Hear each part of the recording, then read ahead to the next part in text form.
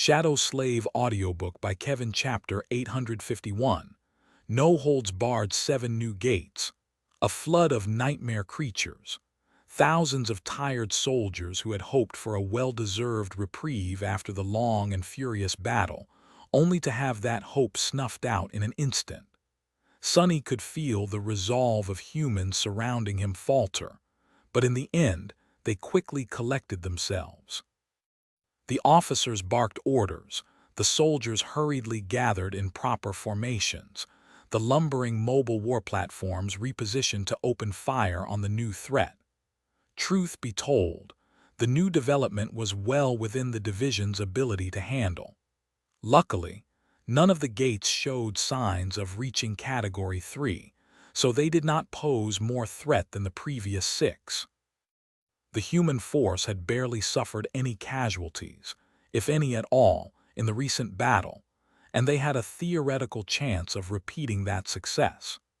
If there was one problem, though, it was that the division, just like Sonny and his soldiers, had overexerted itself in the previous engagement. Logistical vehicles hastily moved forward to give the fighters an opportunity to reload their empty magazines and recharge their armor suits. Artillery needed new batches of explosive shells. Infantry needed energy cells and ammunition. MWP companies needed to cool down to avoid a forced shutdown. All that demanded time, which caused humans to blunder the immensely important opening act of the second offensive. Additionally, they had lost the precious terrain advantage and strategic control due to the fact that one of the gates opened behind them. That just meant that the warriors of the awakened detachment had to pick up the slack and buy their mundane comrades a chance to regroup and properly enter the battle.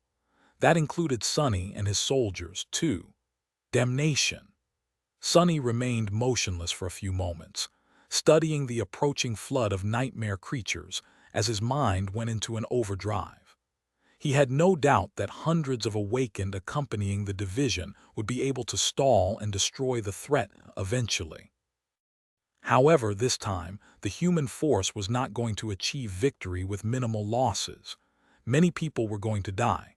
Was it time to unleash his trump cards already? This is just day 1, for heaven's sake. He had come to Antarctica in search of greater strength. Saving the lives of his fellow soldiers sounded very much like something that a man of conviction would do. However, Sonny was not convinced. Why should he go above and beyond to help these people to even the odds? It was not like they were going to suffer a crushing defeat. Victory was all but guaranteed, with only its cost remaining in doubt. Showing his aces, on the other hand, was a bit risky. Sonny would have felt more comfortable if he and his cohort were acting alone, but here in the middle of a massive battlefield.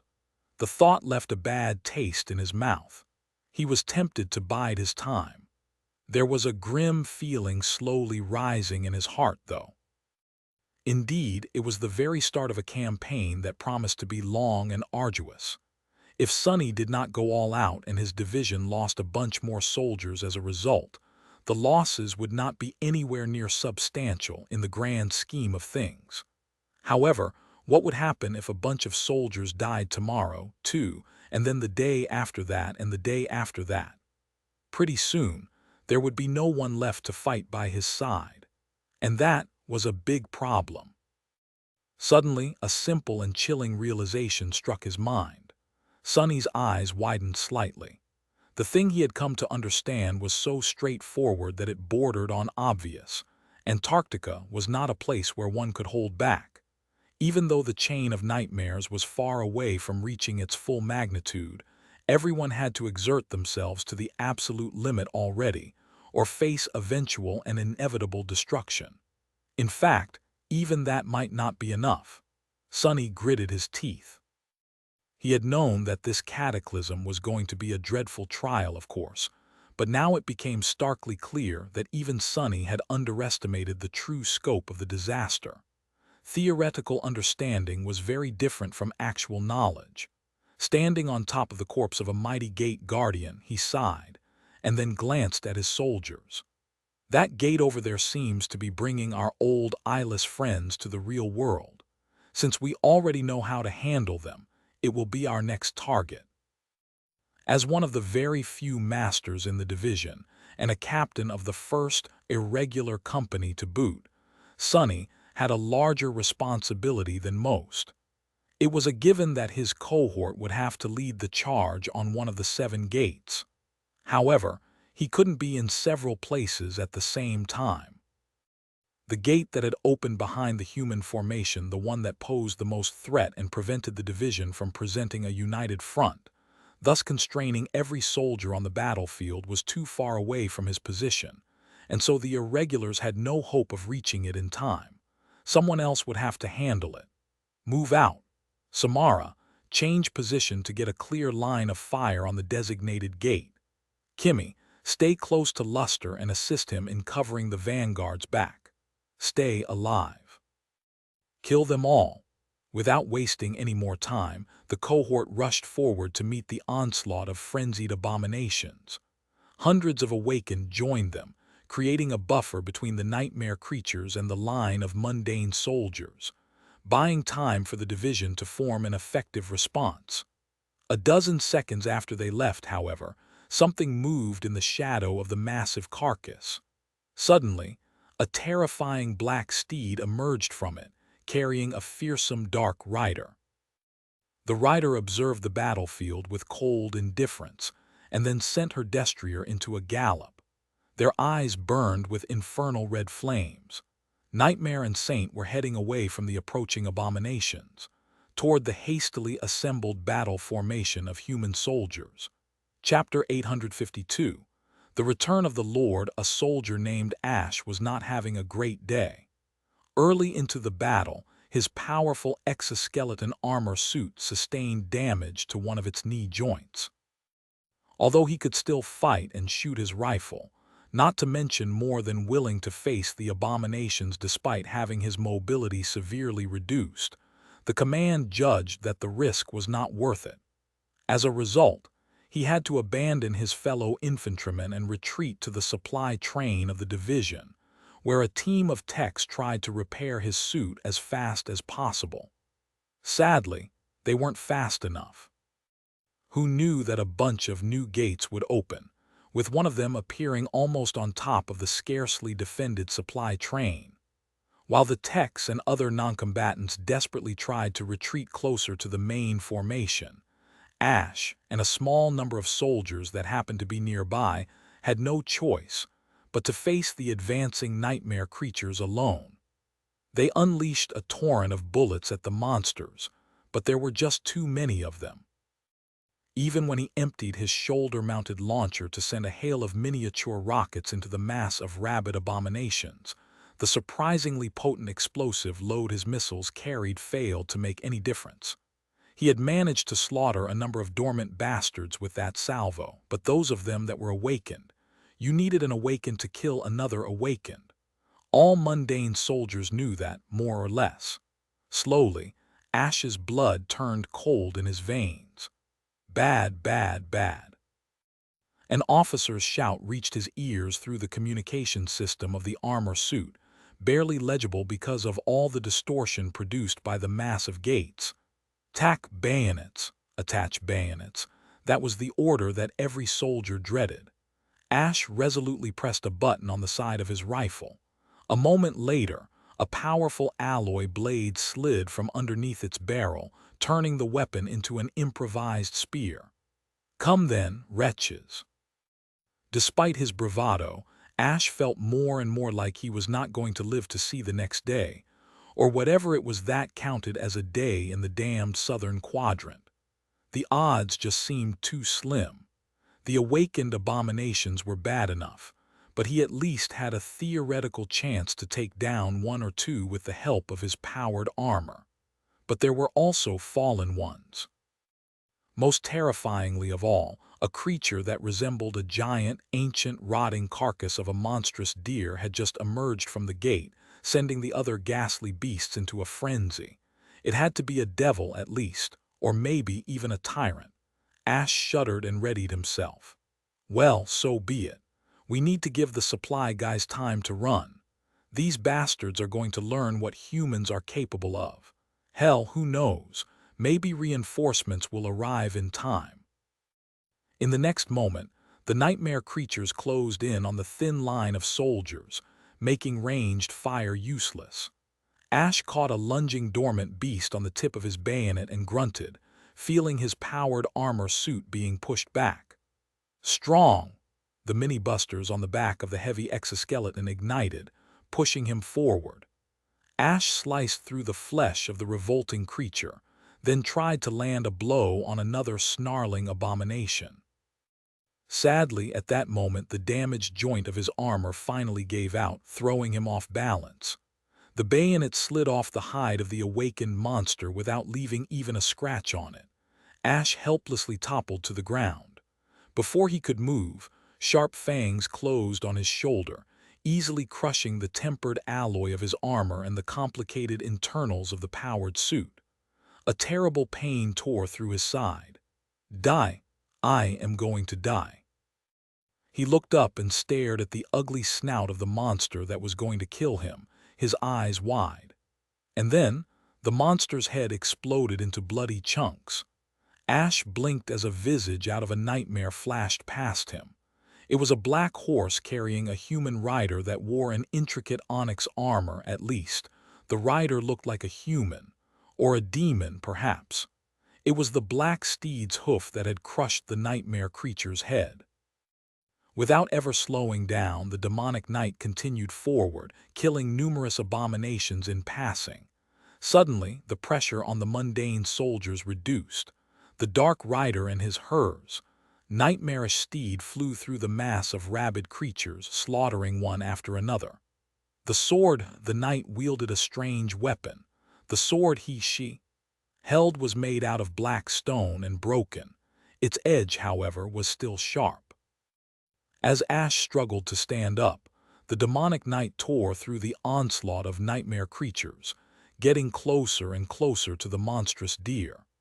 At some point, the rider gracefully jumped off the black steed's back, soaring high into the air and landing right in front of the charging guardian.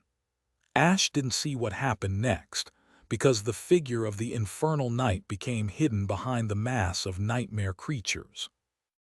All he perceived was a chilling, absolutely inhuman shriek that suddenly rolled across the battlefield, so loud that the auditory systems of his exosuit failed to filter the deafening wail out. Gods! Finally, he managed to raise himself from the ground. The battle was still not over, in fact. It was only starting. Even though Ash would have to struggle to do anything with only one functioning leg and a torn shoulder that reduced the range of motion of his right arm, he was determined to do his part. Rising his rifle once again, he glanced forward and saw the dreadful black horse rampaging among the nightmare creatures. There was no sign of its demonic rider, but judging by the erratic movements of the giant deer-like monstrosity, the Onyx Knight was fighting it. Who is crazy enough to attack that horror alone? But the mysterious warrior did not just attack the terrifying gate guardian. Ash froze for a moment. Wait, did he know? She did that demon actually. The rotting body of the ghastly deer suddenly swayed, and then toppled. Another shriek pierced Ash's ears, and then the mass of nightmare creatures seemed to lose most of its coordination. The gate guardian was dead. Ash couldn't believe his luck. And as if fortune truly smiled on him today, not too long after the fearsome abomination fell, reinforcements arrived from behind, forging an impregnable defense line to stop the enemy's advance. Ash fired the last of his bullets, then stumbled away and retreated. This time he was sent to the field hospital instead of a repair vehicle, to have his body tended to instead of his powered suit. There, wincing as his torn shoulder was hastily mended together, Ash frowned. Wait, that armor, that demonic aura, the cold indifference and dark charisma. His eyes suddenly widened. The battle still raged on, but Ash was utterly preoccupied by something else. Was I saved by Mongrel? Chapter 853. Bone Singer this time. Sonny chose to dove into the melee from the very first moment of the battle.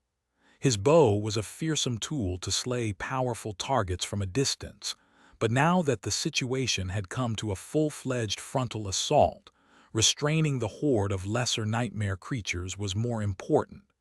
After all, they were only less than when compared to utterly terrifying abominations. Each was still a deadly threat. Plus, using the Death Dealer enchantment again was out of question. Not to mention that the value of the Dying Wish was vastly increased, considering that he was leading a good 100 of Awakened instead of a single cohort right now. Any ally who could see Sonny clash with the monsters would feel inspired to fight with renewed zeal and resolve. On the other hand, he was also facing an entire horde of nightmare creatures instead of a single swarm.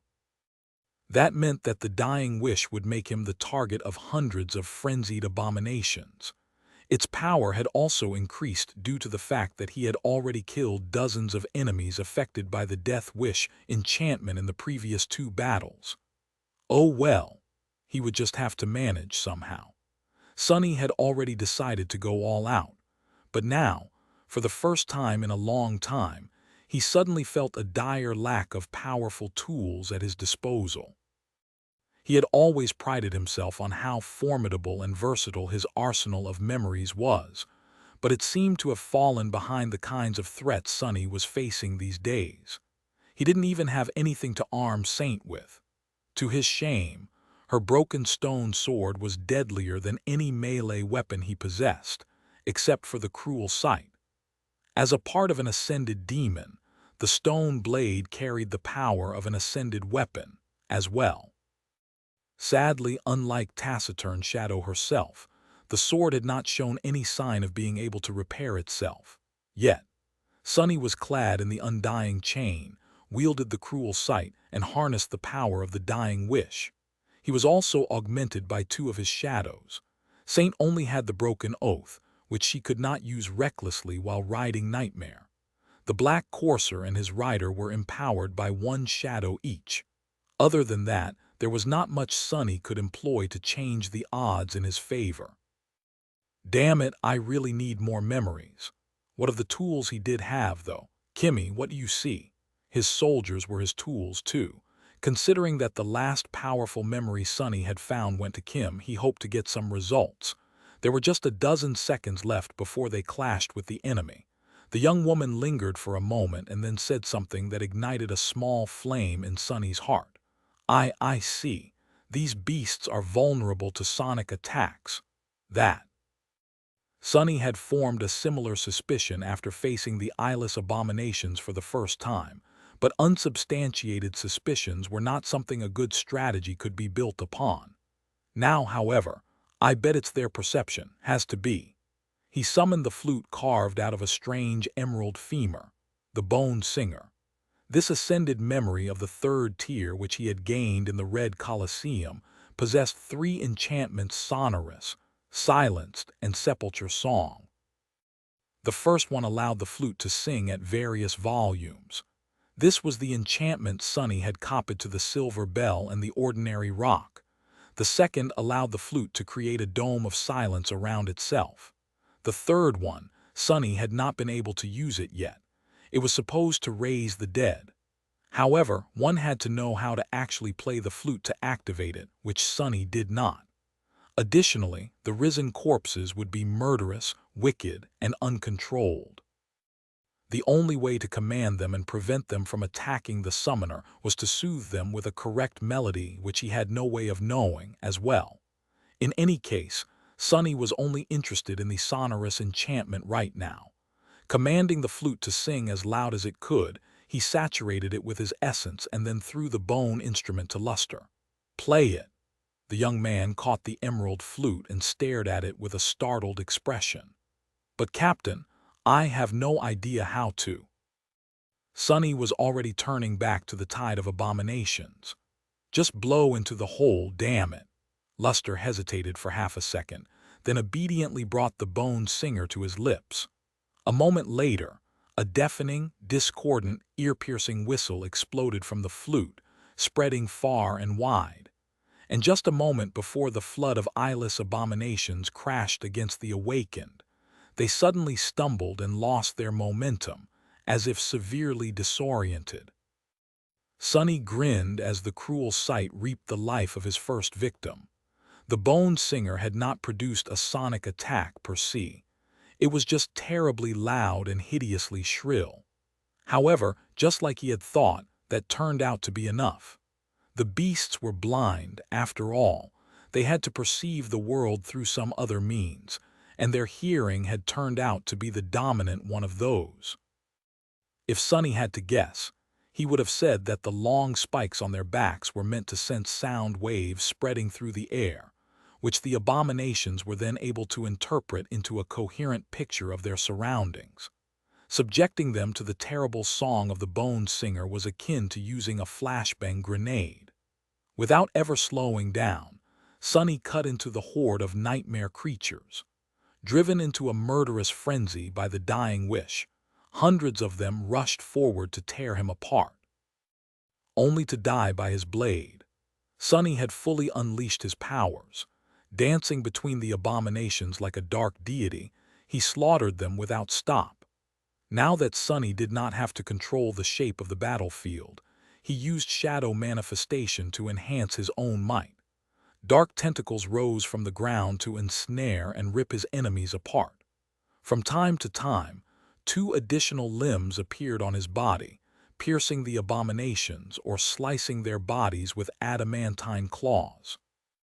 The cruel sight shrieked like a banshee every time it cut the air. Over the years, Sonny had been subjected to all kinds of attacks and tortures. The dark mirror, enchantment of the somber spear, had long accumulated a vast library of elemental damage types. He had just never had a reason to use any except for divine flame and soul attacks. Things were different now. Soon, piles of corpses and rivers of blood surrounded him. The more abominations attacked him, the more he was able to kill. The sight of the slaughter was both terrifying and eerily beautiful. The awakened detachment of the human division faced the onslaught of the nightmare creatures, shuddered, but managed to hold the horde off for a few precious minutes. Then, the mundane soldiers of the First Evacuation Army joined the fray. Supported by the destructive might of their high-tech armaments, the awakened changed their tactic and went on the offensive. Sonny led one of the charges. With his cohorts serving as the tip of the spear, almost 100 warriors cut deep into the horde and moved to where the gate guardian was hiding. It was another fallen devil, similar to the one Sonny had killed a few hours before. This one, however, seemed slightly smaller and yet more powerful. It was a female. "Stay back!" As the distance to the dreadful abomination grew shorter, Sonny commanded his soldiers to keep away and dove through the shadows, appearing near the gate guardian.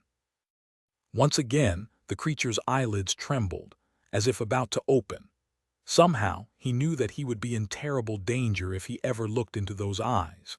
Trusting his intuition, Sonny closed his own and dashed forward while relying entirely on shadow sense. A small lantern hanging from his belt suddenly came to life, and a flood of darkness shrouded everything around. In the embrace of shadows, Sonny suddenly felt a mortifying chill assault his senses. The defiled witness was looking at him. A moment later, a bright flash tore the darkness apart. Imbued with divine flame, the blade of the cruel sight drew a line across the abomination's neck, beheading it. As the decapitated corpse fell to its knees, the bestial head flew away, enveloped in white flames. Not long after that, the battle was finally over. Chapter 854, Perfect Alibi. What a day! Sonny tiredly dragged his body back to the rhino, wincing in disgust at all the bodies littering the ground. Why did nightmare creatures have to be so ugly? Why do you prefer to be surrounded by pretty corpses? That would probably be even worse. War was ugly, and maybe, just maybe, it was actually a redeeming quality. His soldiers followed him just as exhausted. No one was seriously wounded, which was the best result Sonny could have hoped for. However, they were in no mood to speak. Other fighters of the First Army, however, felt differently. A buzz of voices surrounded them.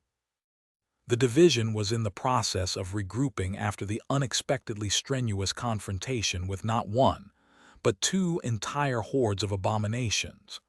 The logistics of the whole process were pure hell, which was only made worse by the strong interference produced by the gates. The gates, in the immediate area around the human force, separated merely by a few kilometers each. There were now 15 of them. 7 had opened at some point in the past, and 8 more opened simultaneously just a few hours ago. The idea of something like that happening would have seemed preposterous before, but with the chain of nightmares descending upon the southern quadrant, nothing was impossible anymore. Sonny shook his head. At least he collected plenty of fragments today, as well as earning himself some reputation. Anyone who had seen him fight had to be impressed, and why wouldn't they be? Sonny had personally slain 3 gate guardians today. There was one problem, though. As he walked through the battlefield, he couldn't help but overhear bits and pieces of various conversations. "Damn, these irregulars are no joke. Have you seen their captain? The man is a demon. I heard, no, I saw him tear the head off a fallen devil's body with his bare hands. Wait, really? Although now that I look at him, it's easy to believe. That giant guy with a sledgehammer, right? No, you idiot. The pale kid. You know, the one who looks like a haunted vintage doll. Man who cares about some captain. Haven't you heard?" "Heard what?" "That gate behind us, do you know who cleared it? It was Mongrel, Lord Mongrel himself." "No way, he's in Antarctica." Sonny blinked. "What?" The more he listened to what the soldiers were talking about, the more he heard the damned nickname. Mongrel, Mongrel, Mongrel. Are they all insane? Sure, Saint's armor looked somewhat similar to the mantle of the underworld, but everything else was different. Firstly, and most importantly, she was clearly a woman while he was obviously a man. Secondly, his shadow wore her closed helmet instead of Weaver's mask. Who could mistake one for another? After thinking about it for a bit, however, Sonny came to a disturbing conclusion. He knew what Weaver's mask could do and why he wore it. People, however, did not.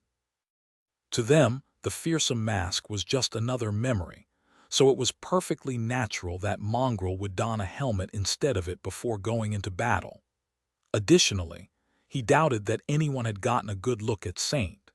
She was moving incredibly fast while galloping to the rear of the human formation, and then dove into a mass of nightmare creatures without ever slowing down. Whatever recording remained had to be of terrible quality, considering the disrupting effect of the gates.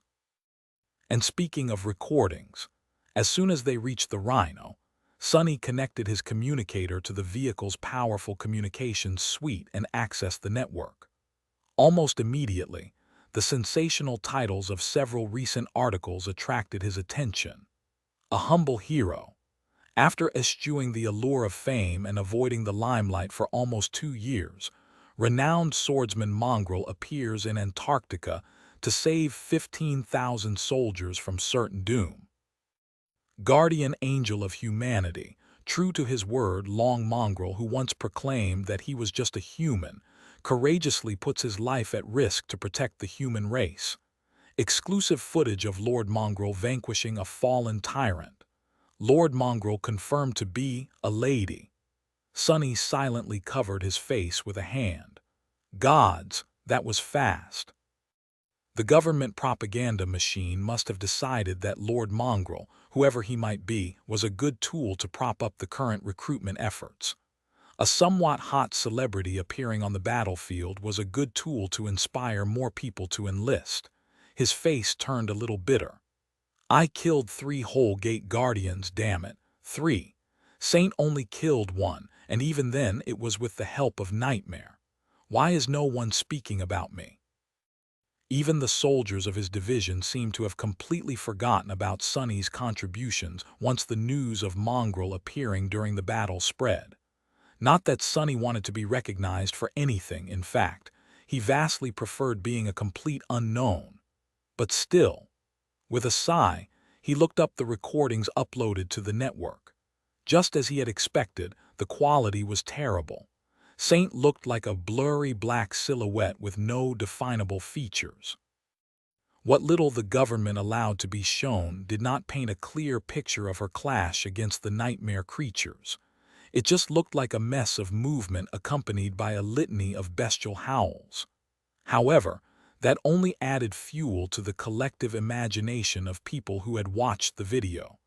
He read a few of the discussions and closed his eyes for a moment, holding back a groan. What is this crap? From what people were saying, it seemed as if Mongrel single-handedly eradicated several thousands of nightmare creatures, while actual soldiers helplessly stood back and applauded. Suddenly, Sonny let out a small laugh. Before unleashing Saint, he had been worried that people would connect the dots and realize that he was Mongrel. Reality, however, turned out to be the exact opposite.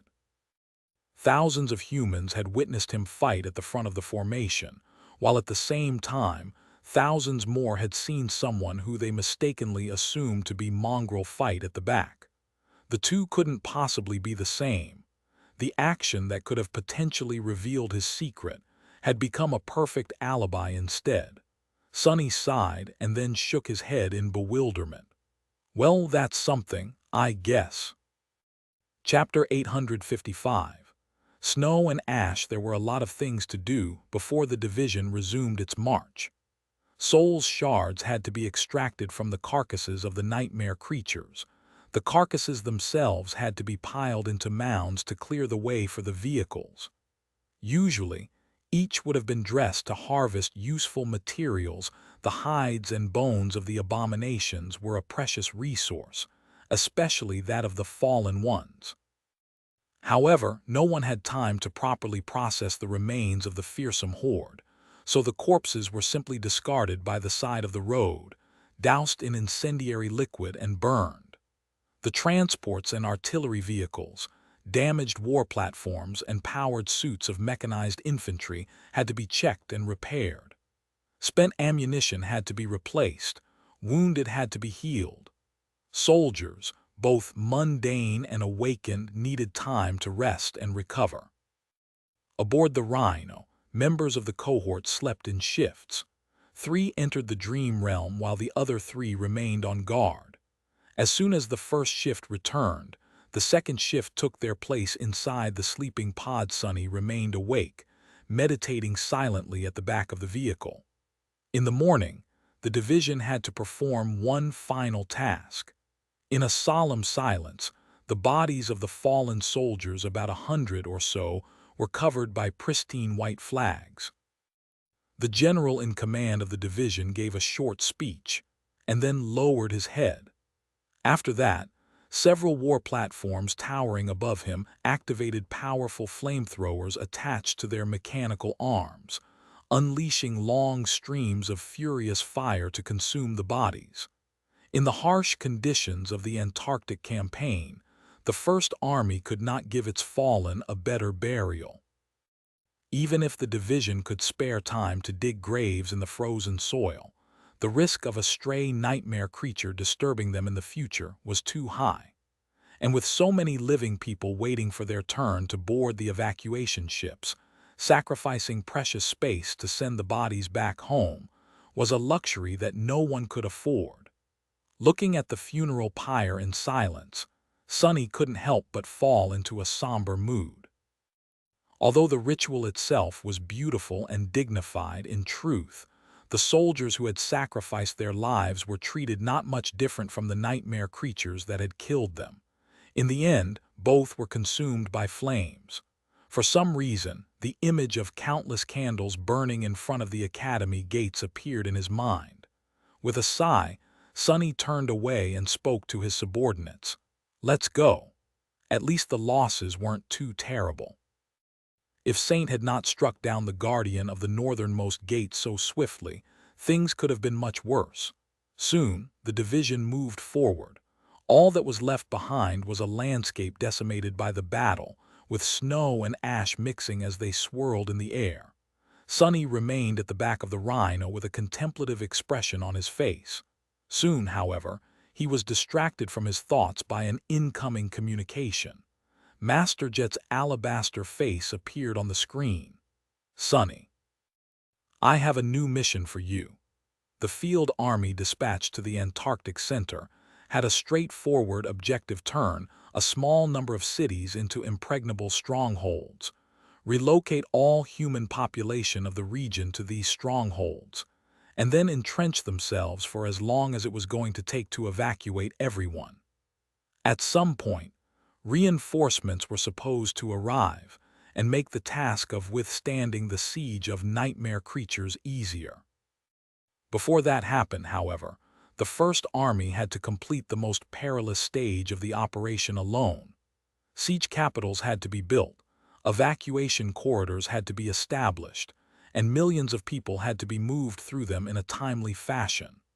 All of that demanded the human forces to be split into numerous smaller detachments, which posed a significant risk. Additionally, there were too many moving parts to this plan, and each of them could fail and end in disaster. Right now, the division Sonny was assigned to was swiftly moving toward a large city that was going to become an entrenched stronghold. In the process, they were also laying the groundwork to establish transportation connections to smaller settlements, either by bolstering the existing civilian infrastructure or creating their own. After yesterday's battle, there seemed to be no serious obstacles in the division's path. Some of the other divisions, however, were not faring that well. Soul Reaper seemed a bit tired as she spoke from the screen. "A bit of a problem.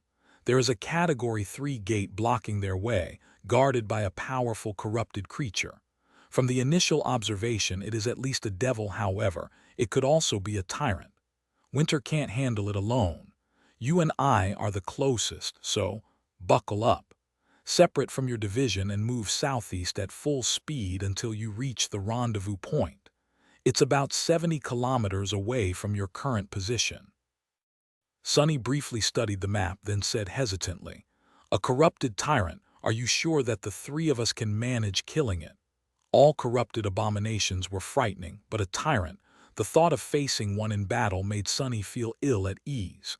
He had only ever fought one creature of that rank, the Wormvine. Even then, he had only killed the vile monster by slaying its host with the Aider's wooden knife. Of course, Sonny had been a mere awakened back then. He was much more powerful now. But what truly disturbed him was the lack of information. Fighting an enemy after studying it for a while was completely different from going in blind. He probably had a slim chance against a corrupted tyrant if there was ample time to prepare. As it stood, though, Master Jet did not seem to share his concerns.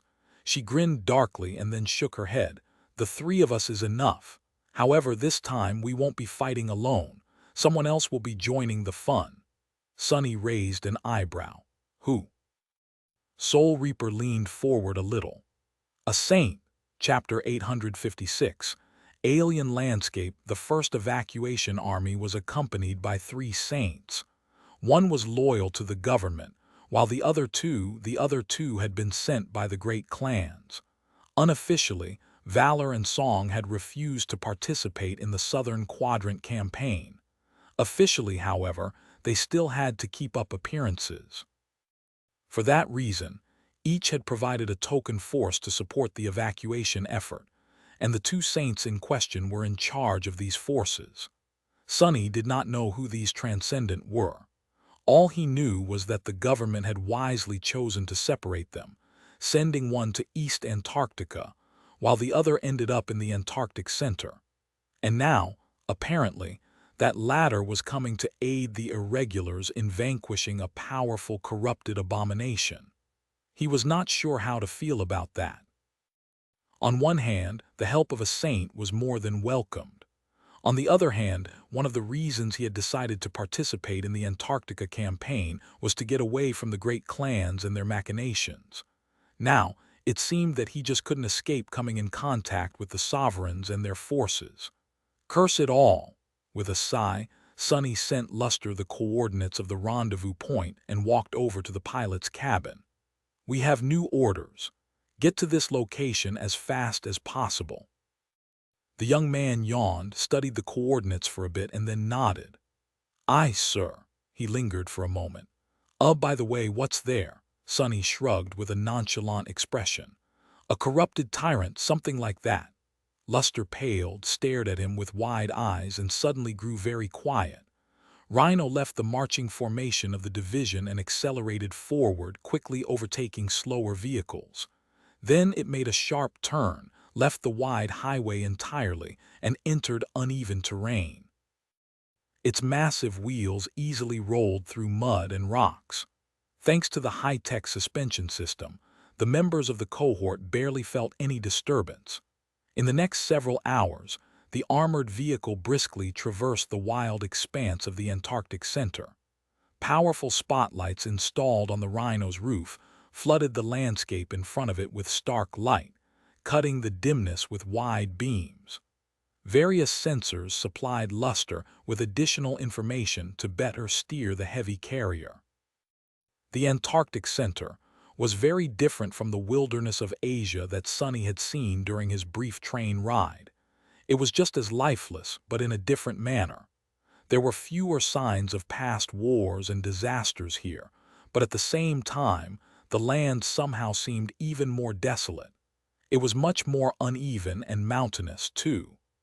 Basically, most of the landmass was covered by a vast mountain chain. Because of that, the horizon was obscured most of the time, and it was hard to notice any approaching threats. More than that, the landscape itself looked strange and alien.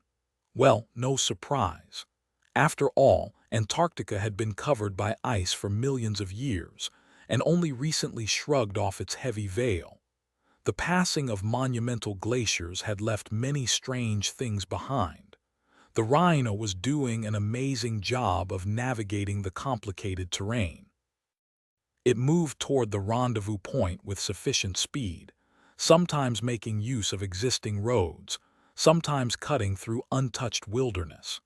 It climbed or descended tall hills and mountain outcroppings, traversed stretches of frozen marshlands, and waded through labyrinths of giant boulders with equal ease.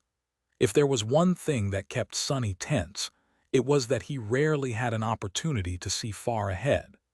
These days, the southern quadrant was not as lifeless as it had used to be.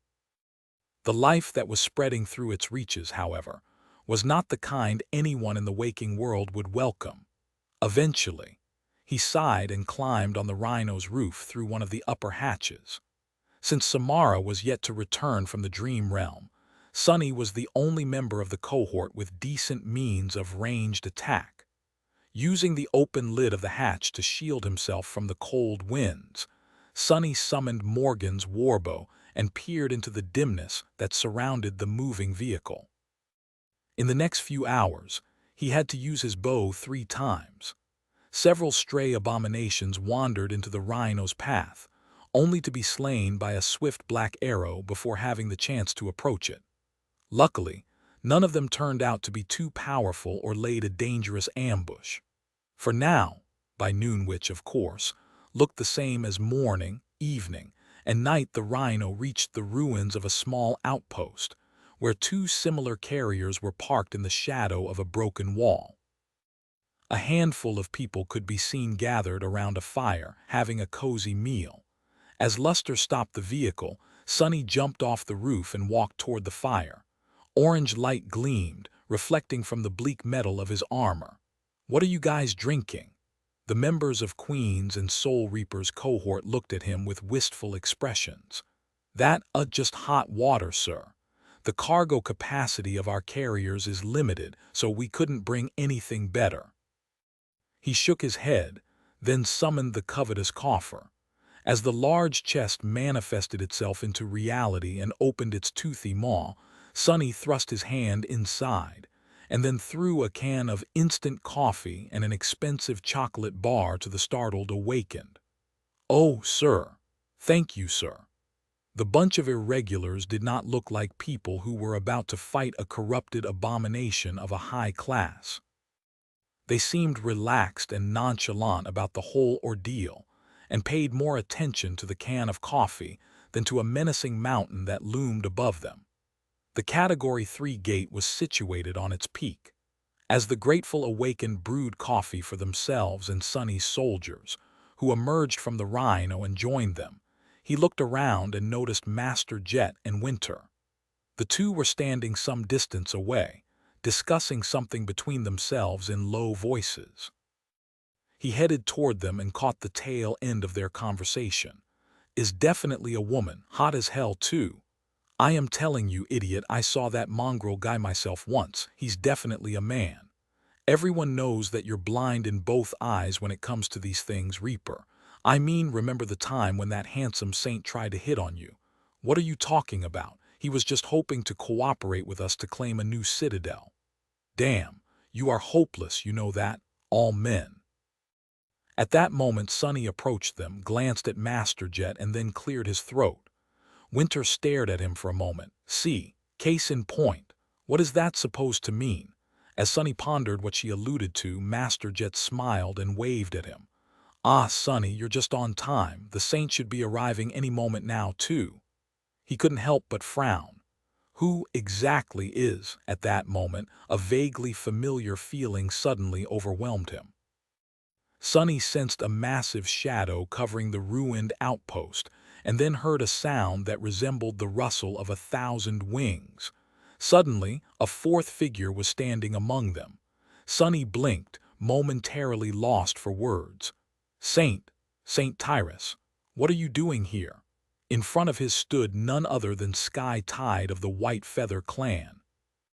Chapter 857. Jade Beetle. The woman standing in front of Sonny was tall and slender, with long hair that fell down in a gentle cascade of pale gold. Her posture was perfectly straight, and her cold face was dazzlingly beautiful.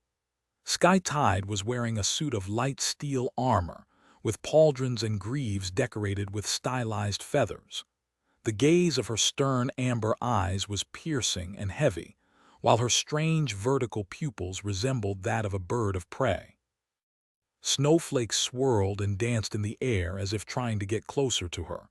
Sonny was rather startled to see the familiar transcendent. "Saint Tyrus, what are you doing here?" Sky Tide glanced at him, Master Sunless. "It is good to see you again. I am glad to find you in good health. As for why I am here, isn't it obvious? I have come to hunt the beast." He shifted awkwardly. "No, I meant why are you here in Antarctica?" She stared at him expressionlessly. "White Feather Clan has been tasked with supporting the evacuation effort in the southern quadrant." Oh. Suddenly, a few things clicked into place. Back when Sky Tide had killed Saint Cormac to protect Sonny and Cassie, she told them that she would be punished by the great clan Valor. She had also told them that they would not dare to penalize her too severely. It seemed that having the chained isles taken away was not enough of a punishment for the willful saint.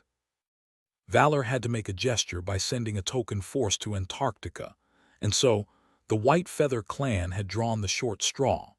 It seemed that they had lost their idyllic domain and were banished to the cold reaches of the war-torn continent, at least for the time being.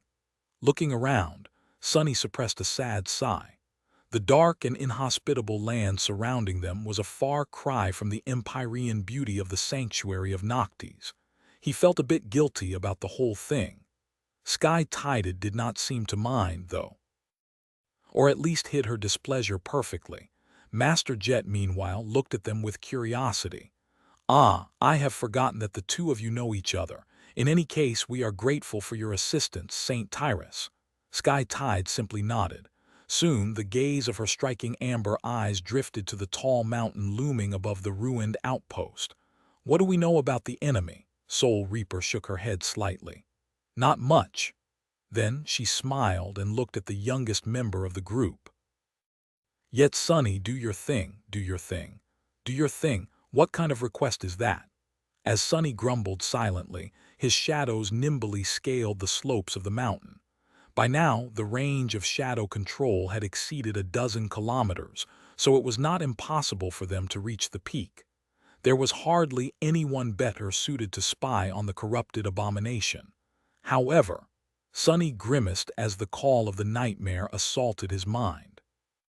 Now that he was observing a Category 3 gate, its subtle influence grew much stronger and harder to ignore. There was a wide crack that had almost split the peak of the mountain in two. The dark rift of the gate pulsed inside the cavernous schism, and there was stone debris littering the immediate area around it. Many shards had rolled down the steep slopes, while a few giant boulders had even reached all the way down, smashing large parts of the outpost the irregulars were currently hiding in and decimating the road that led to it. Strangely, he did not notice the nightmare creatures immediately. It was only after the creepy shadow, true to its name, crept closer that a sudden shiver ran through his body. Sonny noticed hundreds of shapes resting between the rocks. The abominations were easy to miss because their carapaces were as white as the snow covering the top of the mountain and had a texture that resembled rock. They looked like giant insects that were as large as adult humans. Some of them were awakened, some were fallen, and a few larger ones were even corrupted. None of them could compare to the enormous abomination hiding in the shadow of the shattered peak, however. With its smooth, milky-white chitin and unmoving black eyes, the jade creature resembled an oversized, appalling, monstrous beetle. It was easily 3 times the size of the rhino, with 6 mighty legs and terrifying mandibles that seemed powerful enough to crush heavily armored war platforms. Looking at the motionless abomination, Sonny suddenly felt an eerie sense of foreboding. He glanced at St. Tyrus, Master Jet, and Winter with a dark expression. It's a tyrant, all right. Large, thick armor. Resembles an insect. There are around 500 drones under its command, many of them fallen. I've noticed at least 24 corrupted lieutenants as well. He lingered for a moment and then called out, Kimmy. The seer of his cohort activated her aspect ability, allowing him to see the swarm of stone beetles in a new light. Studying their tough carapaces, Sonny slowly listed a few vulnerable points, then shifted his gaze to the tyrant. Unlike its minions, the giant white beetle did not seem to possess any pronounced weak spots. Sonny did not know whether the armor of the powerful creature was that good or whether Kim simply could not peer through the defenses of an enemy that outranked and outclassed her so much, but the result was the same. Killing the tyrant was not going to be easy. He shared what little information he had been able to gather and glanced at the other officers with doubt. So, what do we do now? St. Tyrus remained silent, but Master Jet smiled. Her smile was dark and vicious. What else? We kill it, Sonny blinked. How? Soul Reaper waited for a few moments, then looked at Sky Tide. The Transcendent crossed her arms. I will handle the tyrant. As long as it's bound to the ground, I can attack the creature with impunity. If 1 attack doesn't crack its shell, 10 will. If 10 attacks fail, 100 will do the job. She looked at the irregulars and frowned. However, you will have to deal with its retinue. That task is not going to be easy. Winter snorted and then suddenly laughed. Easy? What's that? Chapter 858. Aerial superiority. They did not spend too much time trying to come up with a detailed plan. Firstly, because the nightmare creatures could have discovered the irregulars at any moment. Secondly, because no plan they could come up with would have been reliable. There was just too little information at their disposal. Without knowing what the tyrant, the few devils serving it, and the lesser soldiers of the stone hive were capable of, what was the point of creating rigid strategies? The battle ahead was going to be decided by raw power, resolve, and ability to swiftly adapt to changing circumstances. Luckily, the irregulars had more than enough power at their disposal.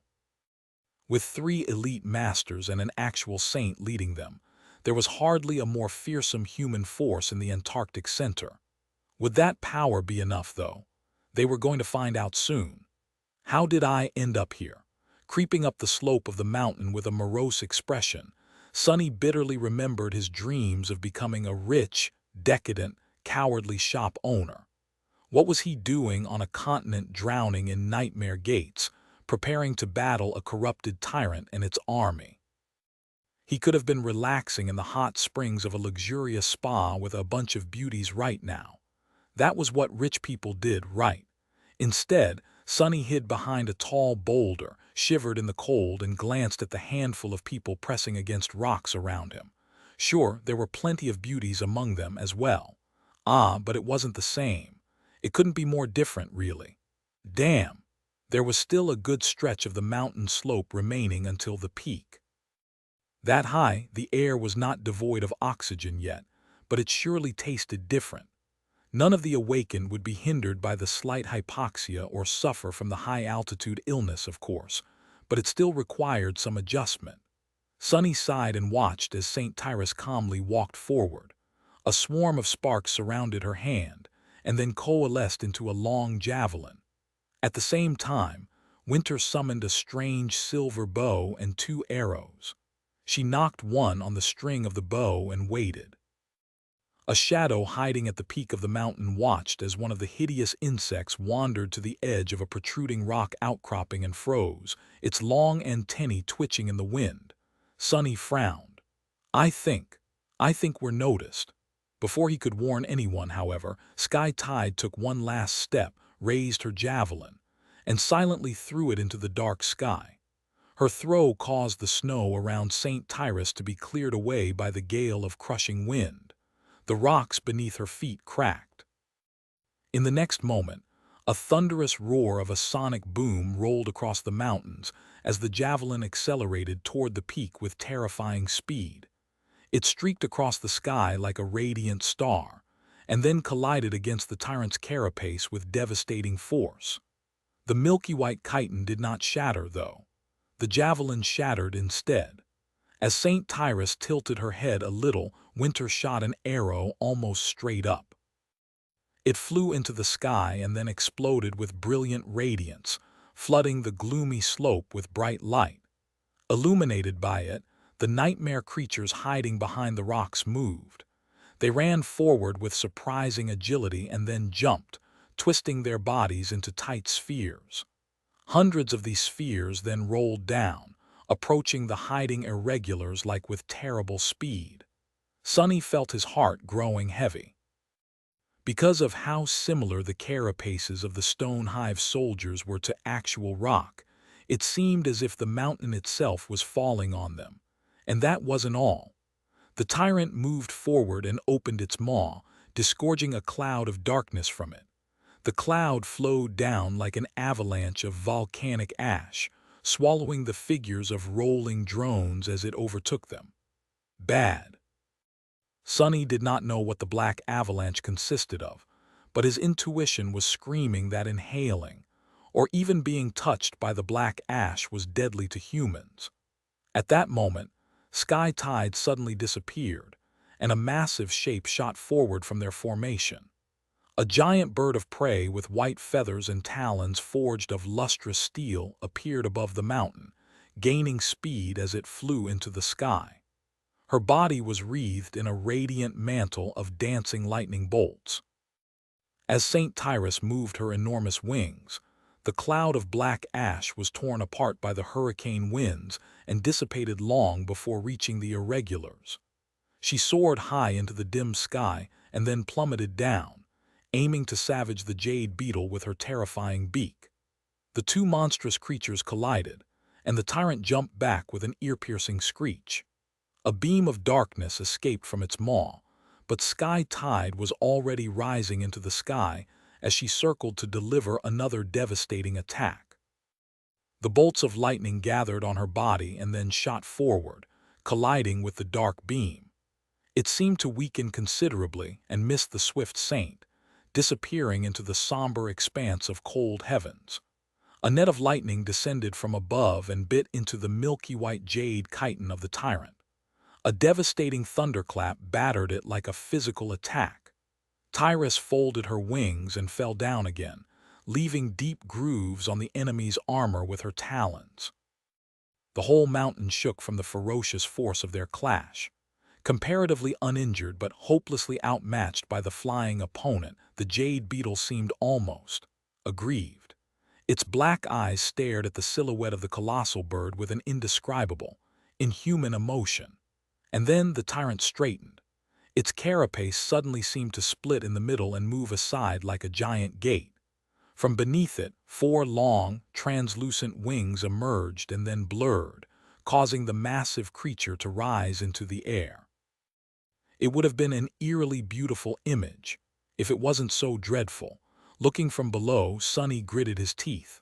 Well, crap, Chapter 859. Summit the corrupted tyrant and Sky Tide were of the same rank, but there was an abyss of four entire classes separating them. Nevertheless, Saint Tyrus had been confident in her ability of defeating the perverse creature. As long as it was bound to the ground, that was what she had told them. Watching the giant insect spread its four translucent wings and soar into the somber sky, both grotesque and eerily beautiful at the same time, Sonny froze for a moment. Then he looked back down. Nothing ever went according to plan. That was just the reality of things, and the irregulars had been prepared to face unforeseen circumstances from the very start. Saint Tyrus was going to have to manage somehow on her own. The rest of them had their own trial to face. He couldn't spare attention to the titanic battle happening above. Hundreds of nightmare creatures were bearing down upon the three cohorts of irregulars like an avalanche. Contracted into balls of white chitin, the soldiers of the stone hive were rolling down the mountain slope with tremendous speed, all their vulnerable spots safely protected. Their advance could be easily seen in the light of winter's radiant arrow. Among them were awakened, fallen, and even corrupted abominations. Beasts, monsters, demons, and even devils. The air this close to the summit of the mountain was cold and thin, and unlike the previous battle, humans held an unfavorable position below the enemy. Worse still, Sonny had yet to recover from yesterday's exertion. He had barely half of his essence left. Saint and Nightmare were mending themselves in the dark flames of his soul after the clash with the powerful Gate Guardian. Things weren't looking good. Whatever, more fragments for me. As he thought that, Winter sent a second arrow into the sky. It disappeared into the darkness and then seemed to explode into 1,000 brilliant shards. Her aspect was a strange one. From what Sonny knew, it combined some sort of powerful combat augmentation with an affinity to revelation. Winter was both a warrior and a seer. As a result, she never missed. That was not an exaggeration, just a frightening and bizarre fact. She had literally never missed a shot since becoming an awakened. It did not matter what weapon Winter used, be it a bow, a sling, a throwing dagger, or simply a rock. They always struck true. Of course, simply being able to hit the target did not always mean victory. What made her truly formidable was an extensive arsenal of enchanted arrows that she had accumulated over the years. Master Winter was basically a walking artillery unit.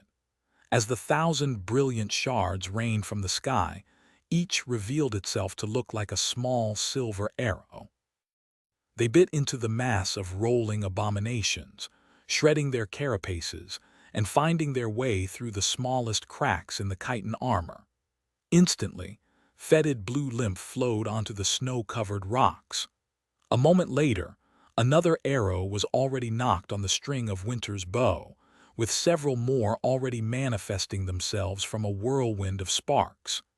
Each appeared exactly as the previous one was sent flying. Shooting the bow with unnatural speed, she unleashed a squall of death on the mass of descending nightmare creatures. Every arrow was unique but absolutely deadly.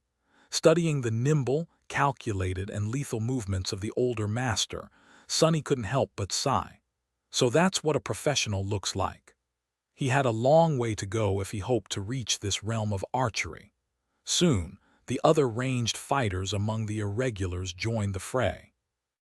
Almost all members of Winter's own cohort were sharpshooters of some kind, so it easily outshone the rest in this phase of the battle, reaping dozens of abominable lives. Often, the awakened marksman aimed at the breaches in the white carapaces that the rain of arrows summoned by winter had created. As blue runes ignited on the silver limbs of her bow, she grinned. "Show them hell. Whoever kills the most gets a hug, ha ha." The information about the weak spots of the Stone Hive soldiers that Kim and Sunny had provided also helped. Soon, he heard a familiar electric whine and saw a powerful explosion bloom among the abominations, ripping a few of them apart. Samara was adding her prodigal firepower to the deadly onslaught of the ranged specialists. Sunny, however, restrained himself from using a bow. In this battle, he needed to conserve his essence as much as possible. Plus, he was meant to play a different role. The tide of abominations was almost upon them. "Sunny," he turned around and saw Master Jet running at him. Her short raven black hair was dancing in the wind, and her eyes were burning with chilling blue light. There was a light armor of black leather wrapped tightly around her body, and a familiar dark glaive trailing behind her. Lowering himself slightly, he interlocked his fingers and offered his hands to her as a step. As soon as Soul Reaper's foot landed in this cradle, he strained his muscles and threw her into the air. Augmented by 3 shadows, his strength was nothing short of monstrous. Boosted by Sunny, Jet flew forward as if she was an arrow herself. The somber glaive flashed, cutting. No, passing through the body of one of the corrupted abominations before it could even react. The creature rolled forward with tremendous speed for a few more moments, but then suddenly convulsed, unfurled its massive body, and came to a shuddering stop. Its white carapace was perfectly whole, with not even a smallest crack on it. And yet, the massive beast was dead. As Soul Reaper landed slid on the icy rocks, hundreds of abominations attacked the line of irregulars and the swift human who had managed to kill one of their leaders. The massive balls of white chitin instantly unfurled into terrifying insect-like abominations and lunged at their victims, their sharp mandibles clicking and their segmented legs scraping against the stones. Master Jet was already moving, dodging numerous attacks as she dashed toward the next corrupted target. Looking at her, Sunny blinked. Fast. Then, he had no more time to think.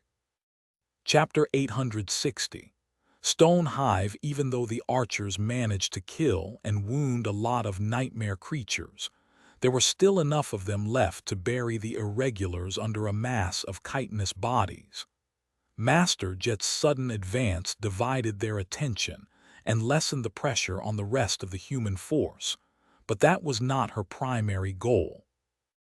In this battle, Soul Reaper was tasked with the most important objective: eliminating the corrupted abominations that threatened to wipe out the awakened soldiers.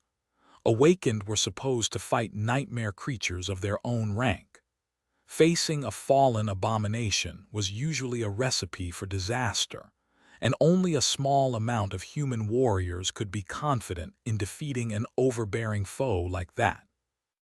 Killing a creature of a higher rank was a rare enough accomplishment that it could substantially change one's reputation. Still, it was not impossible. Sunny himself, as well as every other survivor of the Forgotten Shore, had slain plenty of beings that they had no business fighting. That was what made them so abnormal. In the terrible crucible of the Forgotten Shore, only the strongest of the strongest survived. Of course, there were plenty of equal talents among the rest of the awakened, and the elites chosen to become irregulars were among them, but they stood no chance against the corrupted. The power gap of 2 ranks was just too insurmountable. In the rarest of circumstances, a victory could still be possible, but usually, awakened would not even be able to leave a scratch on the bodies of these monsters. No conventional weapon could harm them either. That was why the corrupted lieutenants of the Stone Hive had to die first, considering that these revolting insects possessed immensely durable armor. Soul Reaper had been chosen to strike them down. Her dreadful aspect, after all, allowed her to ignore all forms of physical protection. That did not mean that the rest of the irregulars were going to get it easy. Even without the strongest abominations, the rest of the hive was more than capable of tearing the few humans apart. Unless humans destroyed them first. This time, the terrain they had to fight on did not give the irregulars any advantages.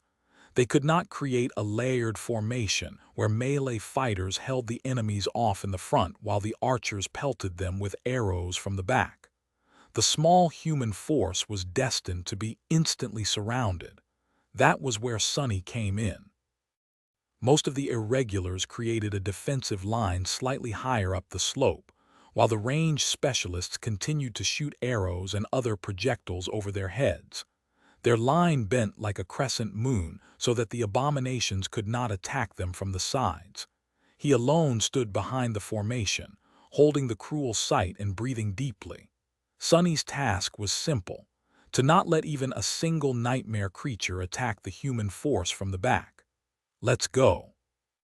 The tide of stone hive soldiers broke against the single blade of Soul Reaper's glaive, collided against the defensive line of irregulars and spilled over it. He saw a mass of abominations slide past him from the sides, slow down, then turn around and scurry back up the slope. His fourth shadow had just returned and wrapped itself around the blade of the cruel sight, and at the same time, the dying wish called the enemy's fourth. Sunny dashed forward with stunning speed. At the same time, the shadows around him seethed, and then exploded forward with four long and powerful tentacles. Each tentacle pierced the carapace of a nightmarish insect and tore its body apart. A moment later, the cruel sight shone with furious white light and slid into a thin crack between the thorax and the head of a fallen abomination, turning its soft innards and brain into ash. Sunny twisted his spear, decapitating the appalling creature. To his surprise, even without its head, the insect continued forward, trying to skewer him with two of its long, segmented legs. With a startled snarl, Sunny crashed into it with his shoulder and sent the heavy monster flying back like a cannonball. At the same time, his shadow tentacles twisted and shot forward, breaking the legs of several more abominations. Bastards! Do you really think you can touch me? Pathetic bugs like you can. Never hope to kill a noble cockroach like me. Suddenly, a mad smile appeared on his face. Grinning like a lunatic, Sunny spun in the growing tide of stone hive soldiers, killing them one after another. After the Red Colosseum, it was not hard for him to shadow nightmare creatures. Even though bestial abominations like these did not possess sentience, let alone refined battle techniques, they still had unique instincts, behavioral patterns, and character. As such, he could mirror and predict their attacks just as well as that of humans. In fact, it was much easier, but also much harder. It was not difficult to peer into the essence of their ferocious combat instincts and adopt them, but doing so put him in terrible peril. It was hard to not lose himself. It was hard to remain human. Luckily, there was an anchor that held that which made Sunny a person together. His true name, lost from light. With its help, he could always return from the formless depths of shadow dance, no matter how far he dove into its strange embrace. Stone like chitin cracked and shattered. Blow lymph shot into the air. Broken mandibles and segmented limbs rolled away, severed by the ruthless blade of the cruel sight. For now, Sunny managed to prevent any nightmare creatures from getting past him. Most fell into a murderous frenzy because of the dying wish and aimed to kill him and no one else, and the few that managed to shrug the effect off were dragged back and killed by the long and malleable shadow tentacles. There were more and more abominations attacking him, though, and among them, much more powerful creatures suddenly appeared. An ominous feeling brushed against Sunny's mind. What the hell? He could have sworn that an especially large insect had been barreling toward him just a moment ago. Four tumorous growths of darkness within its body revealed that the giant abomination was a fallen devil, but now it was gone. Where is it? Before Sonny could find an answer, the mountain slope beneath his feet suddenly split open, and from it, a hungry maw appeared, too close and swift for him to escape. Chapter 861. Entombed, the ground split open, and the head of a massive insect appeared from beneath. Sonny was thrown off balance, and much worse, there was no time for him to dodge the sudden attack. He could not even use shadow step. Crap! Before he could do anything, the maw of the fallen devil closed around one of his legs. Sharp mandibles scraped against his greave, smearing revolting mucus all over the bleak steel of the undying chain. The good news was that his transcendent armor turned out to be too tough to be bitten through by the damned abomination. No matter how hard the creature pressed with its jaws, the armored greave refused to bend or be pierced. It also withstood the corrosive effect of the liquid oozing from the insect's maw. Perhaps things would have been different if Sonny did not possess such a high divine affinity, but with the brilliant will, enchantment reinforcing his armor, it reached a stupendous level of durability. The bad news, however, was that Sonny was completely immobilized. Even if the fallen devil could not bite off his leg, there were countless other abominations that were already dashing forward to press the attack and rip him apart. Every armor had its cracks, and the undying chain was no different. "Let go, you filthy bug!" Sonny reversed his grip on the cruel sight and thrust it down. His strike was so powerful that the incandescent blade pierced all the way through the impregnable chitin of the insect, cracking the thick plate protecting its forehead and melting parts of it away. Despite the terrible wound, the devil refused to die.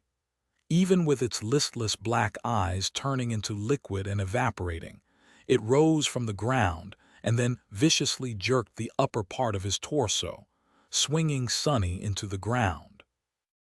No matter how tough his armor was, at this point human bones would have shaped and shattered. However, Bone Weave stubbornly held his femur and tibia together. It hurt like hell, though. Arg!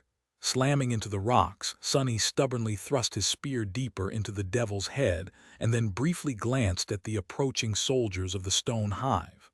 Following his command, the shadow tentacles shot forward and crushed a few closest ones. At the same time, two dark hands appeared from his lower torso and grabbed the devil's jaws, trying to pry them apart. It was of no use. The creature was just too strong. The fallen devil possessed a wicked intelligence, too. Seeing that neither its bite nor its slam managed to damage the thorny opponent, it decided to change tactics. Instead of trying to savage the enemy, the glant insect simply clenched its jaw tighter, and then dove into the ground, pulling Sonny with it. The solid stone parted around them like liquid. Not good. Like every human, Sonny harbored a deeply rooted fear of being buried alive. And this was exactly what was happening. Pulled dozens of meters into the solid stone, he was going to be buried under its crushing weight if the devil let go. Perhaps that was exactly the bastard's plan. Before that could happen, however, Sonny snarled and thrust the cruel sight even deeper, pushing it into the body of the devil as far as he could. At the same time, he commanded the spear to assume its maximum length, and then send all four of his shadows from his body onto the somber blade. Augmented by them, the divine flame summoned by the dark mirror, enhancement suddenly grew even hotter. For a moment, it seemed as though the giant insect became illuminated from within. A blinding light escaped from the cracks of its carapace, and then the devil contorted in a terrible convulsion. Just a few seconds later, it was immolated from within, turning into nothing but an empty, blackened shell. "You have slain a fallen devil, Stone Titan Flea. Your shadow grows stronger," Sonny shuddered, feeling his heart turn cold. "That's great, but—" The devil was dead, and so its unnatural power dissipated. The stone surrounding them turned back into its solid state, encasing Sonny in a cold, inescapable coffin. There was no light, no room to move, no air to breathe. Even with a master's prodigious might, digging himself out was impossible. A creeping horror entered Sonny's mind. Luckily, he was not just any master. Stretching his shadow sense upward, Sonny simply used Shadow Step and emerged from a stretch of darkness above ground. The cold air of Antarctica had never felt so sweet. The inhospitable, dim sky had never looked so beautiful. Suppressing the desire to fall to his knees and take a gasping breath, Sonny swiftly looked around to evaluate the situation. He had only been absent from the battlefield for a dozen heartbeats. But in a clash like this one, just a few seconds was an eternity. Just as he had suspected, things were not looking great. His absence left the rear of the human formation wide open, and a tide of Stone Hive soldiers was already flowing up the slope, approaching it. Most were already well outside the range of effect of the dying wish. That was really, really bad. Sonny's eyes widened. I have to come up with something, fast. Since there was no time to think, only a single idea came to mind. It could lead to a lot of unforeseen circumstances, but forced to act immediately, he did not see any other choice. Commanding the extraordinary rock to relay his command, Sonny barked, "Samara, Kimmy, turn around and open fire." At the same time, he dismissed his armor. As both of his soldiers unleashed a haul of bullets at the flood of abominations advancing from the back, the undying chain disappeared into a swarm of sparks. At the same time, wisps of dark fog swirled around his body. For a few seconds, Sonny was left without any protection. Ignoring that chilling fact, he dove into the mass of nightmare creatures, rampaging between them as the dark fog slowly coalesced into a different suit of armor. Luckily, or rather due to his panicked effort, no attack managed to land on his body in that time. Glossy onyx, ominous lines, intricate and ancient design. Finally, the mantle of the underworld wove itself into existence. His shadows slid onto its black surface. Merged with it, the dying wish was suddenly augmented by the underworld armament enchantment. The nightmare creatures advancing on the rear of the human formation slowed down and stalled. Then, they froze in place. And then, one after another, they slowly turned around and peered at Sonny. Subjected to an almost palpable pressure of immense hatred and bloodlust, he smiled nervously. Come eat me, bastards. Look, I am very tasty." With fervor and frenzy that made him shudder, the mass of nightmare creatures obliged. Chapter 862, Soul Reaper. The Death Wish enchantment worked. In fact, it worked a little bit too well. Damn, damn, damn. Sonny was drowning in the tide of nightmare creatures. No matter how strong he was, no matter how fast he was, no matter how well he understood the attack patterns of the Stone Hive soldiers, there were just too many of them for him to handle without paying the price. The mantle of the underworld sustained more and more hits. The onyx armor mostly held for now, and what little damage it did sustain was swiftly mended by the living stone enchantment. His body beneath it, however, was hurting. There were no holes in him yet, but it was just a matter of time. If there was one good thing about the situation, however, it was that the irregulars were completely safe from being attacked from the back. Sonny was holding the mass of abominations advancing from the rear single-handedly, killing more and more of them as he desperately tried to survive. By now, all the snow around him had melted, and the rocks were covered by the viscous blue lymph. Savaged carcasses of nightmare creatures littered the ground, and 3 shadow tentacles were rampaging among those that remained. The 4th had been destroyed by another fallen abomination, whom Sonny then finished off with the shining blade of the cruel sight. The twilight enveloping the summit of the mountain was long gone. High above, a constant stream of lightning tore the darkness of the cold sky, and on the mountain slope itself, chaotic flashes of light produced by winter and other awakened ensnared in a bloody battle with the Stone Hive created a strange and beautiful illumination. Sonny himself was surrounded by nothing except for darkness, however, since the shadow lantern devoured any light that reached him. "I can't go on like this for much longer." His only solace was that he did not need to. Soon, help would arrive. Sonny just had to hold on long enough for Master Jet to finish off the corrupted lieutenants of the Hive and join the battle against the lesser abominations. Slaying a score of corrupted was not something an Ascended was supposed to be able to do, but he had faith in Soul Reaper's ability. After all, even saints were wary of fighting her. Speaking of Colonel Jet, killing a frenzied fallen beast with a devastating slash of the cruel sight, and at the same time piercing the head of an awakened monster with the ghostly blade of the Moonlight Shard. Sonny used the carcasses of the dead creatures to buy himself a moment of respite and glanced higher up the slope, where Soul Reaper was in a similar position as him, drowning in abominations, as she was trying to hunt down the strongest among them before they could hunt her.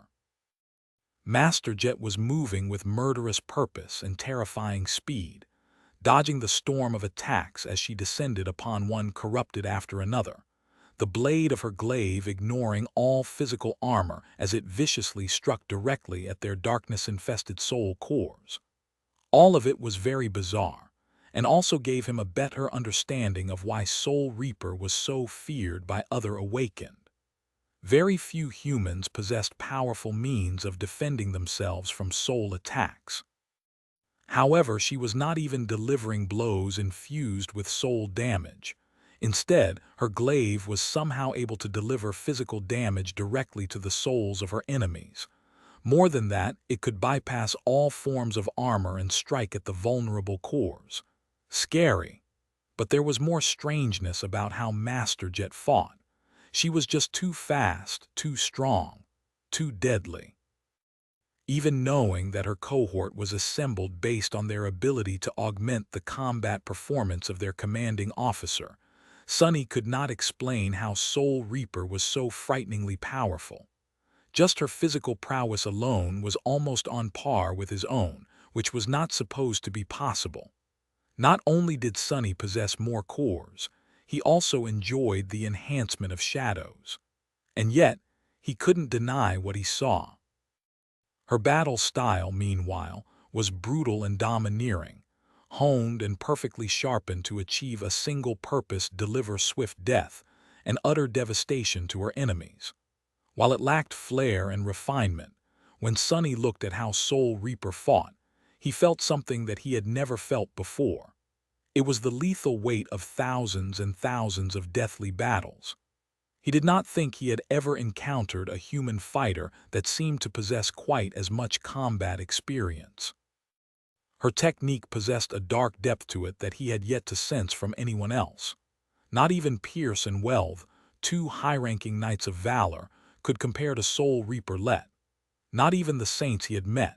It made sense, in hindsight. Saints serving legacy clans might have been more powerful, but they led a very different life than someone like Master Jet. The government was always short on personnel and resources, and so every capable fighter serving them had to do more. Considering that Soul Reaper was possibly the most capable of them, she had to also be one of the most active government operatives. What it meant was that, while Master and Saints of the legacy clans only undertook the most important combat missions and enjoyed sufficient rest between each battle, she had been sent to deal with emerging gates, rampaging nightmare creatures, awakened criminals, and other dangerous issues almost every single day. No wonder Master Jet always seemed a bit sleep-deprived. Battle after battle, day after day. Considering that she had entered government service more than a decade ago, that would indeed make Soul Reaper the most seasoned human fighter Sonny had ever met, at least in terms of pure number of combat encounters and confirmed kills. Strangely, not even the other irregular captains seemed as accomplished in battle and slaughter, despite being older than Jet. Suddenly, he was overcome by burning curiosity. I wonder if I can shadow her combat technique. At the level of masters, a battle style was more than just a set of moves combined with a special mental framework. Due to how intricate their control of essence was, A style also included unique patterns of essence reinforcement. Knowing that he only had a split second left before his own battle would continue, Sonny strained his eyes and peered beneath the surface of Master Jet's mortal shell. After reaching the third step of Shadow Dance, his ability to observe and understand the flow of essence had vastly improved, and so, however, what he saw left him shaken and disturbed. Chapter 863. Fractured. Chapter 863. Fractured. Sonny had seen souls that were radiant and full of light, and he had seen souls that were being consumed by a spreading corruption. However, he had never seen a soul like Jet's. It was lightless and shrouded in darkness, almost like his own. A single powerful core burned in its depths, superposed against her heart. The core itself was strange, bizarre, and filled him with an eerie sense of profound unease. The ethereal orb was irregularly shaped and much larger than it was supposed to be, grossly overshadowing the size of other ascended cores he had witnessed. Its surface was covered by a net of deep, twisting cracks.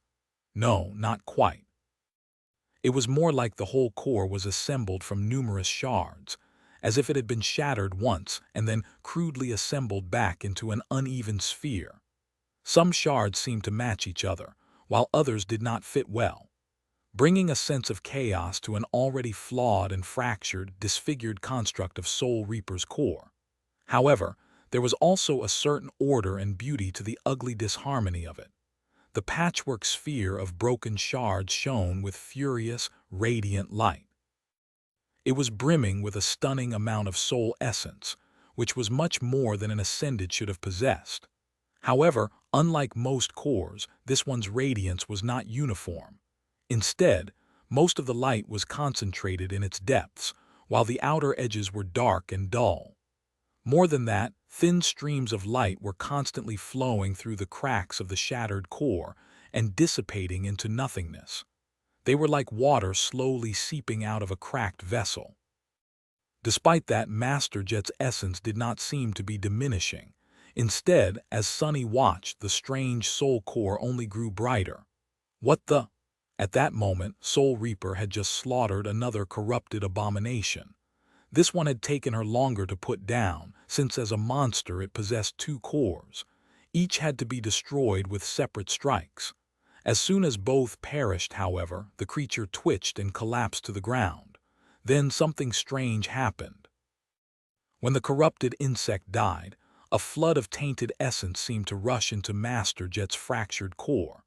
The remnants of the fetid darkness permeating it were then burned away by the furious light, and soon, a stream of pure radiance flowed into the brilliant center of the shining sphere. Sonny was left very puzzled by what he had just seen, and a little bit troubled as well. I guess there really are all kinds of bizarre aspects. He was one to talk. His own soul was not exactly the picture of normalcy.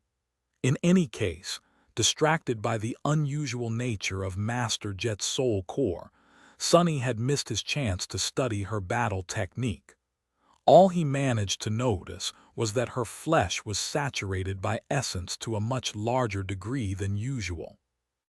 It was as if, unlike all the other awakened, Soul Reaper's ability to reinforce herself with essence was not limited by the modest capacity of human flesh, or at least had a limit so high that it put the rest of them to shame. That would partially explain why she was so strong and fast despite possessing only a single core. This just went to show that having multiple cores was not an absolute advantage. There were a lot of strange and unimaginable powers out there, many of which could achieve the same result through different means. However, they wouldn't be as versatile. Would I be able to win against her in a fight? Sonny was not sure. He was reasonably confident in his ability, but then again, as someone who often achieved victory through being underestimated, he did not want to fall into the same trap. Even if he won, what would be the cost? Losing one or two cores was not going to kill him, most likely, but being left with a crippled soul was small consolation for victory. Maybe that was why saints were reluctant to fight Soul Reaper despite being much more powerful than her, and why many people treated her with fear and resentment. Sonny would have loved to ponder on these issues, but sadly, his time was up. The Stone Hive soldiers were already jumping over the carcasses he had used to hide behind, and their frenzy was just as murderous as before. Gripping the cruel sight, he lunged forward and pushed it into the tough carapace of another enemy. Hundreds of nightmare creatures descended upon the three cohorts of the irregulars, with Soul Reaper diving into their tide alone to hunt down the most dangerous foes. The initial clash was not as obliterating as it could have been.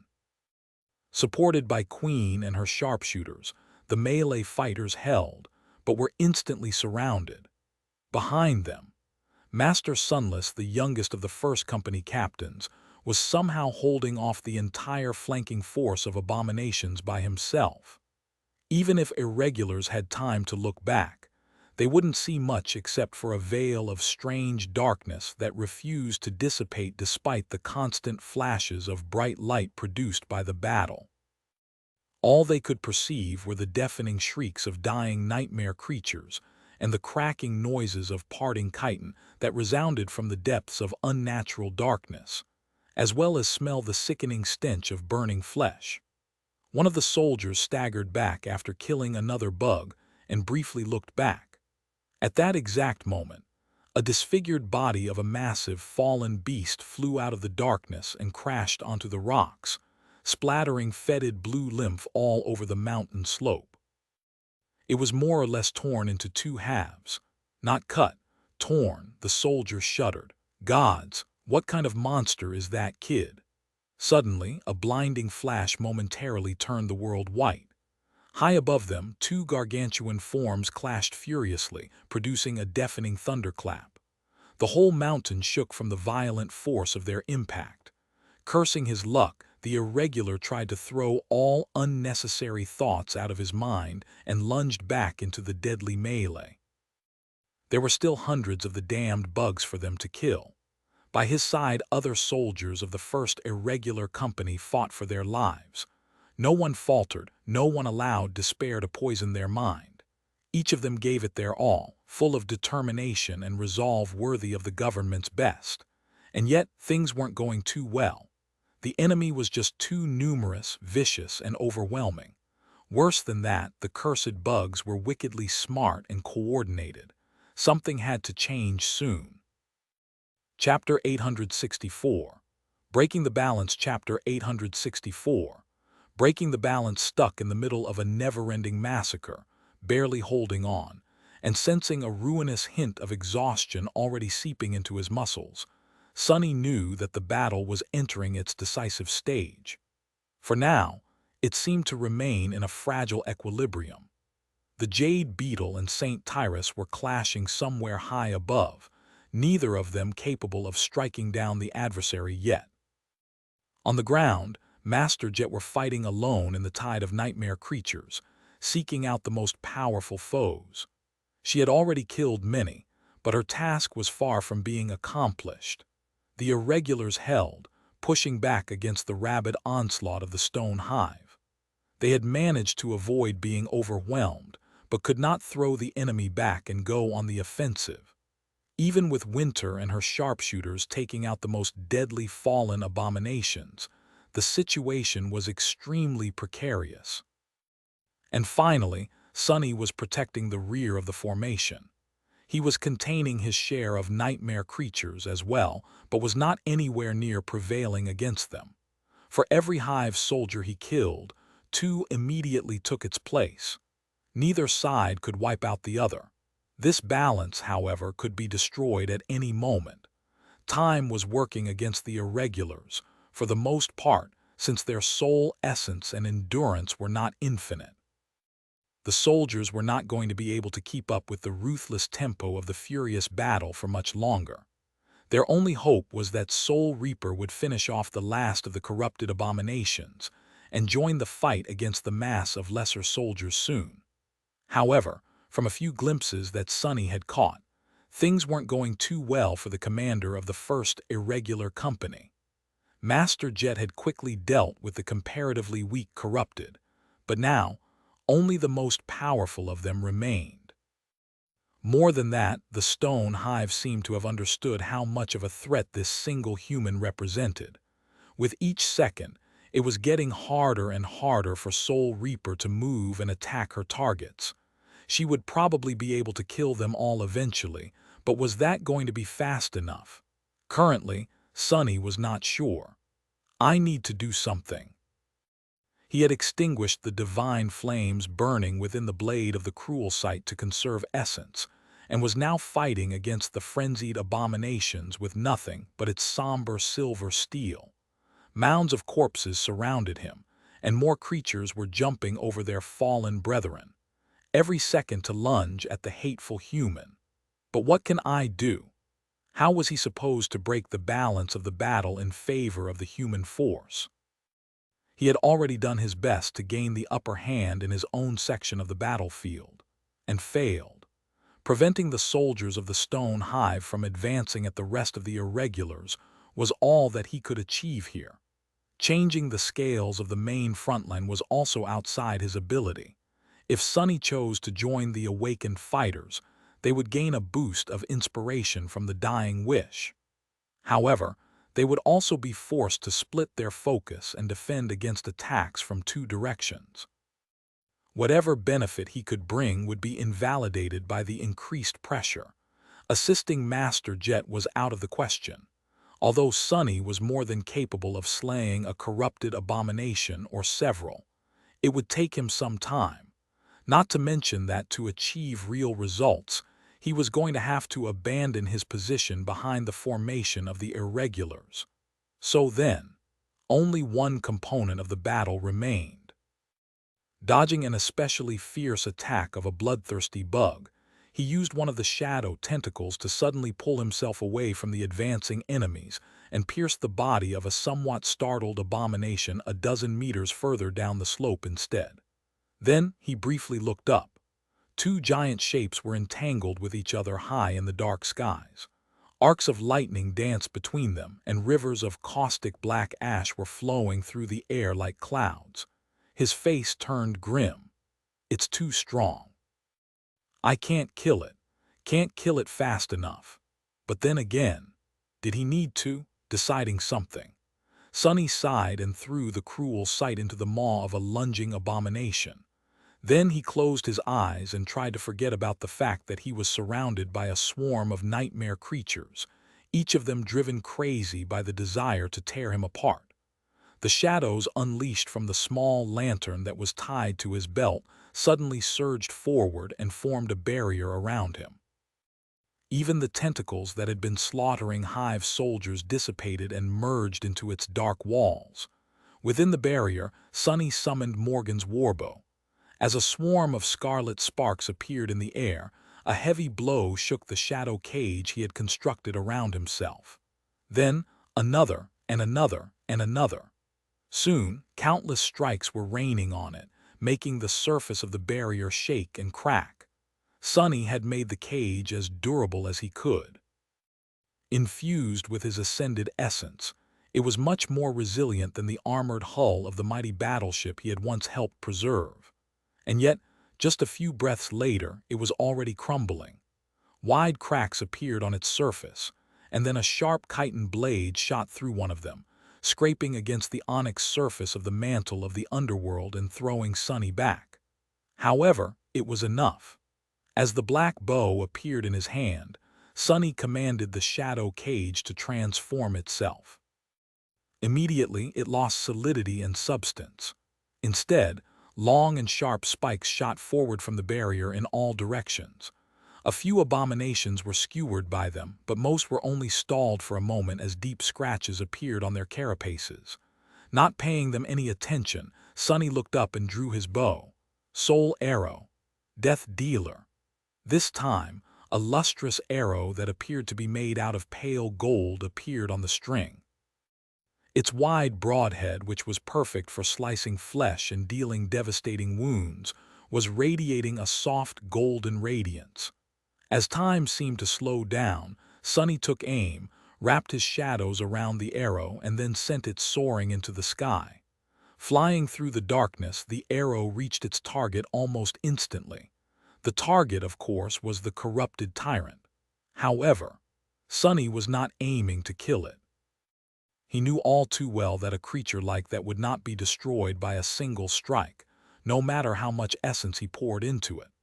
The golden arrow did not strike the milky white chitin or pierce the creature's eye.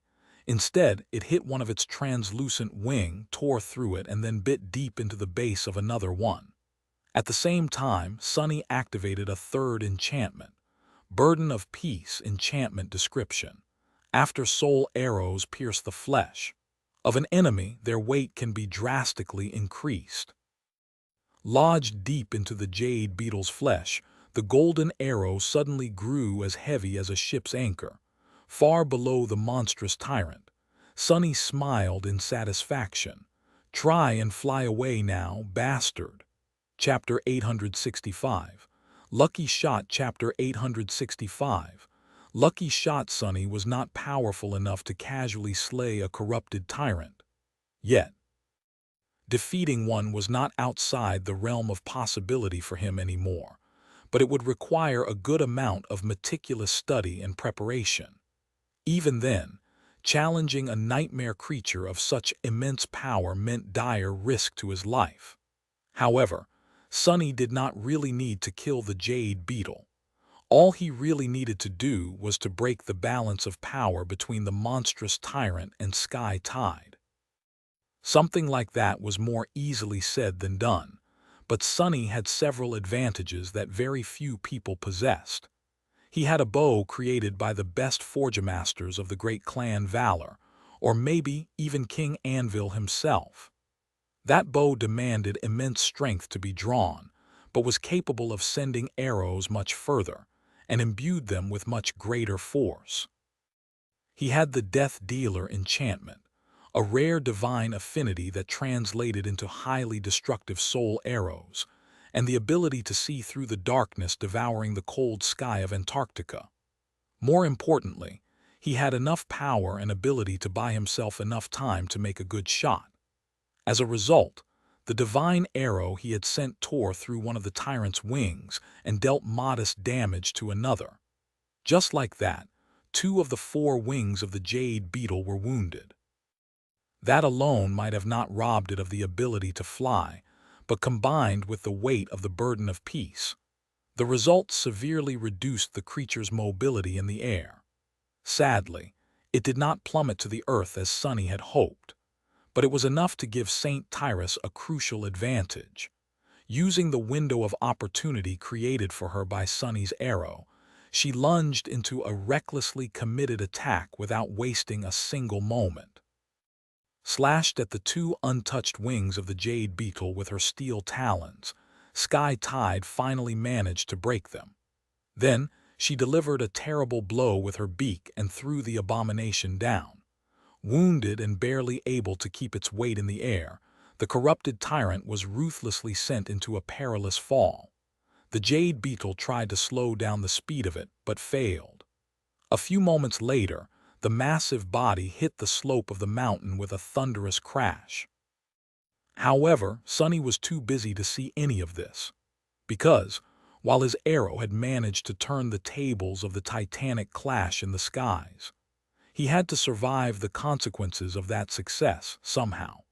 Sonny had to burn through a lot of essence to have a hope of dealing serious damage to the corrupted tyrant, and so, his reserves were now very close to being empty. He had discarded the cruel sight to summon Morgan's warbow and buy himself enough time to create the shadow cage, and so, he was now more or less unarmed in front of the swarm of nightmare creatures. He had wrapped the soul arrow in 3 of his 4 shadows, and so, they needed time to return. Ever worse, making the fateful shot left him open to enemy attacks for far too long. Even before Sky Tide delivered her vicious strike, Sonny was already dearly regretting his actions. Dismissing both the warbow and the distant cruel sight, he then summoned the latter back. However, the somber spear would only appear after several precious seconds, leaving him not much choice but to face the avalanche of chitin and sharp mandibles with his bare hands, or the short and thin blade of the moonlight shard at best. Instead of using the ghostly stiletto, though, Sonny simply commanded one of the wild shadows surrounding him to flow into his hands and turn into a dark odachi. Manipulating the shape of shadows was not a straightforward task. Forming a simple tentacle was the easiest, since it was not too far removed from the natural state of the shadows. However, the more precise, specific, and compressed the shape was, the more concentration and essence it took to achieve it. A sword hard enough to withstand the rigors of battle and sharp enough to cut through the flesh of the enemies was not easy to create. Usually, it would have taken Sonny some time and a lot of mental exertion to make one from a formless shadow. However, the black odachi appeared in his hands almost instantly. That was because Sonny had methodically trained several applications of shadow manifestation during the 6 calm months after the second nightmare. He had come up with a small number of forms that could serve his basic needs in battle, such as a barrier, a spike, a chain, a sword, and created them over and over again, day after day, until manifesting them became an instinct. That was why it only took a split second for the shadow sword to manifest when he needed it. Of course, as a blade created from ascended essence, it was comparable to an ascended weapon in terms of sharpness and lethality. Sonny was just not sure how long he would be able to maintain the dark odachi, considering that keeping it tangible was slowly eating through the scarce remains of his essence. Crap! He barely managed to meet the first foe with a strike, neatly cutting its body in 2 halves. Although Sonny had long grown accustomed to using a spear, holding a sword still felt the most familiar to him. Fighting with an odachi again felt like meeting an old friend. He would have smiled if there was not a crushing wave of abominations falling down on him. Sharp blades of chitin struck at the mantle of the underworld, throwing Sonny off balance. Using the residual momentum of his previous strike, he slashed with the odachi and severed the legs of a fallen beast attacking him, then thrust his sword forward, piercing the head of another. Something crashed into him from the side, causing Sonny to stagger. Bad. Sonny paled as he realized that a moment later he would fall and become buried under a mass of abominations. Luckily, at that moment, something massive and dreadfully heavy crashed into the mountain with terrible speed. The impact caused the whole slope to tremble, as if from a powerful earthquake. As a result, not only Sonny, but also every other irregular, as well as every soldier of the stone hive, were suddenly thrown to the ground. Chapter 866. White Stone. Chapter 866. White stone. A huge cloud of snow and stone debris rose into the air. Hitting the ground with a muffled yelp, Sonny rolled and tried to maintain the shape of his odachi. Luckily, his training had not been in vain, even after being startled by the earth-splitting fall of the tyrant and jolted by the sudden collision with the slope of the mountain. He did not allow the shadow sword to unravel. Arg! Damn! Slightly disoriented, Sonny sat up and looked around, expecting to see monstrous insects rushing to finish him off. To his relief, the soldiers of the stone hive were in a similar position as him, despite possessing 6 legs and a center of gravity that was much lower to the ground relative to their height. They were all sprawled on the cold rocks, trying to get up. Actually, there were surprisingly few of them around him. Those that were alive, at least. Crushed corpses littered this particular stretch of the slope, flattened so thoroughly that it was hard to recognize the shape of the chitin-clad abominations. Sonny strained to regain his wits and frowned. Did I do that? The damage seemed too exaggerated to be done by Sonny or his shadow tentacles. He couldn't see very far either, because a wall of white stone was blocking his view. Where? Where did this crag come from? If he remembered correctly, there were no large boulders or tall outcroppings near where he had fought. Had he rolled that far down the slope? As Sonny was trying to understand why a wall of rock suddenly appeared in front of him, a stream of inky black liquid flowed down its smooth white surface. Then the wall of stone slightly moved. His eyes widened. "Oh, crap!" Craning his neck, Sonny managed to get a better look at the thing that he had assumed to be a stone cliff. Of course, it was not. Instead, it was the carapace of the corrupted tyrant that had been thrown into the mountain by Sky Tide's vicious attack. The creature seemed battered, with its milky white chitin cracked in several places and leaking viscous black blood, but very much alive. In fact, at the same time as Sonny looked up at it, the jade beetle's expressionless black eyes shifted and peered directly at him. Its terrifying mandibles moved slightly. "Oh, crap!" Sonny jumped back at the same time as one of Tyrant's legs came down, shattering the mountain slope and sending another tremor running through it. He was only saved by his quick reaction and a bit of luck. The shadow Odachi whistled through the air and struck the white chitin, only to bounce off of it without dealing any damage. The jade beetle stared at him with its unfathomable black eyes and moved, slowly rising.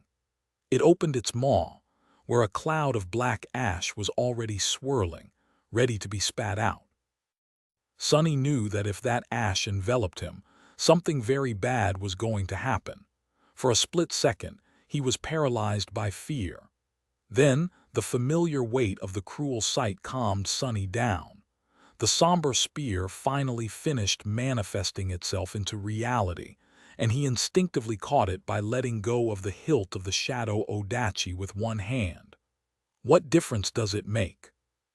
Sonny stared at the domineering tyrant in horror, and then did the only thing he could think of, infusing some of his last drops of essence into the cruel sight to imbue it with an elemental property.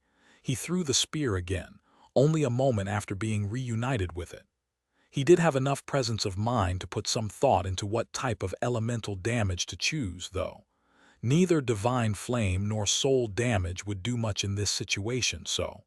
that might work, I think. The somber spear disappeared into the cloud of darkness wreathing in the creature's maw without a trace. A moment later, the tyrant suddenly shuddered and let out a shrill, deafening shriek. Its movement slowed down for a second or two. That was more than enough time to give Sonny a chance to run away. Turning around, he dashed up the slope with as much speed as he could muster.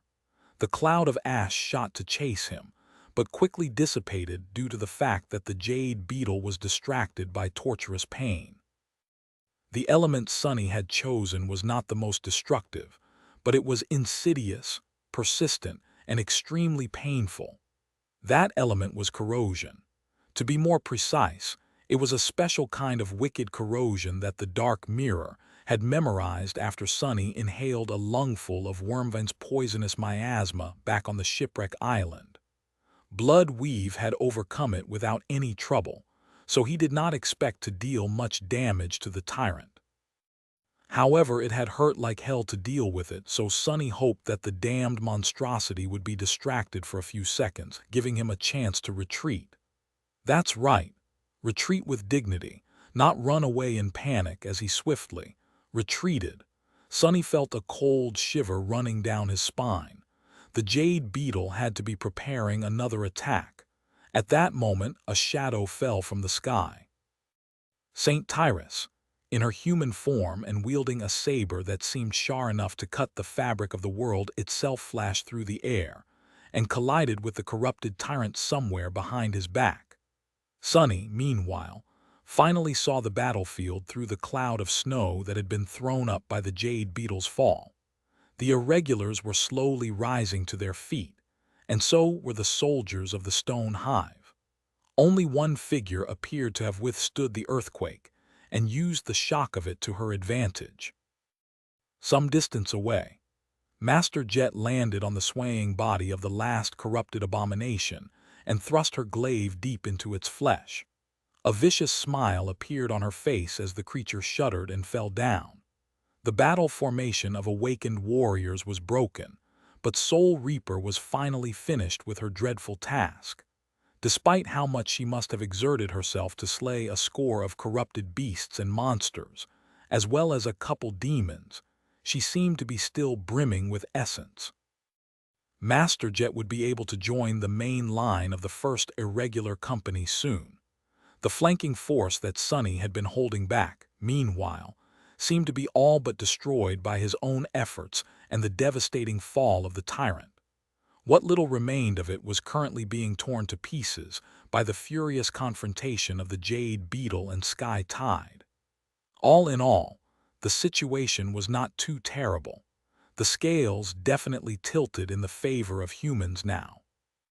They just had to capitalize on that advantage. Running terribly low on essence, battered and exhausted, Sunny let out a silent groan. Damn it. Damnation. This is just day 2. Chapter 867. Tooth and Nail. Chapter 867. Tooth and Nail. The tide of the battle had turned. The terrifying confrontation between the Tyrant of the Stone Hive and Sky Tide of the White Feather Clan went on, but now the eerily beautiful Jade Beetle was clearly losing. On the battlefield itself, the force of abominations trying to attack the irregulars from the rear had been decimated under the cover of unnatural darkness. The corrupted lieutenants leading the main assault had been dealt with by Soul Reaper, although human soldiers had been feeling hints of despair just a few minutes ago. Now, a new strength filled their bodies. Fight! We can do this! Crush the bugs! The irregulars knew that the moments when hope finally shined from the distance were often the most dangerous, so they did not allow themselves to relax and fought with fierce determination. Then, something strange happened. The veil of darkness enveloping the lower part of the slope suddenly flowed forward and drowned a large swath of nightmare creatures assaulting their defensive line from the flank. Immediately, frenzied shrieks of the abominations resounded from it, only to stop abruptly in the cracking noise of splitting chitin. At the same time, Soul Reaper Jet broke through the ranks of the hive and joined the crescent battle formation. Suddenly reassured, the humans fought with doubled ferocity. The effect was even more pronounced for the members of one of the cohorts, who could actually see through the unnatural darkness thanks to Kim's unique aspect. Luster, who had lost count of the number of repulsive bugs he had killed or wounded with his halberd, threw a quick glance to the flank of the defensive line and almost stumbled. What? Out there in the darkness, their captain was dancing between the abominations, slaying one after another with graceful strikes of a long and somber blade. His swordsmanship was elegant and exquisite. However, what stunned the young man was not the battle skill of their commanding officer, but the armor Captain Sunless was wearing, as well as the shape and color of his odachi. That's Monaral's armor and sword. Luster's eyes widened. Don't tell me. Suddenly, a lot of things made sense. Influenced by the death wish enchantment that spread to those who witnessed Sunny fight, an intense fire ignited in Luster's heart. His eyes gleamed, and he threw himself into the battle with burning determination. More, I need to kill more. After learning their captain's true identity, Luster was extremely inspired. He had given up on his goal not long after the clash with the Stone Hive started, but now it did not seem as impossible anymore. I must vanquish these abominable bugs. If I kill enough, I might get a hug from Master Winter. Oh, I can't wait. Similarly, although of course in a different manner, the other members of the cohort experienced the bolstering effect of the dying wish as well. All of them fought like devils, earning themselves a fearsome reputation among the irregulars, and the man who had made it all possible was currently cursing his fate. Damn, crap, curse it all. Surrounded by a swarm of nightmare creatures, Sunny fought while feeling extremely aggrieved. Things were not going great for him. He was extremely tired, bruised and battered, and worst of all, his essence was running dry. Keeping the shadow sword tangible was eating through what little he had left with frightening speed, but the worst offender was the shadow lantern. A divine memory was as gluttonous as one would think. On top of that, there were the dying wish and the mantle of the underworld. Pretty soon, he would be completely spent. Sadly, he could not dismiss the veil of shadows, since doing that would reveal his identity as mongrel to a lot of strangers. The members of his own cohort had already seen enough, most likely, but he somewhat trusted them to keep his secret. Due to the fact that Sonny had kept them alive through several dire battles, the bonds of loyalty were already forming between the 6 soldiers and their captain. He had to dismiss something, though. The first thing to go was the dying wish. Although it brought benefit to his soldiers and, to a lesser degree, to all irregulars, he simply could not allow the expenditure of essence that both the death wish and the underworld armament required.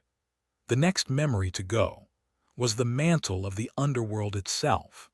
Sonny was reluctant and more than a little scared to continue his fight without a suit of armor, but there was little he could do. Without sufficient essence to feed the living stone, many cracks appeared on the stone-like onyx surface of the mantle. Not only had it lost some of its protective quality, but there was a risk that the ancient armor would receive too much damage and succumb entirely. It was also growing heavy without the effects of the feather of truth, enchantment. He just had to fight carefully and concentrate on dodging the enemy attacks from now on. Even if he made a mistake or two, a couple wounds were not going to kill him. Thankfully, there were not as many enemies left around him as at the start of the battle. Once the most damning evidence was gone, Sonny had no reason to keep the shadow lantern active, so he dismissed it as well. With no enchantments to keep powered and the small amount of essence he received back by dismissing these memories, he could maintain the shape of his sword for a bit longer. Sonny killed a few more enemies, barely avoided a stream of acid that one of the monstrous insects spat, and retaliated by neatly severing its body in half. When is this going to end? Damn it! A few seconds later, his odachi turned hazy and then dissipated into a shadow. Sonny was at his limit. Please, gods, let it stop. Let it stop. Let it stop. Arg, damnation, this is such crap. What the hell? What kind of damned situation is this? With nothing better to do, he grabbed a severed chitin blade of one of the abominations and used it as a makeshift sword. At that moment, the veil of shadows created by the shadow lantern finally dissipated. The irregulars saw a stunning image. Wearing no armor and only clad in a torn black bodysuit, Captain Sunless hammered a severed limb of an enemy into the carapace of a fallen abomination. The white chitin split, and the creature let out a painful shriek. With indescribable fury and resentment burning in his eyes, the young master bared his teeth and punched the beast with his naked fist, crushing its head. The veteran soldiers shuddered. Such righteous wrath! Master Sunless must really hate nightmare creatures, huh? Sonny, meanwhile, kicked the fallen beast away and let out a trembling breath. Phew, that was close. How did I even survive that last attack? At that moment, something imperceptible changed on the battlefield. The stone hive, which had been unified and deviously intelligent before, suddenly seemed to lose much of its coordination. At the same time, the spell suddenly whispered into Sonny's ear, "You have slain a corrupted tyrant, remnant of the Jade Queen. Your shadow grows stronger. You have received a memory." He blinked. What? What had just happened? It seemed that the persistent corrosion, which the cruel sight had learned to reflect thanks to the wormvind's miasma, turned out to be more powerful than Sonny had thought. Much more likely than that, though, was that it just happened to finish off the mighty abomination after it had been brought to the very edge of death by Sky Tide, but before she could deal the killing blow. What were the chances of that? 1 in a million, standing above the dead fallen beast. Sonny grinned. I guess I'm lucky today. Chapter 868. Reputation. Chapter 868. Reputation. After the death of the tyrant, the battle did not last long. The stone hive had already lost many soldiers, as well as its most powerful champions. Without the guiding sentience of its ruler, the lesser creatures seemed to lack most of their intelligence and coordination. Feeling this weakness, the exhausted irregulars advanced and slaughtered them without a hint of hesitation. With Soul Reaper rampaging at the front of the formation, the number of the monstrous insects quickly dwindled. Then, Saint Tyrus joined the battle and more or less wiped out the remaining abominations single-handedly. Sky Tide seemed to have received several wounds in her fight with the remnant of the Jade Queen, but it did now slow her much. Moving between the giant insects like wind, almost too swift to be seen with a naked eye, she disposed of all the remaining nightmare creatures in mere seconds. Her saber cut through their impregnable white carapaces as if they were made out of water. Just like that, suddenly, silence settled over the summit of the mountain. The soldiers looked at each other in confusion, struggling to believe that that bloody battle ended so abruptly. Then, when the sweet understanding dawned on them, the irregulars lowered themselves to the ground with relieved sighs, drained of all strength. Everyone was too exhausted to move and needed a few minutes to rest and collect their thoughts. Tired smiles appeared on their faces. Sonny found a patch of rock that was not covered by fetid blue lymph and plopped on it as well. He was utterly spent.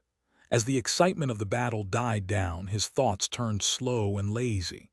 I'm hurt all over. He felt a pleasant satisfaction. Not only had they won a hard fight, but he also received a fair share of shadow fragments. Better yet, there was a transcendent memory of the fifth tier he was yet to take a look yet. For a moment, he wanted to summon the runes immediately, but then gave up on that idea. He was too tired to think properly right now. The memory could wait until the cohort was safely back aboard the Rhino. For now, Sonny was content to just sit on the ground and rest. As he did, his shadow naturally took a look around. The summit of the mountain had been transformed. The snow had melted or turned into blue sludge. The slope itself was littered with hundreds of dead nightmare creatures and deep cracks. The gate still pulsed with darkness at the very peak, but one side of the deep schism it filled had collapsed and crumbled down. Further down the slope, the massive carcass of the jade beetle lay on the cold stones. It seemed that the final stage of its battle with Saint Tyrus had taken them away from the battlefield. As a result, it was now pretty far from the stretch of the slope where Sonny had fought with the flanking force of the hive. Only corpses of awakened and fallen creatures remained.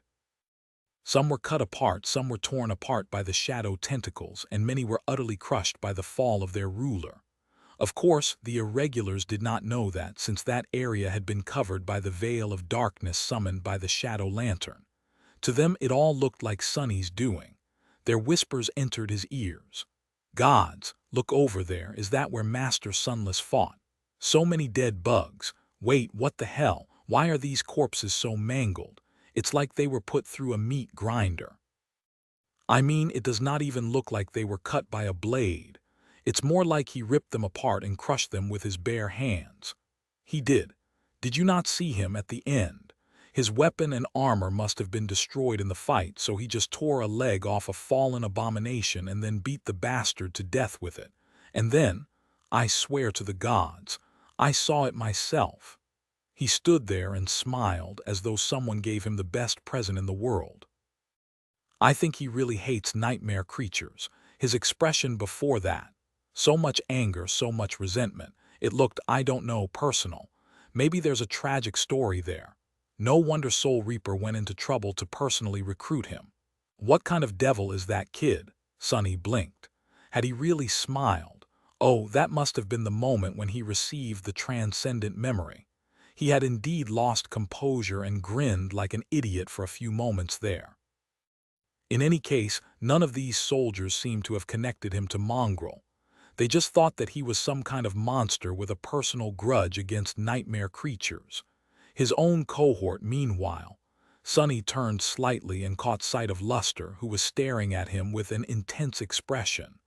The young man's eyes seemed extremely bitter for some reason. What's up with that clown? At that moment, someone approached and sat down near him. Sunny turned around and saw Winter, who stared at him with a nonchalant expression. Wah! Before he could finish the thought, she suddenly grinned and pulled him into a very tight hug. You did great, little devil. Let's be friends. Soon the irregulars caught their breaths and started moving. Saint Tyrus departed after approaching Sunny to thank him for his contribution in slaying the tyrant, her voice cordial and stern as usual. This time, however, it almost sounded partial. Since the threat of the stone hive had been eliminated, a signal was sent to the First Army that the path was clear. Not too long after that, a long column of vehicles appeared on the road that stretched far below, on the other side of the mountain. One of the divisions was proceeding with haste to its next destination. The irregulars themselves were busy with collecting soul shards from the stain abominations. A dozen heavy loaders arrived to drag the carcass of the remnant of the Jade Queen away. Even in death, a corrupted tyrant was extremely valuable. Its impenetrable carapace and other parts had a lot of uses for advanced spell-tech applications. Sunny would not be surprised if some of the Jade Beetle ended up being used to bolster the defenses of one of the siege capitals, most likely Falcon Scott itself. After some time, Master Jet left for the base camp where the apps were parked in order to contact the Army command. Since there was nothing for Sunny to do at the summit of the mountain, he followed her and climbed into the Rhino to rest. There, sitting on his comfortable bed, Sunny finally summoned the runes. A transcendent memory. Ah, let's see. Soon his eyes gleamed. Chapter 869, Sin of Solace. Chapter 869, Sin of Solace. The runes shimmered in the air. Memory, Sin of Solace. Memory rank, Transcendent. Memory tier, V. Memory type, Weapon. Looking at ethereal weave of symbols, Sunny felt a cold shiver running down his spine. A weapon, the Sin of Solace, was the third transcendent memory he had received. However, it was of a higher tier than both the Undying Chain and the Dying Wish combined. More than that, it was a weapon, something that could express its power much more directly than an armor or a charm. Something that he desperately needed here in the cold expanse of Antarctica. A weapon bestowed by the slaying of a corrupted tyrant. Had to be truly powerful. Holding his breath, he continued to study the runes. Memory description. This blade is a whisper of Ariel, the demon of dread, who turned a beautiful monster into a queen and gave her a sinister gift of forbidden knowledge. Sunny tilted his head, suddenly excited. The demon of dread, another demon, there are 5 of them I know of now. Demon of fate, demon of hope, demon of choice, demon of dread. Wait, who was the 5th one? He strained his memory for a while and then scratched the back of his head. Oh, right, the demon of oblivion, how did I forget? Sunny pondered about the fact that the demon of oblivion was so forgettable for a bit. Then he slightly shook his head. In any case, if this memory was connected to a demon, it had to be immensely powerful. His heart started to beat faster. Memory enchantments, sinister whisper, perfect jade, omen of dread, hideous truth, cursed. Sunny blinked. Wait, what? Cursed? What did that mean, cursed? Somewhat disturbed, he decided to read the description of the last enchantment first. Soon, an ugly expression appeared on his face. Cursed enchantment description. This blade slowly drives its wielder mad. What the hell? His new shiny transcendent weapon had come with side effects. What kind of crap is this? Since when do memories have flaws? Mad. It wants to drive me mad. We'll see who goes mad first, damn it. Glancing at the runes with resentment, Sunny decided to study the other enchantments before coming to conclusions. Sinister whisper, enchantment description. This blade can deal both physical damage and mental damage to those that it cuts, destroying not only their bodies but also their minds. The mental damage persists like a curse, even after a single cut, he grunted. How insidious. Mental attacks were almost as rare as soul attacks and equally as hard to defend against. There was something terrifying about them, too, especially to those beings that were very hard to kill or nearly immortal. After all, what was the point of living if one's sanity was gone? A blade like that. Truly, it would have been a bane of someone like the eternal chain lords of the Kingdom of Hope. If only the damned memory did not deal the same mental damage to the wielder. Sunny grimaced, and then continued to read the runes. Perfect jade enchantment description. This blade is carved from a piece of sublime jade, and as such is sharp and durable beyond logic and reason. Straightforward, omen of dread, enchantment description. A faint remnant of Ariel's presence lingers on this blade, striking terror into the hearts of all beings. Sunny frowned. Another mental attack enchantment, but this one is passive and affects an area. Not bad. Should work wonders when Nightmare is around, too. Finally, the last one made him frown. Hideous truth, enchantment description. The more the wielder's sanity is shattered, the more powerful this blade becomes. It bestows revelations of madness on those who give in to its will. Sunny sighed. Damnation. So basically, this already formidable weapon could grow many times more terrifying, but only if the person wielding it went completely insane. Conveniently, the sin of solace also drove anyone who wielded it to madness, thus providing an easy solution to unlocking the potential of the hideous truth. What am I supposed to do with this thing? And what does that mean, give in to its will? Does this cursed sword have a will of its own? While Sunny liked to joke that he was a bit crazy, he did not really want to turn into a raving lunatic. He lingered for a few minutes, then took a deep breath and summoned his new memory into existence. Soon, a beautiful Xiongxiu giant appeared in his hands. It was a straight, thin, double-edged greatsword with a narrow guard and a graceful blade that gradually tapered to a sharp tip. Despite the fact that it was almost as long as Sunny was tall, the sin of solace surprisingly did not weigh much. In fact, it was as light as a feather. Its hilt was carved out of black obsidian, and the blade itself was stark white, with beautiful patterns etched on it. Despite the description of the perfect jade enchantment, it did not seem rigid as stone. Instead, it was both hard and flexible in perfect proportion. A sword such as this was nimble and swift, but also capable of dealing devastating damage. Despite its breathtaking beauty, however, as soon as Sunny touched the cool obsidian hilt, it was as though someone whispered into his ear. He shivered and turned around, only to find that there was nothing behind him. The whisper, however, did not disappear. It continued to flow from somewhere just out of reach, too quiet to discern any words, for now. Sunny felt that if he just concentrated hard enough, he would be able to understand what the rustling voice was saying, and it was important, very important, to understand it. There was a meaning to them that he just had to know, before Sunny noticed. His body was covered in cold sweat.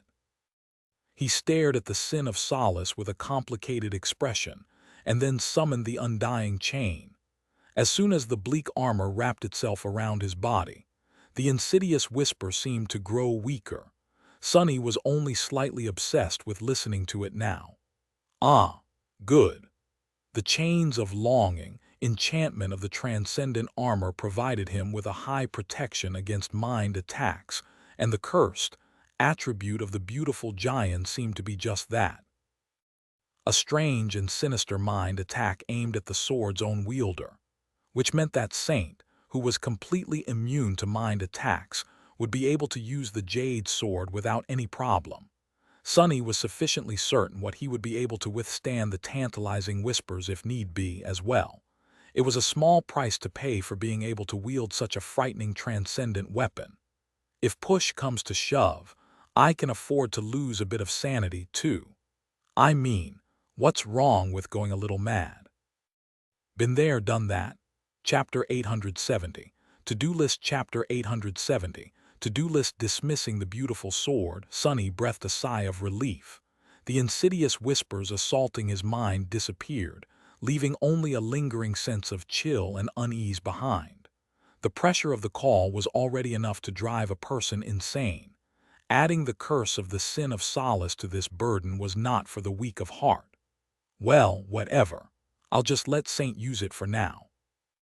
He was impressed by the cursed blade, though. Its fundamental properties were already fearsome enough, considering that this transcendent weapon's sharpness and durability were further enhanced by the perfect jade enchantment. It also synergizes well with Nightmare's Dreadlord attribute and the Mantle of Fear ability. What made it so alluring to Sunny was the mental damage it dealt, though. Mind attacks were an insidious thing. While not as obviously destructive as more straightforward elemental damage types, and not as universally deadly and hard to defend against as soul attacks, they possessed one frightening quality.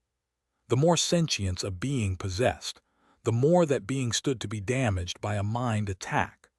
What it meant was that while lesser nightmare creatures, beasts, and monsters would not be as susceptible to the sinister whisper, the truly dangerous foes, demons, devils, tyrants, terrors, and humans would suffer terribly from it.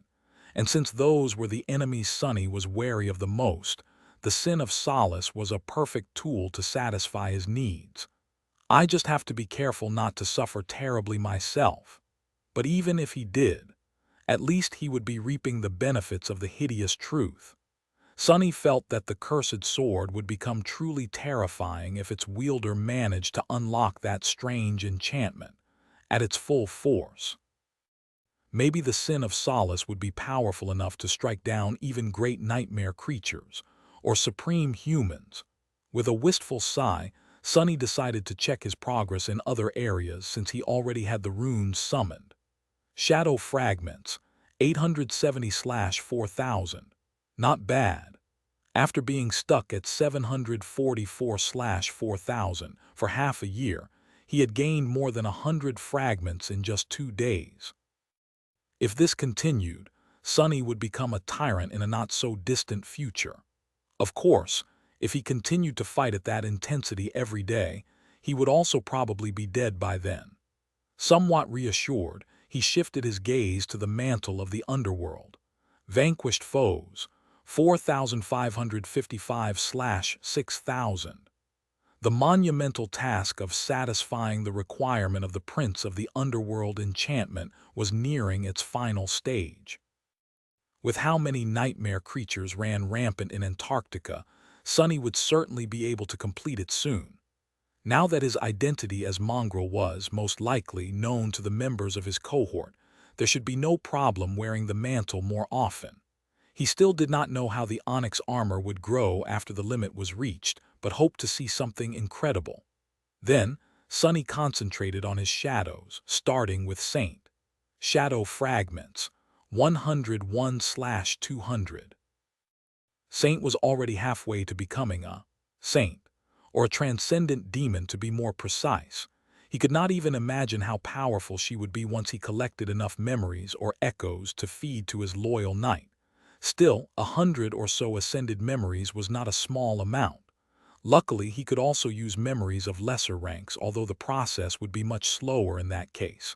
Finally, he read the runes describing Nightmare. Shadow Fragments, 14/600. He sighed. To be honest, Sunny had not been very diligent about feeding his steed. For some reason, the Black Courser required much more fragments to ascend than Saint had needed. Maybe because he was already a terror, or maybe because Saint had come from a race created by Nether, the Prince of the Underworld. In any case, Sunny felt that helping her become transcendent was more important than elevating Nightmare to an ascended terror. Especially considering that his terror ability, Dream Curse, was still locked, and speaking about that ability, at least there had been more progress on that front. Nightmares required, 112/1000. His steed had already subjugated more than 100 nightmares, both making himself stronger and growing closer to unlocking the Dream Curse. Of course, that task was still far from being over, but Sunny had a feeling that there would be a lot of progress soon. Antarctica was in the throes of a cataclysm that had become known as the Chain of Nightmares after all. It was bound to breed a lot of them. Better yet, up until now, the black steed had been limited to only subjugating nightmares of masters, simply because awakened humans did not dream. Awakened nightmare creatures did, however, which meant that nightmare would be able to plant seeds of fear into their souls, and then visit the dreams of those abominations that had survived the encounter to harvest them. Maybe I should let him loose more often. And that was that, more or less. His own shadow fragments, that of saint and nightmare, the prince of the underworld enchantment and the dream curse. These were the things he needed to concentrate on. Then there were other things, his arsenal of memories, the power of his cohort and the equipment of its members. Oh, and he also had to survive somehow. I probably will. Sonny had made a lot of progress, but there was a lot more progress still to be made. Luckily, Antarctica was just the place to make it. It had an inexhaustible reserve of nightmare creatures of all kinds, with numerous new ones soon to arrive. As long as one could stay alive, there were countless opportunities for growth. Master Jet had been right. This campaign was going to shift the balance of power across all of humanity. Many new champions would emerge, many renowned warriors would become even stronger. Many would die. Thinking about that, Sonny suddenly felt somber. Now he was even more convinced that the great clans would not be able to stay away from the chain of nightmares for long. He just had to make the best of it before they arrived. Then, Chapter 871, Wild Imaginations. Chapter 871, Wild Imaginations, 1,000 duels undefeated. He even went against Morgan of Valor before ascending. No way. What do you mean, no way? The recordings are all over the network, dude. No, Luster is right. I don't know much about the dreamscape, but it is a fact that he contained a manifesting gate as an awakened. Alone. I also heard that he is a bastard son of a saint from the House of Night. Maybe even of Nightwalker himself. Actually, some say that he was created in a secret government laboratory from the DNA of powerful nightmare creatures. But the research was abandoned with all records destroyed because he was the only test subject who did not go completely mad. I've heard that he is a woman, though. Does he look like a woman, you idiot? Well, now that you say it, he is strangely petite. Has anyone seen Captain undressed? Bell. Did you get hit in the head during the last battle? Keep your voices down, you'll wake him up. Already awake, Sonny was laying on his comfortable bed and listening to his subordinates gossip at the front of the steadily moving rhino. His expression was hard to describe. These fools. He had expected that much from Luster. But Kimmy, not to mention Bell. Bell was supposed to be their reasonable senior, damn it. With a sigh, Sonny rose, threw a neutral glance at the suddenly quiet trio, and then went to the kitchen to make some coffee. He poured himself a cup of the fragrant drink, added some synthetic sugar to it, then sat down in the lounge area of the apk and took a delighted sip. Throughout all of it, 3 pairs of eyes were following his every move. Sonny shifted slightly, then looked at them in return. What? Is there something on my suit? His black bodysuit had already repaired the tears it received in the battle against the stone hive. Its smart fabric was truly something else. The more Sonny wore it, the more he understood how well designed this unusual uniform was. One could argue whether it was dapper or not, but overall he was extremely satisfied with his new equipment. Hearing his question, Kim and Luster suddenly looked away with furtive expressions. No, it's nothing. You look great today, Captain. Sonny raised an eyebrow. Bell, meanwhile, continued to stare at him with a strange expression. For some reason, Sonny suddenly felt an impulse to cover his chest with an arm. He frowned. Anything you want to ask? The swordsman simply nodded and smiled. Yeah, Captain, are you mongrel? Luster and Kim flinched and looked at him with horror. Sonny, meanwhile, scowled. Who are you calling a mongrel bastard? Bell shook his head. No, I mean, are you Lord Mongrel, you know that guy? Damn. As expected. Truth be told, the moment the question had been asked, he had no choice but to answer. Sonny just stalled a little to collect his thoughts. He shrugged. "Oh, yeah, that's me." Then Sonny took a sip of his coffee with an absolutely nonchalant expression. Luster and Kimmy, meanwhile, were staring at him in shock. Their eyes were as wide as saucers. For a few long moments there was nothing but dead silence. Sonny enjoyed his drink for a bit and then scratched the back of his head. "Ah. But don't tell anyone, it's a secret. I wasn't really supposed to become known to the public. You know?" Their expression slowly changed. A hint of grave understanding appeared in their eyes. The three looked at each other and then Kim resolutely nodded. "Of course, Captain, we will keep silent about who you really are. We'll tell Samara, Quentin, and Dorn, too. Don't worry." Sonny nodded with satisfaction. "Isn't it great to have such understanding minions?" Of course, he had no idea what it was that they thought they understood. But that was the beauty of it. He did not need to. The best and most convincing lies were those that people built in their heads themselves.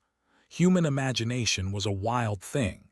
Whatever idiotic theory his soldiers decided to believe, be it that their captain was a secret love child of a famous saint or a product of a forbidden government experiment, it was all good with him. The point was that they would keep it to themselves. Just like that, a few more people learned that he was mongrel. Sonny felt a bit sad about that fact. On the bright side, it seemed that he would have no problem summoning the mantle of the underworld in the future, at least not when the cohort acted independently of other human forces. Luster, too, was looking at him with a newfound reverence. If there was one inconvenient thing about the revelation that Captain Sunless was, in fact, the famous Lord Mongrel, it was that Bell kept throwing strange glances at Sonny. "What the hell?" with a friendly smile. Sonny took his cup of coffee and returned to the back of the Rhino. Climbing back onto the bed, he then took out his communicator. There a new message was waiting for him. As his smile grew a little wider, Sonny concentrated on the lines of text. "Rain, hey Sonny, how are you doing? Everyone is talking about the Southern Quadrant campaign. That is where you went, right? Are you an officer now? Tell me so that I could brag about it in school. One of my classmates' sister is apparently an ace MWP pilot. She won't shut up. Stop talking about it. Anyway, are you doing well? The news says that everything is going great, but my dad seems very stressed. I don't think I've ever seen him so tense. Oh, I am doing well myself. A few kids in my class stopped coming to school, so I guess they are at the Awakened Academy now. But I am not showing any symptoms yet. I am practicing my archery and swordsmanship every day, though. You'll be proud of your pupil." Sonny reread the message a few times, then finished his coffee, grinned, and started composing a response. "Sonny, hey, an officer. Gods, who do you think I am? Of course I am. Let me tell you, I am a captain of the most elite unit in the whole army. I have a bunch of powerful awakened under me, and a reputation so fearsome that other masters want to be my friends. The Devil of Antarctica, that's what they call me. Well, I'm sure someone does. Maybe. Just yesterday, an actual saint personally expressed gratitude to me. I will probably get a medal soon, too. Oh, I am also in charge of a cutting-edge armored personnel carrier called the Rhino. You won't believe how amazing it is. Let me describe it, first of all." Chapter 872. Spreading Nightmares. Chapter 872.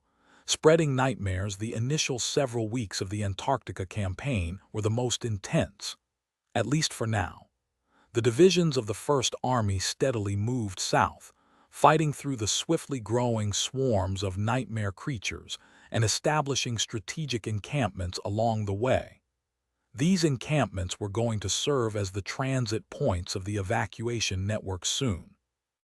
Moving through them, all the population of the Antarctic Center was going to be relocated to the siege capitals to await eventual salvation. The same thing, only on a much larger scale, was happening in East Antarctica, where most people of the Southern Quadrant lived. As days went by, the chain of nightmares grew more rampant. New gates manifested with increased frequency. disgorging more and more abominations into the waking world. Luckily, the burden pressing down on the First Army also grew lighter, since more and more divisions reached their destinations and entrenched themselves inside the cities that would become humanity's strongholds in the coming months. Without the need to brave the enemy-infested wilderness, the lives of the soldiers became less perilous. That was not to say that they were not terribly busy. Turning a populous city into a wartime fortress was a laborious task, too. However, no one was as busy as the First Irregular Company. Just like Master Jet had promised, the irregulars almost never rested. While other soldiers had specific tasks that sometimes forced them into battle with the nightmare creatures, and sometimes did not, the 7 cohorts of irregulars constantly moved between various flashpoints to douse their flames. Day after day, battle after battle. Soon, the novelty of Antarctica's sobering reality dissipated, and the endless procession of combat engagements blurred into one continuous, bloody ordeal. They were doing their job still. Not all battles were as large-scale or as dire as those in the first 2 days of the active operation. Some demanded more precision than all-out effort. Others simply had to be fought because no one else could be spared to address the situation. Tempered in this terrible crucible, Sonny and his cohort were becoming accustomed to the trials of the chain of nightmares, as well as each other. Their ability to fight as a single cohesive entity increased, finally reaching a satisfactory level. Their personal power grew, too. Sonny was not the only one who had managed to enhance his arsenal of memories, for one. With so many nightmare creatures that needed to be slaughtered, each member of the cohort acquired new combat tools. Quentin, for example, had received a beautiful suit of plate armor for killing a fallen officer of the Stone Hive. Just like the carapaces of the monstrous insects, it was pure white and incredibly durable. Luster managed to acquire a charm that was supposed to increase his luck, even if no one could really tell whether it actually worked or not. Samara was now wearing a chameleon cape that blended into the environment and masked her position. Others were using new memories, too. Armed with them, the cohort managed to survive these perilous weeks without suffering any casualties. The swiftly racked up kills and contribution points, as well as soul shards and reputation among the soldiers of the First Army. However, their fearsome reputation paled in comparison to that of Mongrel, who was slowly turning into somewhat of an urban myth. Sonny had had no plans of unleashing his weird alter ego again so soon, but the circumstances forced him to make a different decision. There was just too much for him to do. Often, several missions of utmost importance appeared simultaneously, and since he could not be in 2 places at the same time, he sent Nightmare and Saint to take care of the easier ones instead. This approach turned out to be surprisingly effective. Armed with the Sin of Solace, which synergized extremely well with both of them, his shadows had become a real menace on the battlefield. They were also able to traverse the mountainous terrain of the Antarctic Center with great speed, allowing Sonny to dispatch them to complete missions that required speed above all else. Of course, these missions had to be on the lower spectrum of hardship. A transcendent weapon or not, Saint and Nightmare could not compare to the power of the cohort itself, especially since he led it personally. So while Sonny and his soldiers dealt with the most dangerous tasks, Mongrel popped up here and there without any discernible pattern, appearing from nowhere and disappearing without a trace after dealing devastating damage to the nightmare creatures and leaving only severed corpses behind. Suffice it to say, Saint's popularity among the rank and file of the First Army grew explosively. The Guardian Angel of Antarctica. That title, coined by a random network journalist, was spoken by them more and more often, jokingly at first, but then a bit less so. Sonny, meanwhile, finally earned his own nickname, Unsurprisingly, he was being called Devil now, or, infuriatingly, Little Devil. The latter one, however, was only used by the other captains of the irregulars. No one else dared to speak it to his face, or behind his back, really, considering that the rumor that he young master was always watching and listening quickly spread through the army. Of course, not everything went well for the human force. The First Army experienced several painful setbacks. More soldiers fell, and more were critically wounded.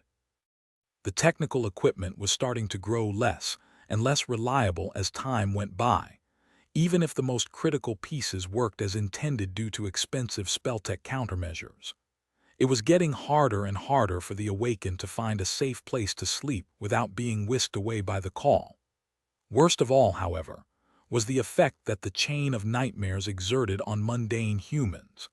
Nephi's had once told Sonny that each person infected by the spell carried a small seed of nightmare in their soul, and that those of them who failed to pass the first trial became a Category 1 gate themselves. The chain of nightmares increased the rate of gate manifestations manifold, and that rate, terribly, spread to mundane humans as well. Not only was there an anomalously high amount of young people falling prey to the spell in Antarctica, but also, for the first time in half a century, people outside the usual age of infestation started to succumb to the first nightmares en masse, as well. Which meant that, just like during the emergence of the first generation, no one was safe. Anyone could become infected, fail the trial of the spell, and turn into a murderous nightmare creature. The people locked inside the siege capitals, those being relocated through the evacuation corridors. Even the soldiers themselves. A tense and fearful atmosphere slowly settled over Antarctica. Chapter 873, and full of terrors. Chapter 873, and full of terrors. Chilling darkness veiled Antarctica like a burial shroud. The twilight of the dusk had finally succumbed to the inevitable advent of the cruelly lasting absence of light, and the long night had come to the southern quadrant, pregnant with countless horrors. This night was going to last for many months, and by the end of it, who knew if any of the humans it embraced would still be alive? How many of them would be lucky enough to see the light of day again? Sonny had never experienced a night quite like that. The sun was gone, and the empty sky was full of brilliant stars. The pale visage of the moon lingered among them from time to time, coming and going as it pleased. Despite how dark and cold the world had become, it was strangely beautiful. Back in the alloy jungle of the northern quadrant siege capital, stars were rare guests. Light pollution kept them away. Similarly, there were no stars shining upon the cursed expanse of the forgotten shore. Antarctica was different. Despite the coming of the night, it only grew more dazzling. The stars, the moon, and the breathtaking tapestry of the aurora australis that shimmered above them as ethereal shades of green, blue, purple, and red float into each other. All of it was very beautiful. However, that beauty hid oppressive horror. Dread. That's the word to describe it. This is a land of dread. Sonny and his cohort were walking through the encampment of the First Evacuation Army, their armor covered in dents and painted by the blood of the nightmare creatures they had recently killed. The tense and tired soldiers hurried to get out of their way, throwing intense looks at the irregulars. "Look, it's the devils. They're here. Thank the gods." Recently, they had become a comforting sight for the rank and file of the First Army. Wherever irregulars appeared, problems seemed to disappear and the number of casualties drastically fell. Of course, these victories had a cost. It's just that the soldiers weren't the ones paying it. With a grim expression on his face, Sonny glanced at Dorn, who was limping and seemed barely able to walk. The giant man's face was pale and covered in cold sweat. He had received a severe wound in the last battle. Even with Quentin's help, Dorn was going to be out of commission for at least several days, which meant that they would be short a man should a new mission arrive. The campaign was still on track, but it was getting more dire with each day. The air in the encampment was full of fear and tension. More and more nightmare creatures poured into the waking world, and now that darkness reigned Antarctica unopposed. Any area that was not illuminated by powerful spotlights could be hiding a deadly threat. Even then, the spotlights tended to flicker and break down spontaneously, which made even artificial light unreliable. People were constantly on edge and afraid of every shadow.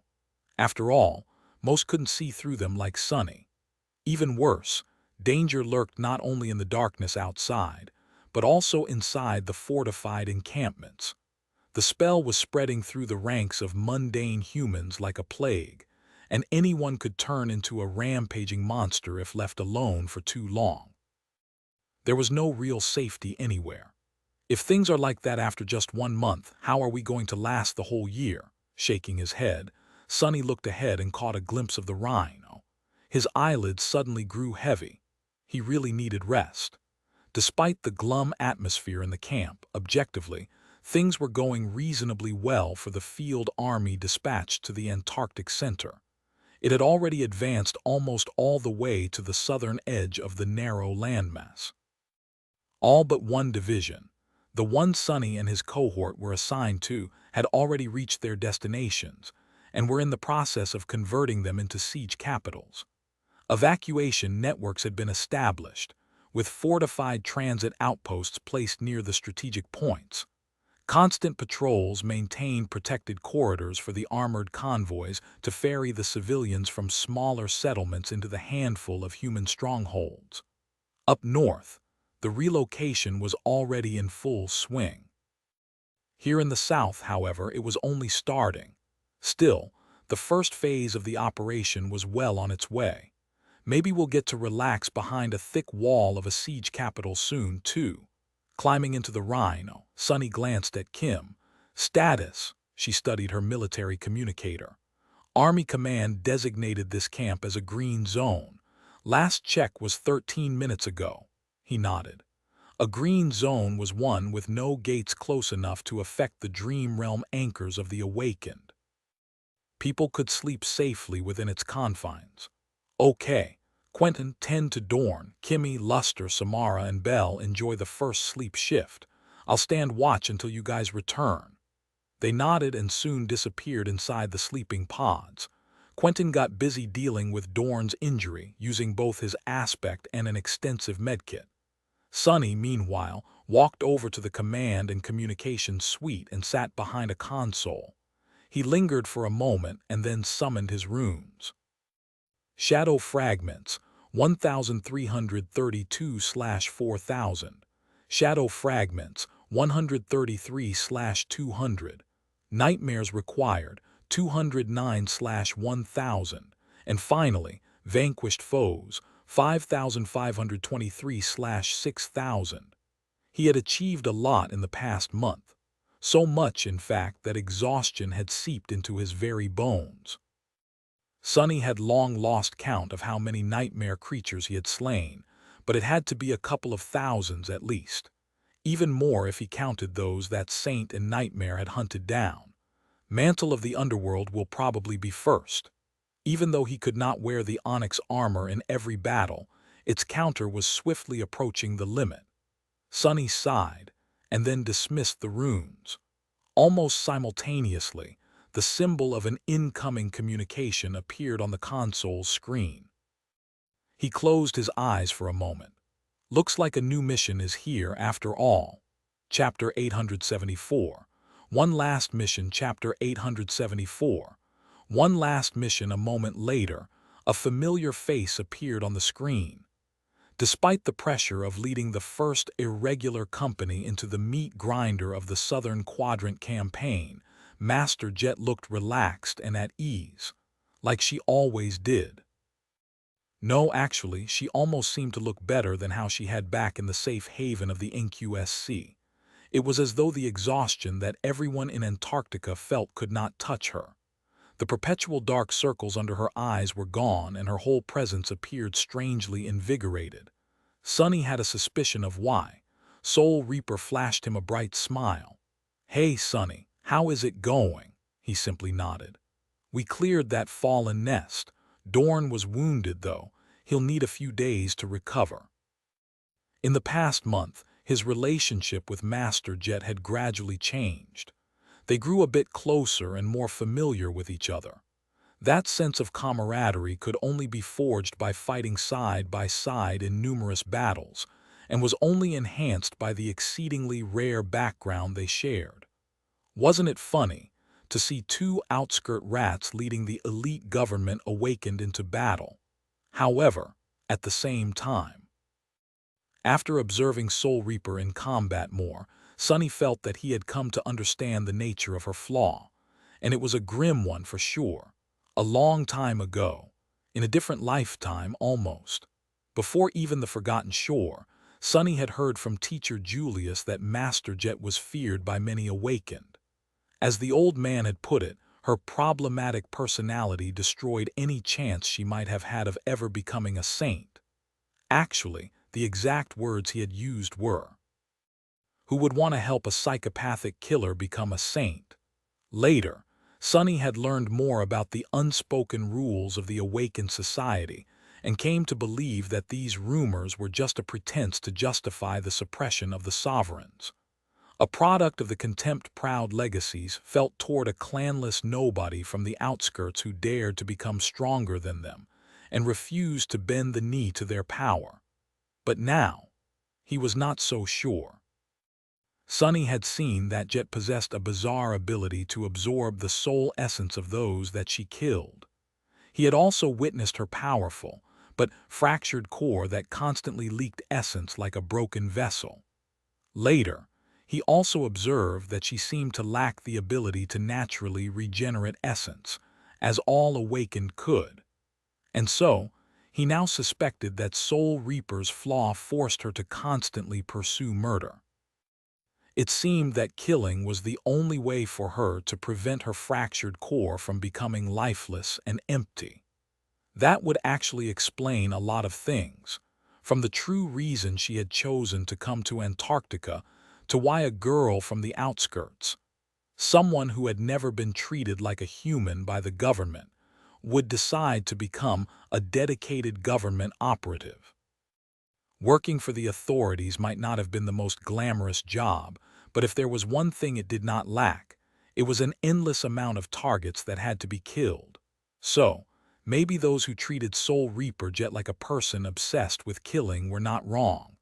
They were just mistaken about the reason for her morbid obsession, which posed a question.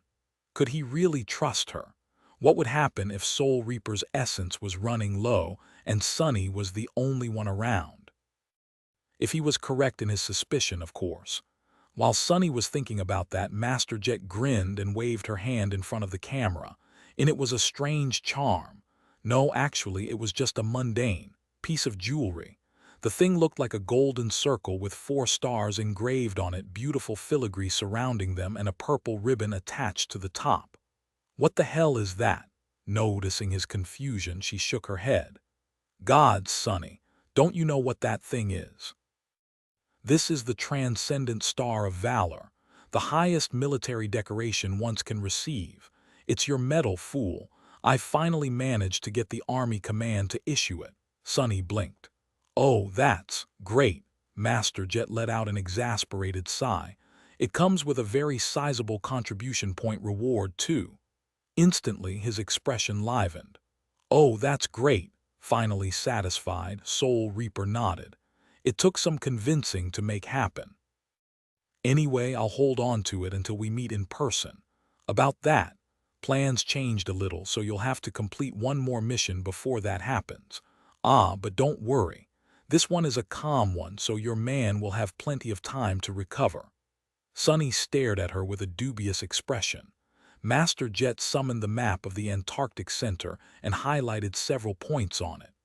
"The division you're with is not going to proceed further south, since there are no big population centers there. However, there is a very important research installation at the southernmost point of the landmass. It's about 400 kilometers away from your current position." Sunny studied the map. The Antarctic center resembled a gargantuan snake that sprawled across the ocean, and the installation Jet mentioned was situated at the very tip of its tail. "What about it?" she shrugged. "Your mission is to reach the installation, secure the VIP currently residing there, and bring him back to the nearest siege capital. There is a garrison of local awakened commanded by a master at the installation, too. They will be responsible for evacuating the regular staff and scientists. You can choose to go back on your own, but that would be a jerk move, considering that they are expecting reinforcements to help them make the journey." Sunny thought for a bit, then nodded. "Sounds easy." "Yeah, no way. Something bad is definitely going to happen." Master Jet smiled. "It does, doesn't it?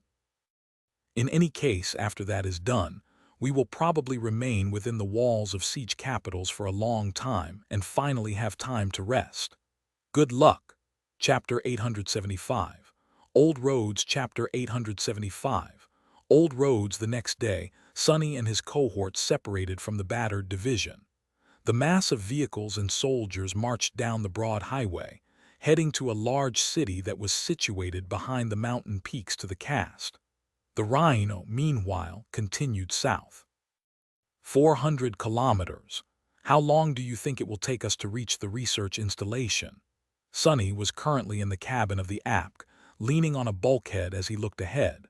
Luster glanced at him from the pilot's seat and shrugged hesitantly. "Hard to say, sir. The terrain here is really rough, and we'll need to climb over many mountains before reaching the coastal plain. There are some old roads here and there, with tunnels that can serve as convenient shortcuts. But since no one took care of them for half a century, it's mostly a stone labyrinth. So, several days at the least, maybe even a week if we want to be really careful and lower the risk of stumbling into a horde of nightmare creatures."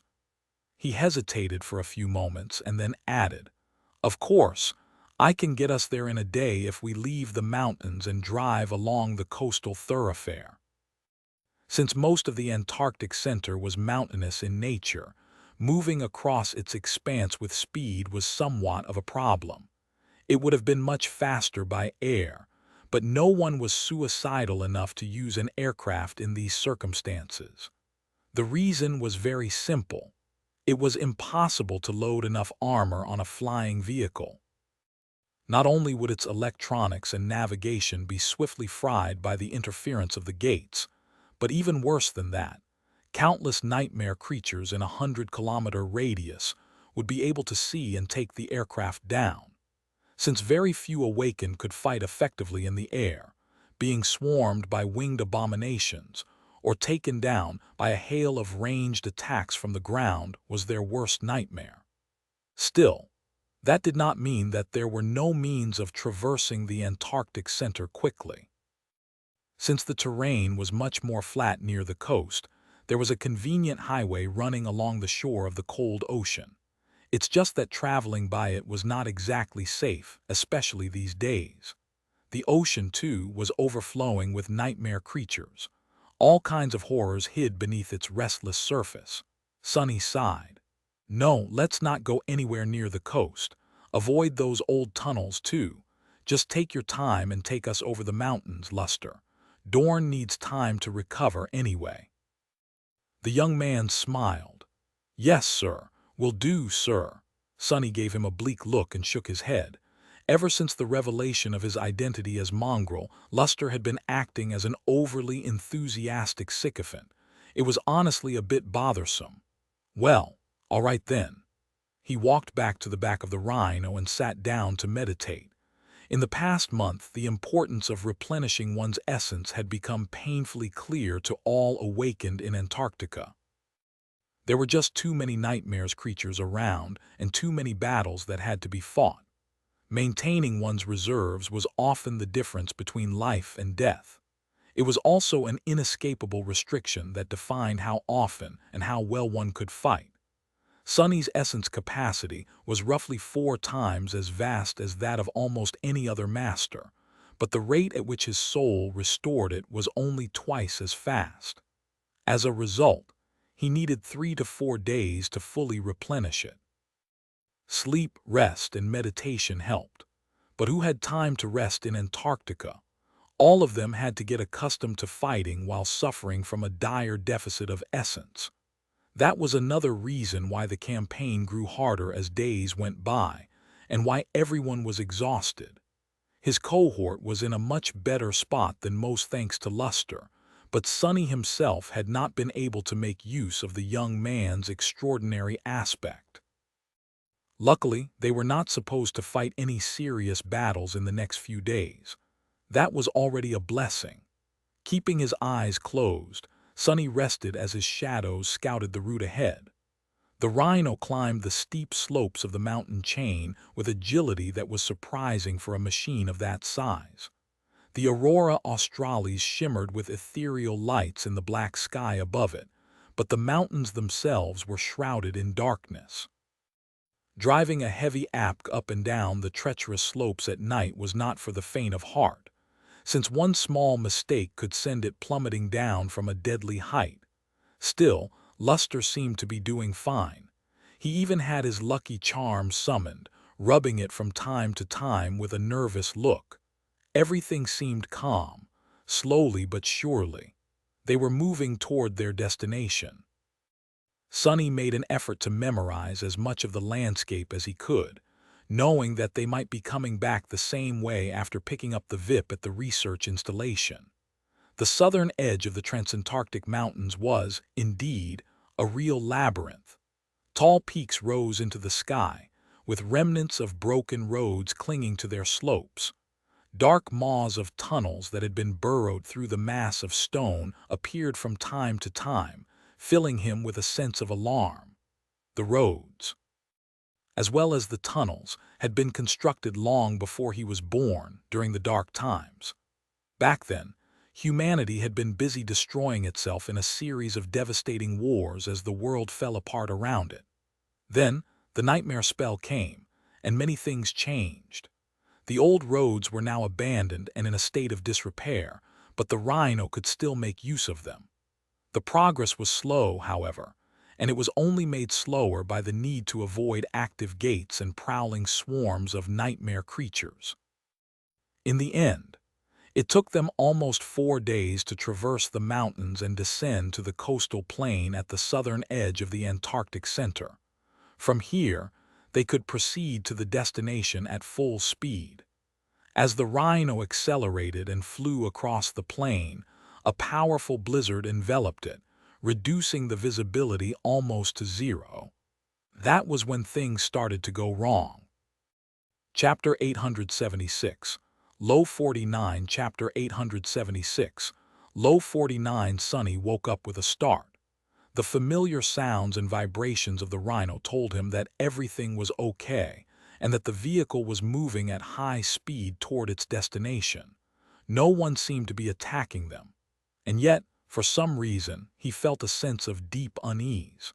Sonny frowned and rose from his bed, then went over to the pilot's cabin. On his way, he passed Kim, who was running diagnostics on the secondary control panel, and Samara, who was tinkering with her rifle on the workstation in the cargo bay. Reaching the front of the rhino, Sonny silently looked through the armored windshield at the white wall of the blizzard that enveloped the world. Of course, he could have just accessed the feeds of external cameras from the command suite, but he trusted his own eyes much more. Nothing seemed out of place. He hesitated for a few moments, then spoke to Luster. "Did something happen just now?" The young man glanced at him in confusion. No. Oh, there was a tiny spike of seismic activity a few minutes ago, but that's nothing unusual. Happens all the time. Don't worry, sir. We'll reach the installation in about half an hour." Sonny scowled. Good. He returned to the lounge area, poured himself a cup of coffee, and then walked over to the command suite. "Kimmy, contact the research facility. Tell them we'll be arriving soon." She paused the diagnostic software, activated the transmitter, and sent a communication request to the installation they were approaching. For a few minutes, there was only static on the channel. Kim frowned, then repeated the call, this time extending the antennae of the rhino to their full length. Still nothing. Sonny took a sip of coffee. "What? No one's responding." She studied the monitors, then said in a tentative tone, "No, it's not that. It's just our signal doesn't seem to be coming through for some reason." He scratched the back of his back. "Contact Army Command then, ask them for an update on the installation status." Kim did as she was told, but there was still no result. Her face grew a little dim. "I can't contact Army Command either, sir. All communications seem to be down." Sonny remained silent for a few moments. "So we're completely cut off from everyone. Is it because of the blizzard?" Establishing a stable connection had grown a bit hard lately, but they were yet to experience a complete communication blackout. After all, Sonny had spent a ton of contribution points to upgrade the Rhino's comms array. Kim hesitated. "I can't say, sir. A simple blizzard is not supposed to mess with the signal so much."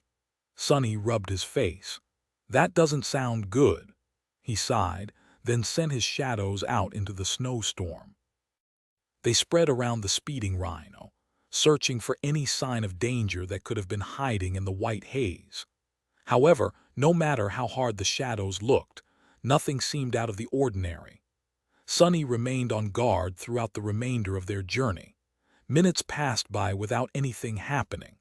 Soon, there was a soft sound and some movement in the lounge area. Belle, Quentin, and Dorn returned from the dream realm and climbed out of the sleeping nooks, looking rested and refreshed. Even though the big man still showed some discomfort, his injury was well on its way to being healed. Just like that, half an hour flew by. Sonny caught sight of the research installation long before the powerful projectors of the Rhino flooded its gates with light. The facility looked more like a small fortress settlement than a scientific base. It was perched dangerously close to the ocean shore and had a thick wall surrounding it, with powerful turrets aiming at the dark waves. There was a large dome-like structure towering above the formidable fortress, painted white on the backdrop of the black sky. It resembled a giant, perfectly smooth egg. The facility had no official name and was known simply as Low 49. Sonny had no idea what kind of research was being done on its premises, but considering that there was a sizable garrison of awakened guarding the installation complete with an ascended commander, it had to be pretty important. The best evidence that the scientists living here were doing very valuable work, though, was the fact that Sonny and his soldiers had been sent to retrieve them. "Luster, slow down. We're near." The Rhino gradually reduced its speed and approached the settlement. Beams of light soon illuminated a small fleet of transport vehicles parked in front of it, seemingly waiting to take the staff away as soon as the reinforcements arrived. For a moment, Sonny felt a pang of fear. It was as though the whole facility was empty, with only ghosts populating its streets. Then, however, the turrets above the gates moved, taking aim at the approaching APC. Powerful spotlights ignited on the wall, cutting through the snow and flooding the immediate area with stark light. The Rhino drove to the fleet of transport vehicles and parked nearby. At the same time, the heavy gates of the fortress opened, and a lone human figure walked into the blizzard. With a sigh, Sonny opened the hatch of the Rhino and climbed out into the cold. He walked forward and studied the stranger. The man was tall, strong, and looked to be around 40. He was dressed in a black bodysuit similar to one Sonny wore, with an unzipped parka resting on top of it. He had dark hair and calm, intelligent eyes. There was a composed expression on his stern and weary face. Overall, everything about the stranger spoke of experience and discipline. Sonny stopped a few steps away and gave him a nod. "I am Ascended Sunless, captain of the 1st Irregular Company of the Evacuation Army. You should have been informed of our arrival." The tall man lingered for a few moments, studying him, then returned his nod. "I am Ascended Vern." He offered his hand to Sonny and said in a steady voice, "Welcome to Low 49, Master Sunless." Chapter 877. Disconnected. Chapter 877. Disconnected. Sonny and his soldiers entered the fortified settlement, happy to hide from the blizzard behind its thick walls. There, they saw teams of awakened soldiers walking between buildings as they patrolled the territory. All of them looked tense and tired. Master Vern led them deeper into the complex, giving a wide berth to the central dome-like structure. His gait was steady and confident. I have around 100 awakened under my command, as well as close to 1,000 mundane soldiers. There are about 500 scientists and civilian staff members under our protection. Things were going fine until recently. But as you can imagine, all of us can't wait to get away from the ocean. Sonny raised an eyebrow. We're going fine, Vern grimaced. Yes. Several gates manifested nearby, but our garrison and defenses were more than enough to keep the nightmare creatures away. However, there have already been instances of people succumbing to the spell within the walls. We suffered a few casualties because of that. He lingered for a moment and then asked, "How is the situation outside?" Sonny shrugged. "Pretty bleak, but more or less under control. Don't worry. We scouted a good path through the mountains on the way here. Leading a convoy back shouldn't be impossible. There is just one problem." Vern stopped and looked at him with a somber expression. "The communications." "You lost contact with Army Command too," Sonny blinked. "Yeah, wait too. You're cut off from the Army network as well." The local ascended remained silent for a second, then nodded. "All communications ceased around 43 minutes ago. We have failed to establish a new connection, for now." Sonny frowned. He could reluctantly accept that the Rhino lacked the ability to pierce through the growing interference field enveloping Antarctica. However, a facility like Low 49 should have had an immensely powerful communication array, if even they could not connect to the outside world. Something is very wrong here. He did not know the reason for that sudden blackout, but just the consequences of not being in contact with Army Command were troublesome. They were supposed to check in with Master Jet and receive further instructions after reaching their destination. Sonny glanced at Vern. "That is really weird. No offense, but..." A remote research facility in the middle of nowhere, suddenly losing contact with the outside world as we approach it. It's all a bit creepy. This blackout wouldn't have anything to do with what the scientists are doing here, would it? The tall ascended smiled with the corner of his mouth. "I can see how you would think that. However, let me assure you, the research being conducted in this installation is perfectly safe. I am not much of a scientist myself, but what they do here is purely theoretical. There are no practical experiments being conducted at the premises, so there's nothing that could have gone wrong. The worst that could have happened is someone making a mistake on a spreadsheet and being reprimanded by the old man." Sonny studied his face, found it sufficiently sincere, and shrugged. "Well, if you say so. The old man you mentioned is the VIP I am supposed to deliver to safety." Vern nodded. "Yes, the chief researcher. He is a bit eccentric but means well, most of the time." "I was about to introduce you to him," Sonny sighed. "Lead the way then, but we should probably solve the communication problem before that." Sonny didn't like being blind, and becoming cut off from Army Command was similar to losing his sight. Without the information about what was happening throughout the Antarctic Center, he felt more vulnerable than he would have preferred. Neither the Rhino nor the communication center of this research facility were currently able to establish a connection with the outside world, but there were other ways to achieve what he wanted. They were awakened, after all, and awakened were free to travel between two worlds. Even if hundreds or thousands of kilometers separated him and his cohort from Army Command and the other cohorts of the First Irregular Company, out there in the dream realm, that distance did not matter.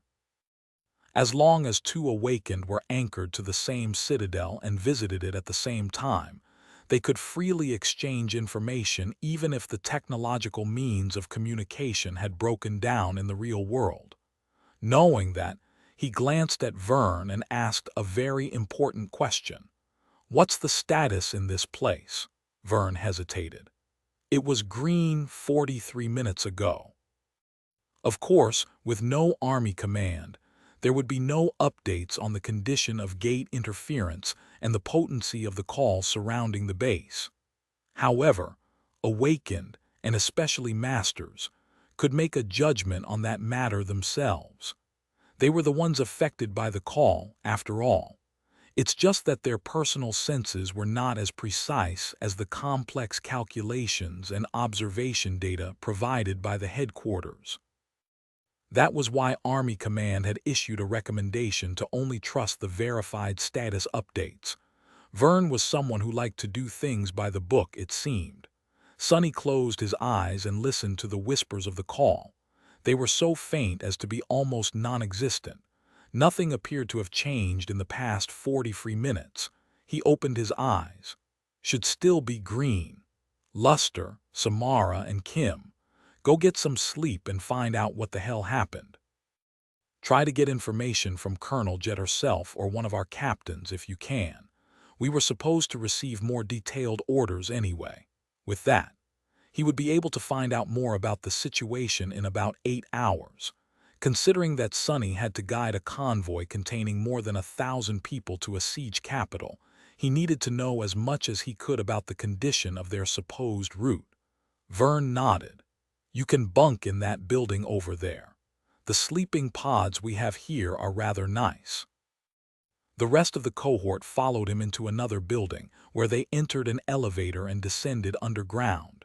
Soon, Sonny found himself in a spacious chamber that resembled a lecture hall. There, an extremely old man in a white lab coat was discussing something with a young assistant. Vern cleared his throat, attracting his attention. Professor, this is Master Sunless. He will be in charge of getting you out of here. Then, he glanced at Sonny and added in a subdued tone, Master Sunless, this is the chief researcher of Low 49. Professor Obel, Chapter 878. VIP Chapter 878. VIP There were not a lot of old people in the outskirts, where average life expectancy was rather low. However, even in the city proper, elderly were not a common sight, simply because the previous generations had been decimated by the arrival of the nightmare spell. So Sonny had little experience dealing with really old people. The man in front of him, however, was not just old. He was certifiably ancient. He had to be 80 years at least, or even older. His skin was thin like paper, with knotty blue veins clearly visible beneath it, and his neatly combed hair was completely white. The old man's eyes, however, were still brimming with sharp intelligence and awareness. This was someone who had been born long before the descent of the nightmare spell and lived both through the terror of the dark times and the turbulent chaos of the modern era. Sonny hesitated for a moment. Obel, the Professor Obel, the old man smiled. You know who I am, Master Sunless. How flattering. It's nice to see that the young generation still appreciates obscure scientists like me. His assistant, a young woman with dark hair that was gathered in a bun and eyes full of attitude, sneered. Indeed, I thought all awakened only know how to swing a sword. Sonny gave her a deadpan stare. For your information, I am a researcher and lecturer back in the academy with several academic publications under my name. I only swing a sword when there's a reason to. The assistant blinked, then looked down in embarrassment. Oh, Professor Obel let out a good-natured chuckle. Don't be rude, Bait, in any case. We'll be in your care then, Master Sunless. He looked at Sonny with curiosity and then asked, What department are you assigned to in the academy, if you don't mind me asking? Sonny shrugged. Wilderness survival. My specialty is dream realm exploration and the history of dead languages. Professor Obel raised an eyebrow. Oh, do you perhaps know a brat named Julius? Sonny stared at him in bewilderment. Teacher Julius, of course. He is my mentor after all, but I wouldn't call him a brat, with all due respect. The old man laughed. He is to me. Julius used to be my student, before awakening and choosing a different field of expertise. How is that rascal doing? Sonny scratched the back of his head. Never in his life had he imagined hearing someone address Teacher Julius as a bratty rascal. He is doing great, his health is good, and he is very passionate about his research. Professor Obel nodded in satisfaction. Good, this is good. Then, Master Sunless, what happens now? Are we leaving Low 49 already? His assistant frowned and looked across the chamber, where lots of scientists were busy copying data on external storage devices and running around in something that resembled panic. Sonny shook his head. We can't contact Army Command right now, so it's hard to say. There will be news in around 8 hours. That is the earliest we can leave, but depending on what information comes back, there can be a delay. The young woman Bates sighed with relief. Ah, great. I was afraid we will have to abandon a lot of data. We will continue preparations for departure then. A few moments passed in awkward silence. Finally, she looked at Sonny in confusion. Are you not going to leave? He grinned, then shook his head. You're in my care now, so I'll stick around. If the professor suddenly dies on my watch, well, I can say goodbye to a lot of contribution points. That would be very sad. Bates stared at him with indignation, then scoffed and left to help the scientists pack things up. At the same time, Master Verne bowed slightly and took his leave, saying that he had a lot to do. Belle, Dorn, and Quentin left as well. Professor Obel watched them go inside.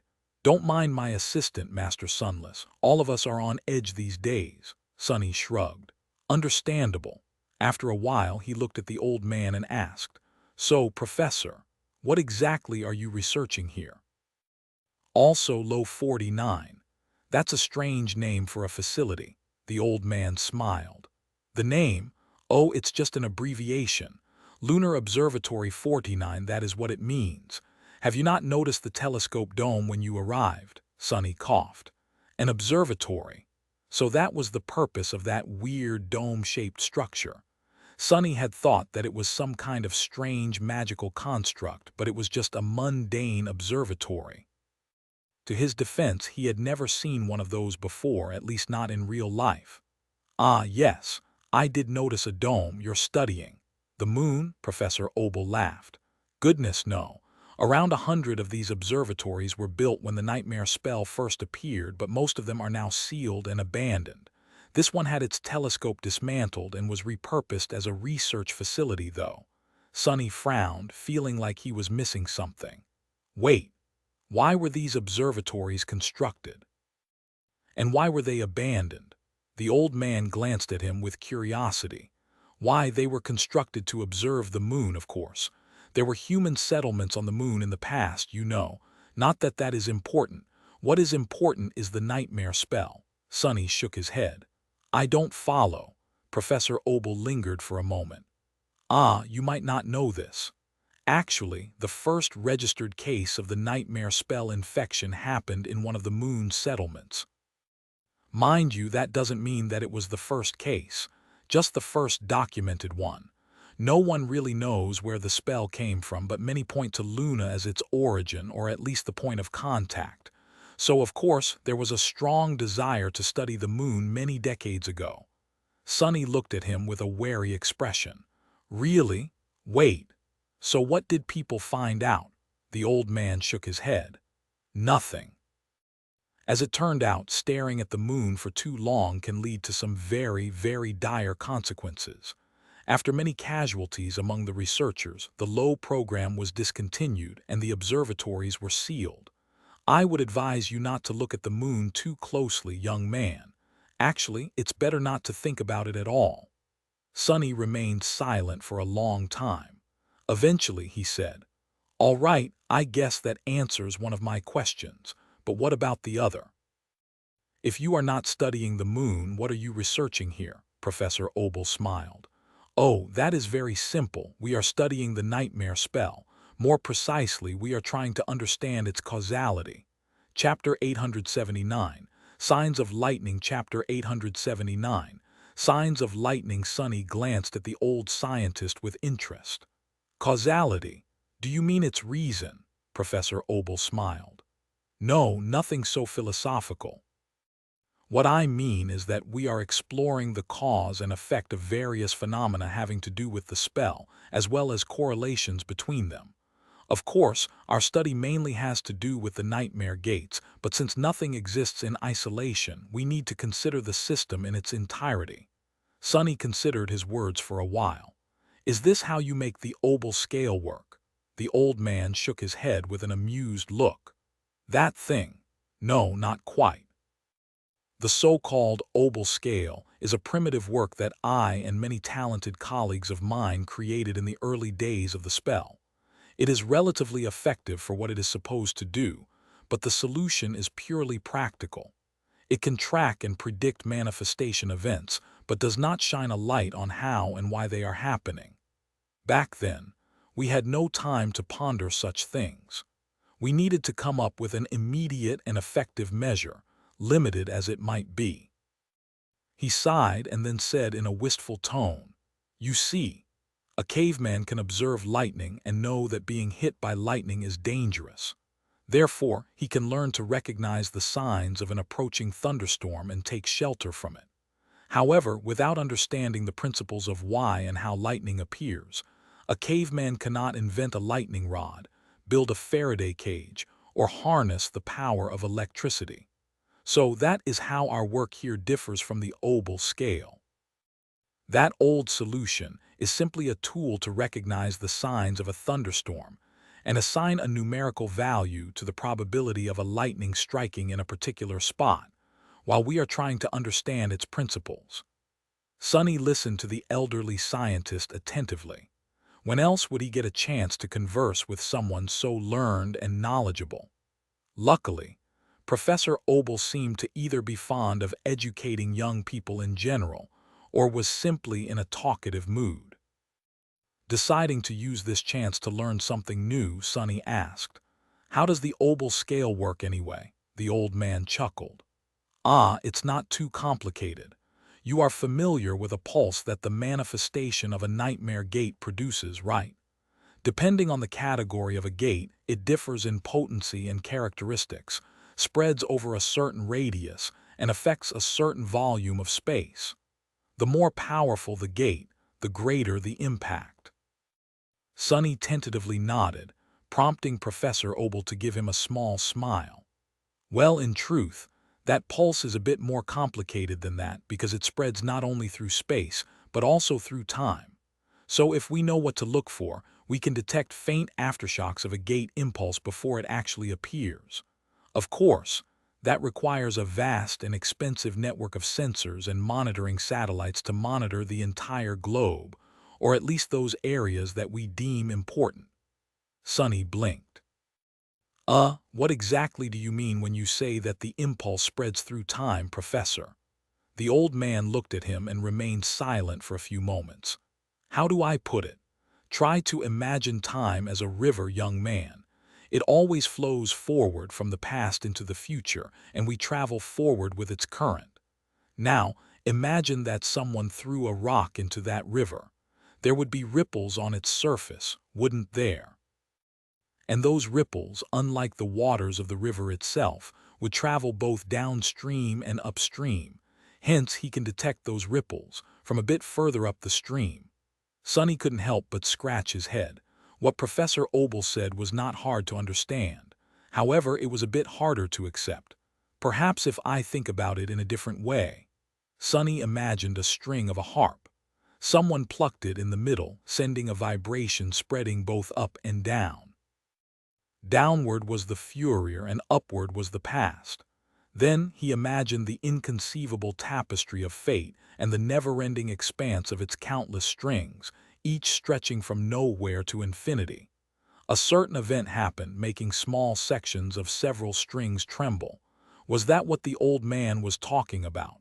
A subtle frown appeared on his face. "Come to think of it, does affinity to revelations, perhaps, work based on the same principle?"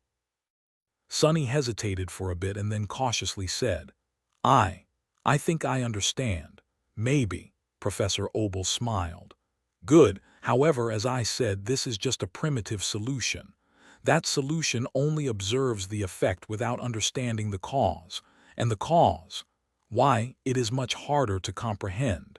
Truth be told, I don't think that humans like us can even conceive of it in its entirety." In fact, the predominant school of modern thought states that the nightmare spell is acausal by nature, meaning that it does not even adhere to the principle of cause and effect, that it's magic, so to speak. He grimaced. I don't agree, obviously. But anyway, trying to understand even a little bit of the causality of the spell is a daunting task, so we limit the scope of our research to a small fraction of it, namely, the nightmare gates. The old man's face darkened a little. However, even that has proved to be an insurmountable task, I'm afraid, for now. Sonny raised an eyebrow. How so? Professor Obel smiled bleakly. Oh well, to be honest, this might sound funny to you, but we are not even sure that nightmare gates have anything to do with the nightmare spell. He seemed to have expected to be rebuked, but Sonny did not react to that statement too much. Instead, the thought for a bit and then asked calmly, Really? The old man looked at him with a bit of surprise. You are not against that idea, Sonny shrugged. During my second nightmare, I was separated from the spell for a while. I couldn't summon my memories, visit my soul sea, or even hear its voice. However, my aspect and powers were still with me, so I figured that aspects at least exist outside the spell. If aspects are their own thing, why can't nightmare gates be? Oh, that doesn't mean that I'm convinced, though. I am just open to the possibility. Professor Obel looked at him with gleaming eyes. Separated from the spell, fascinating. Young man, please do share your experiences with me later, Sonny grinned. No problem, however, if you do publish something as a result. I'll be entitled to receive some points, right? You know, as a contributor. Chapter 880, Cause and Effect. Chapter 880, Cause and Effect. The old man chuckled and looked at his subordinates who were packing things up in a hurry. After a while, he signed. Whether nightmare gates are produced by the spell or not, there is definitely a connection between the two, or rather the three, since awakened are also part of this equation.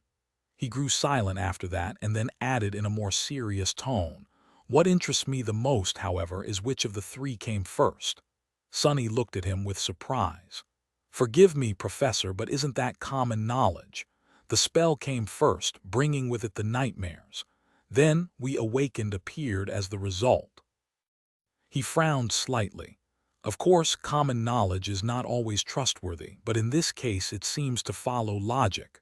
Professor Obel shook his head. Who can really say? The beginnings of the spell are not documented well. Back then, the world was not in the best shape, and by the time we knew that something was happening, it was already out of our ability to prevent, contain, or control. We tried, of course, but even then some truths never get to become widely known or even be put on paper at all. It is very likely that what you said is true. There are other possibilities, though, ones that would demand entirely different solutions. Sonny looked at him with a perplexed expression. What do you mean? The elderly scientist hesitated. Have you ever asked yourself this? Did the spell bring nightmares with it, or did the nightmares bring the spell? Ah, forgive me. This is still too broad.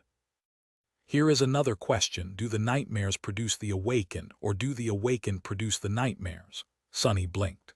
What? The old man smiled.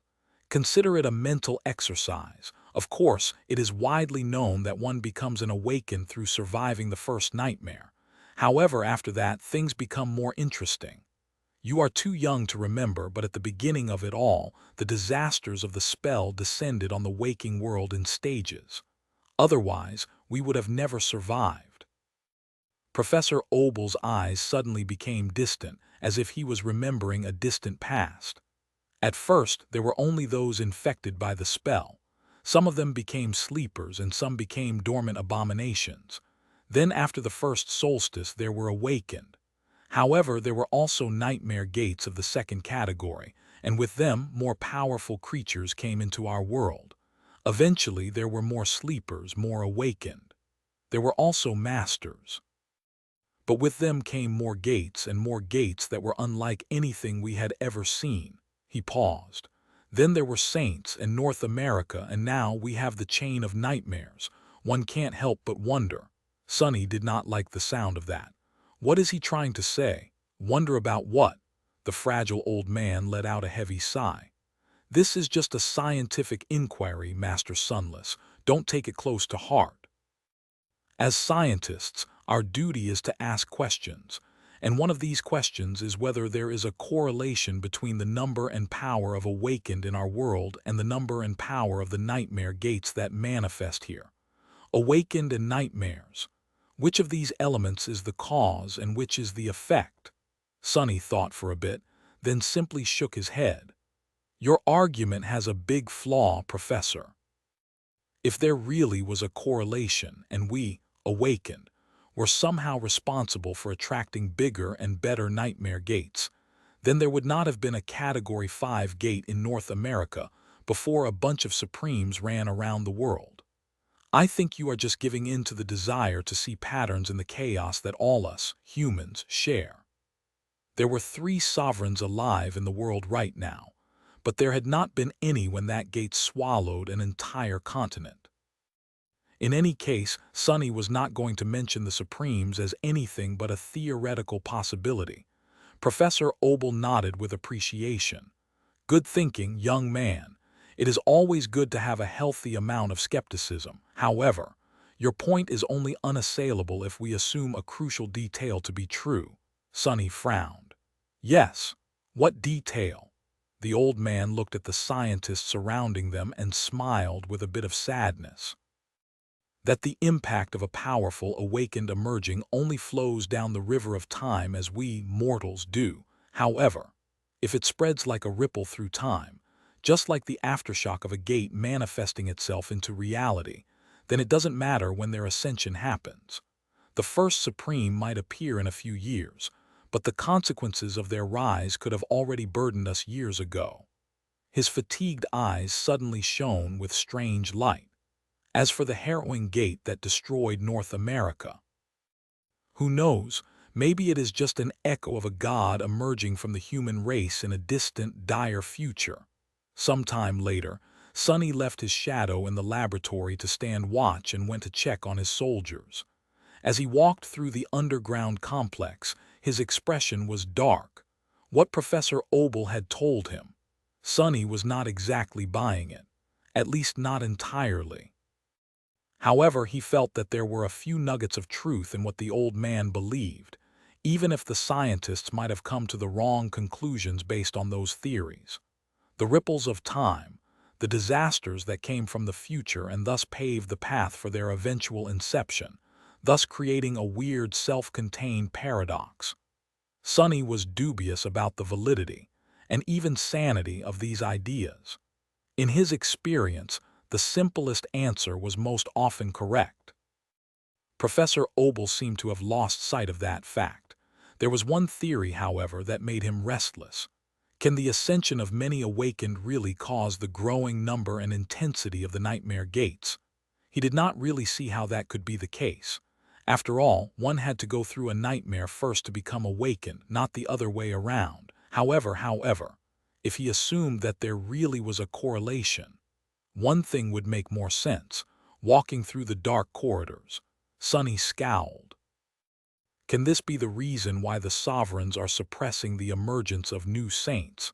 No, more than that. Can this be the reason why none of them challenged the 5th nightmare yet? In the past, he had thought that all of this hidden oppression was just the result of the ambition and lust for power consuming Asterion, Anvil of Valor, and Kai Song.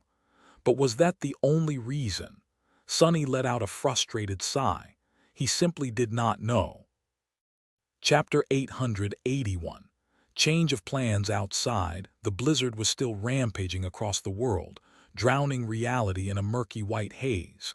It was hard for a master like Sonny to get cold, but even still, he shivered and hurried to get back inside. Entering the building that housed the sleeping pods of the cohort members, he nodded at Vern, who was already waiting there with a somber face. By now, around 8 hours had passed since their arrival. The people Sonny had sent into the dream realm would be returning any minute now. The steady master looked at him and asked, "How did your meeting with the professor go?" Sonny shrugged. "We had an interesting talk. He is an outstanding person." It was strange, really.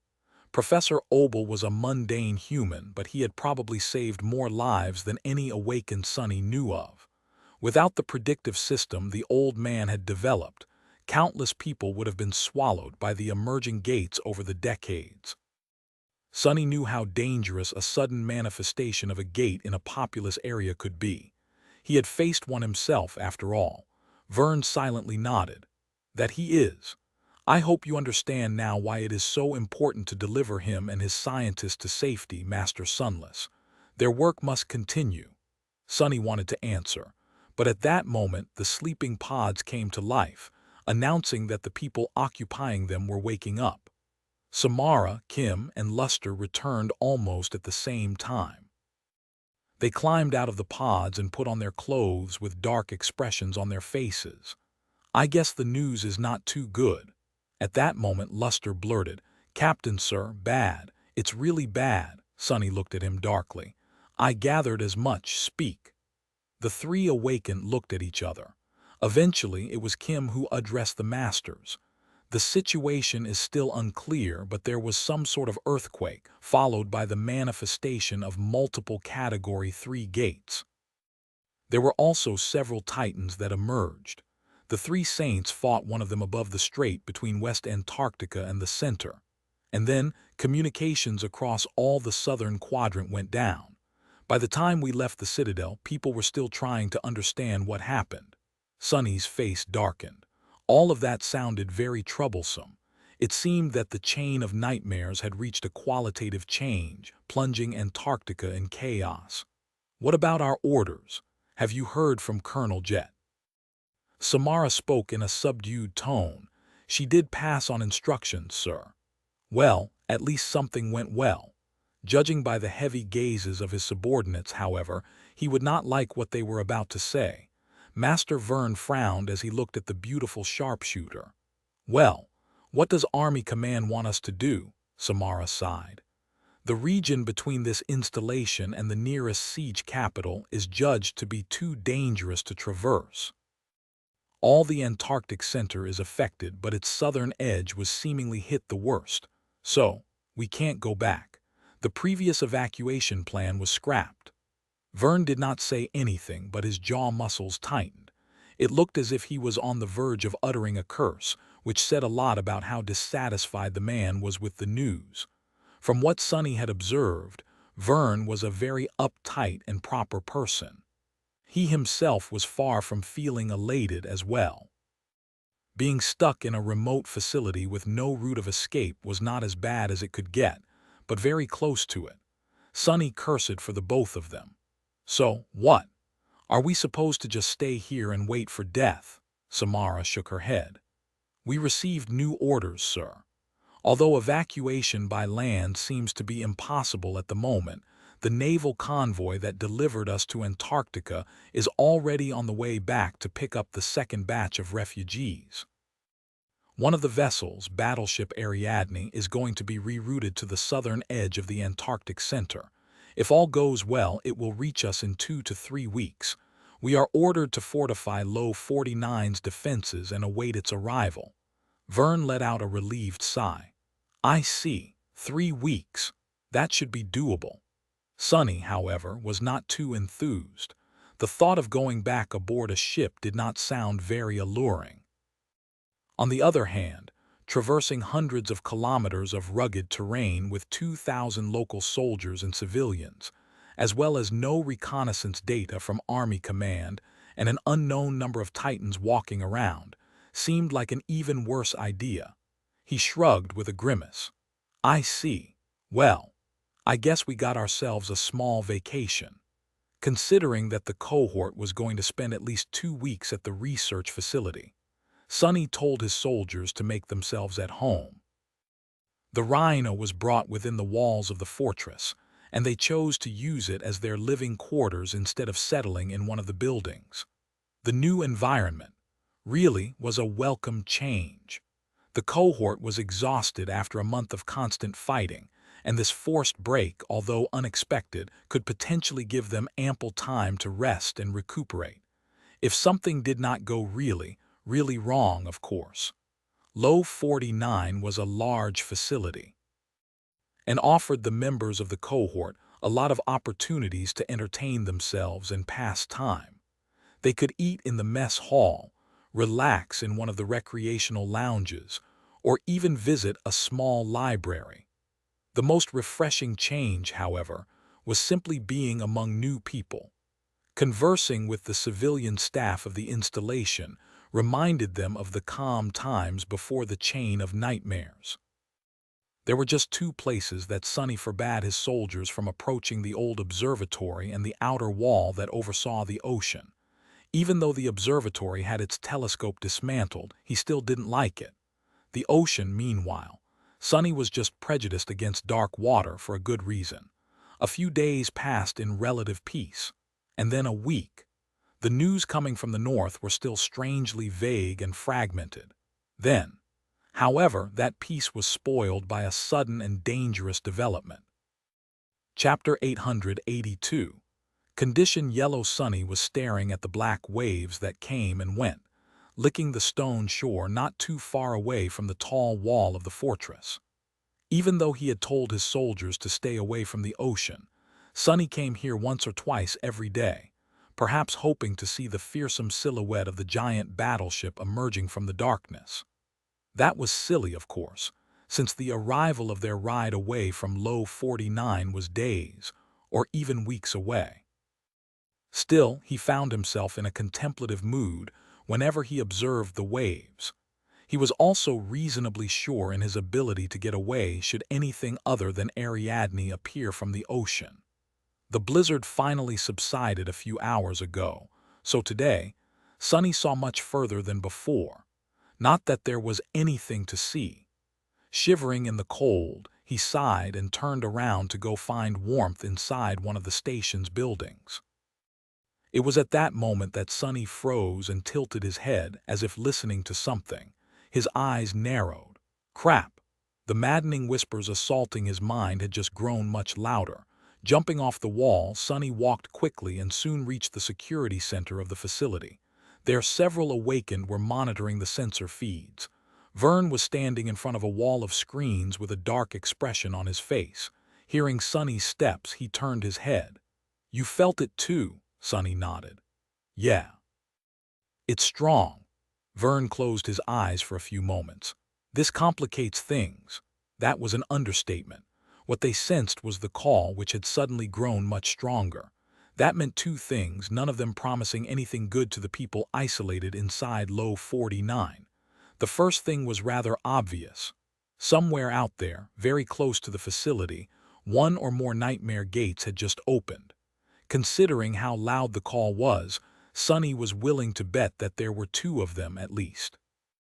The second thing was not immediately dangerous, but vastly more insidious.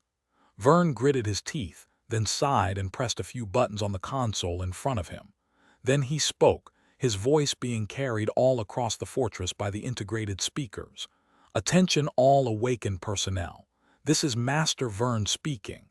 Effective immediately, the interference status of the Low 49 facility should be considered to be changed from green to yellow. I repeat." Sonny's face was bleak. With the strength of the call growing so much, the stability of the gateway anchors of the awakened inside the fortress was bound to become weaker. It was not at the stage where falling asleep would definitely lead to being thrown into an unknown region of the dream realm, yet, but close to it. What it really meant was that, from now on, falling asleep within the walls of Low 49 was a gamble for all awakened defending it. The probability of becoming pulled away by the seed of nightmare was not high, but it was also not zero. Damnation. A circumflex trade. Worse still, there were the gates themselves to deal with. Considering that they had to have opened close enough to strengthen the call, the nightmare creates brought by them would undoubtedly come to visit, attracted by the smell of human souls. Finishing his announcement, Vern looked at Sonny with weary eyes. Sonny nodded. "I'm on it." 4 shadows burst from his figure, swiftly gliding across the floor and leaving the security center a second later. They flew across the facility, climbed its walls, and plunged into the cold dark night beyond. Vern, meanwhile, started giving orders to his subordinates. Soon, junior officers of the security force, which numbered close to a battalion, were summoned from all over Low 49. Considering their expertise and rank, the Devils were naturally included in this list. By the time everyone arrived, Sonny's shadows were already scouring the vicinity of the fortress, searching for the manifested gates. Vern briefed his people on what had happened. As he spoke, the faces of the soldiers changed slightly, knowing that they were going into battle soon. Only the irregulars remained nonchalant.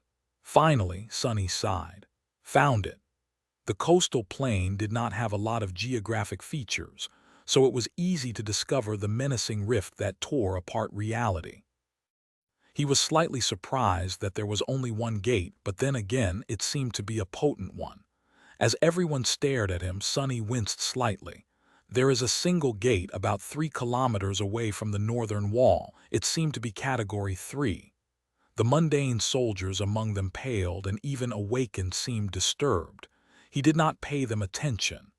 The nightmare creatures are. Wait, what the hell? He frowned.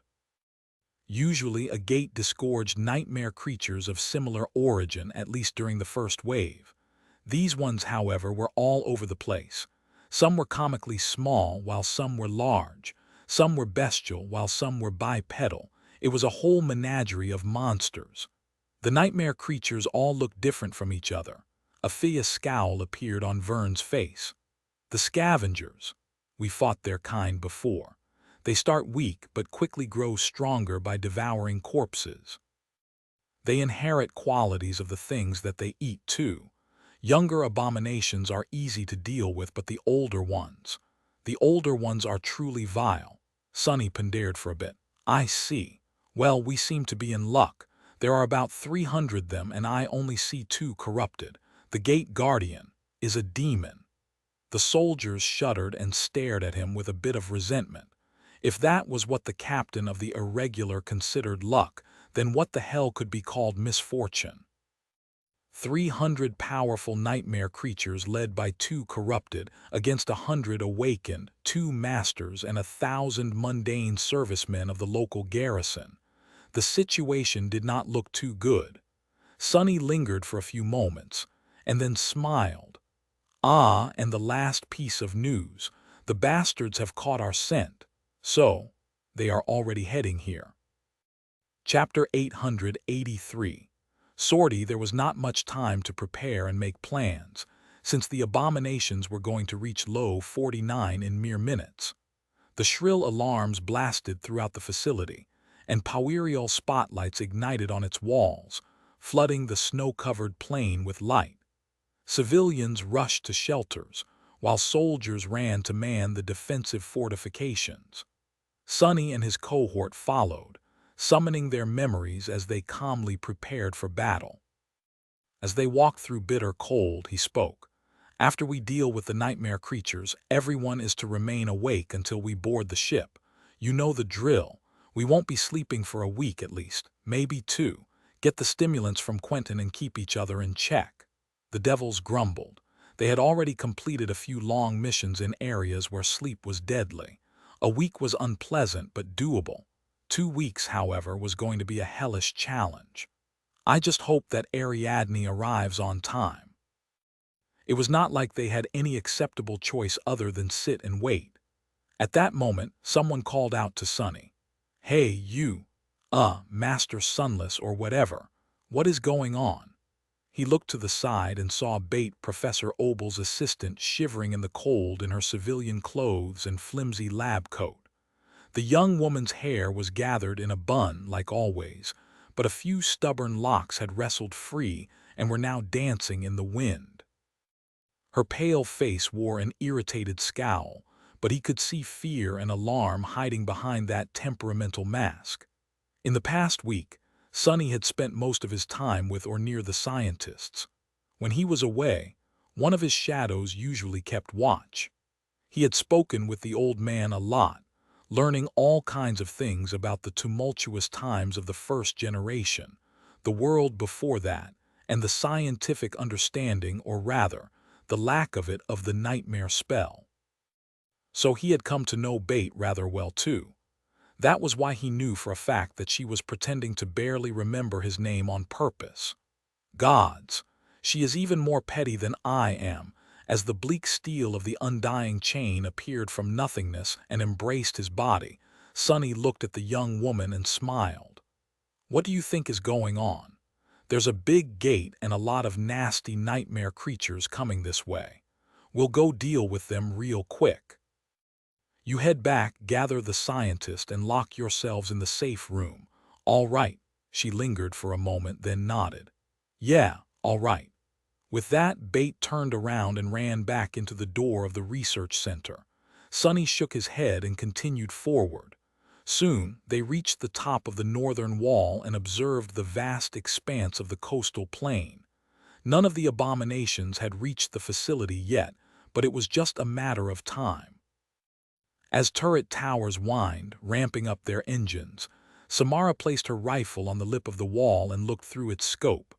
Vern, who was now clad in polished plate armor, holding a shield and a short sword in his hands, looked at Sonny.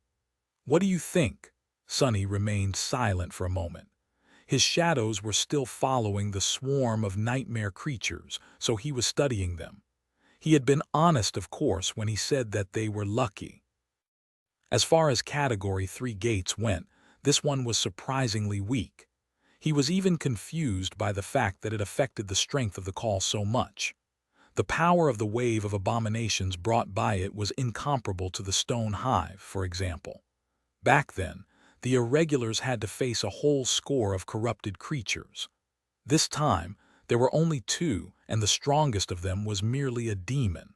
Of course, the word merely could hardly be applied to a corrupted demon, but still. Finally, Sonny spoke. It is not a big deal. I will deal with the gate guardian and you deal with the other corrupted. Awakened Kim will support you. Can you handle it? Asking an average awakened to fight a fallen abomination was not an easy request.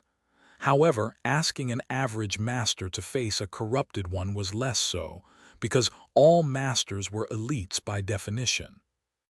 There was a fundamental distinction between awakened and ascended, since most of the former had no choice in what they had become, but the latter could only be what they were by choice. So, Sonny was reasonably sure that Vern would survive a battle against a corrupted scavenger. The local master hesitated for a moment, then nodded. I'll handle it, Sonny grinned. That's the spirit.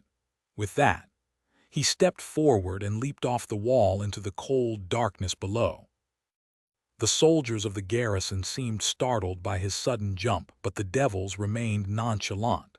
They were long accustomed to their captain's bizarre actions. Landing on the snow, Sonny considered the situation for a moment. He was thinking whether he should summon Saint. Eventually, he decided against it for now. Her help would only be needed if the enemy turned out to be more dangerous than he had judged. Sonny did, however, summon the Sin of Solace. As his hand took hold of the onyx hilt of the beautiful longsword, ghostly whispers assaulted his mind. It was already strained by the insidious and exhausting pull of the call, so the additional burden seemed even heavier. Sonny winced and shook his head, chasing them away. So annoying. The Sin of Solace scratched at his sanity, its murmurs slowly growing clearer, louder, more insistent. At that moment, Samara's rifle discharged, and the sound of a magical slug breaking the sound barrier boomed from somewhere above. A moment later, the turrets came to life, sending a hail of tungsten rounds into the swarm of approaching abominations. Grinning, Sonny sent essence flowing into his muscles and chased after the bullets. Chapter 884. Sinister Blade. 4 shadows flew across the snow, following the swarm of nightmare creatures. As a shining slug flashed through the darkness, gruesomely tearing apart one of the monsters, they surged forward and fused with a lonely figure that was running to meet the charging abominations. In the next moment, several streams of tracer rounds swept across the first row of the swarm, sending pieces of bone armor and chunks of flesh flying into the cold air. Sonny wrapped one of his shadows around his body, one around his armor, and one around his blade. The last slid past and flew back to the tall wall of the low 49 installation. Its task was to find Professor Obel and stand watch, should something unexpected happen in the civilian shelter. Sadly, the turrets had not been as effective as Sonny had hoped. Several abominations were slowed down or wounded, but most of the bullets bounced off their tough hides ineffectively.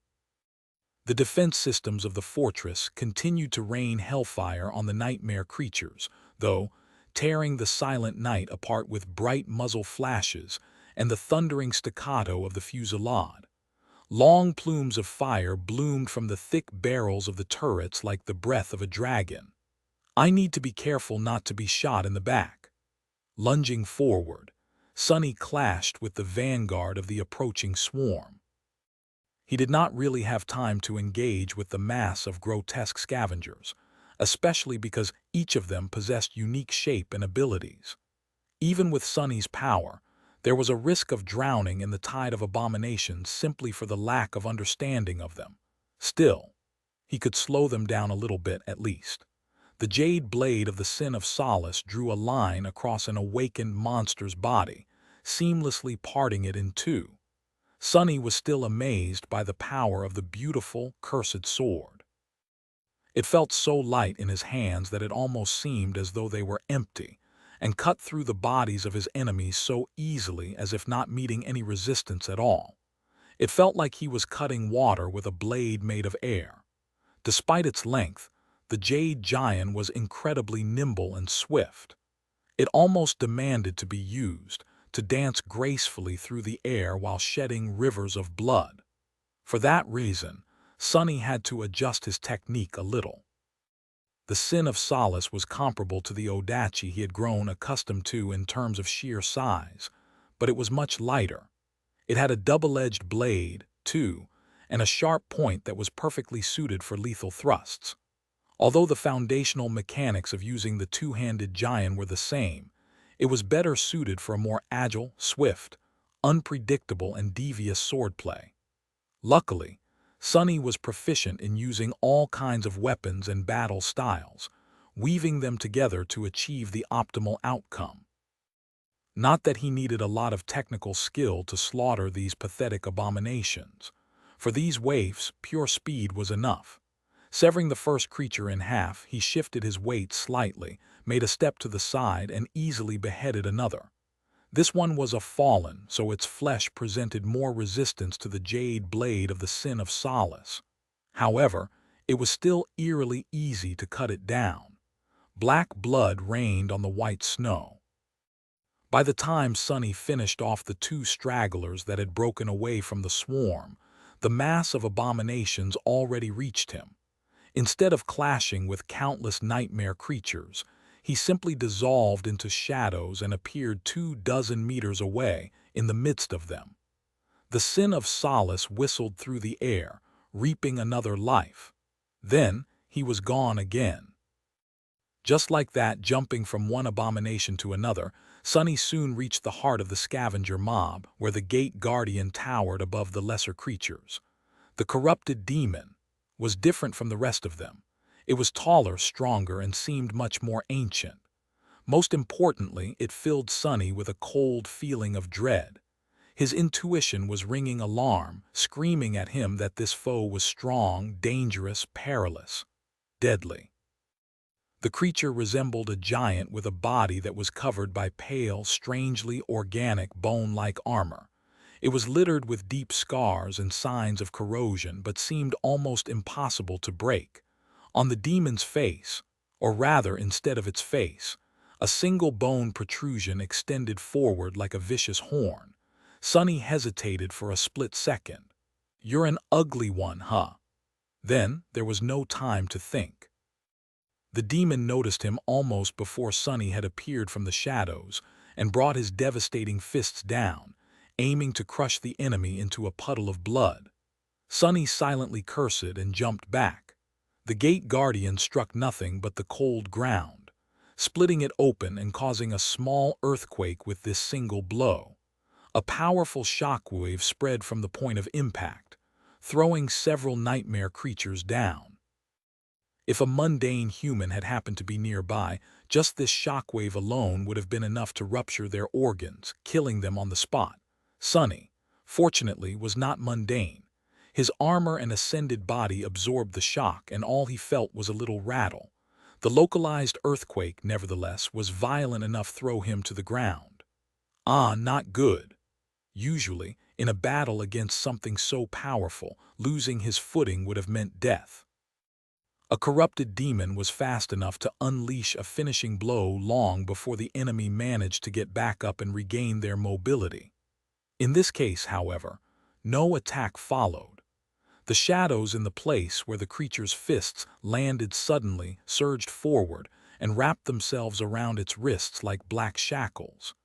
The gate guardian tried to straighten and unleash another blow, but was pulled back down by the shadow bindings. It let out a rambling growl that rolled across the battlefield like an ill omen and strained its mighty muscles. A moment later, the dark shackles exploded into a myriad of shards, and it was free again. That moment was all Sonny had needed, though.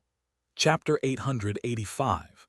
Myriad Eater. Using the short window of opportunity, Sonny jumped back to his feet, dashed forward, and thrust his jade sword into a small crack between two plates of armor that covered the giant's knee joint.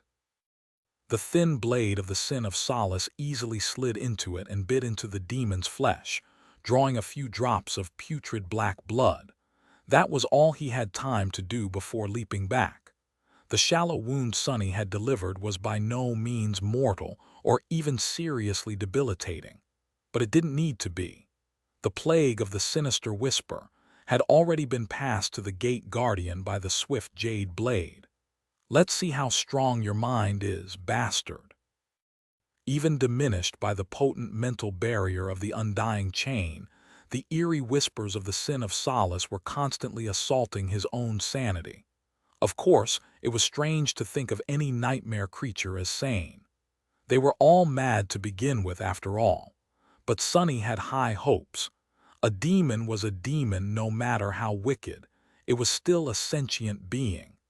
That sentience, which made these creatures so dangerous, could also be destroyed. The gate guardian finally unleashed another attack, this one so fast that Sonny barely had time to react. With no other choice, he gritted his teeth and blocked it with the blade of the Sin of Solace. Another shockwave exploded outward, and he was thrown back like a cannonball. Crap! Sonny flew back, smashing into several nightmare creatures on his way. Several devastating impacts rattled his entire body, and bits of broken flesh flew into the air. Landing dozens of meters away from the gate guardian, he collided against the ground, bounced, and then rolled for a bit, leaving a deep groove in the snow. Throughout all of it, there was a vicious smile on his lips, however. That was because he had managed to deliver a cut to the wrist of the demon just before his block crumbled. The giant was already near, so Sonny rose without wasting any time and dashed forward to meet him. For a short stretch of time, which nevertheless felt like an eternity, he danced around the corrupted abomination. Diving through the shadows and using shadow manifestation, Sonny was able to just barely stay ahead of the terrifying creature by a split second. Several more shallow wounds appeared on the giant's body, drops of blood rolling down its bone armor. At first, the demon did not seem to be affected at all. Then, however, first, his movements slowed down a little, becoming slightly erratic. Then his body grew tense. The creature twitched and suddenly struck itself in the head as if trying to shake off a dizzy spell. The more wounds accumulated on the giant's body, the louder the whispers of the sinister blade grew.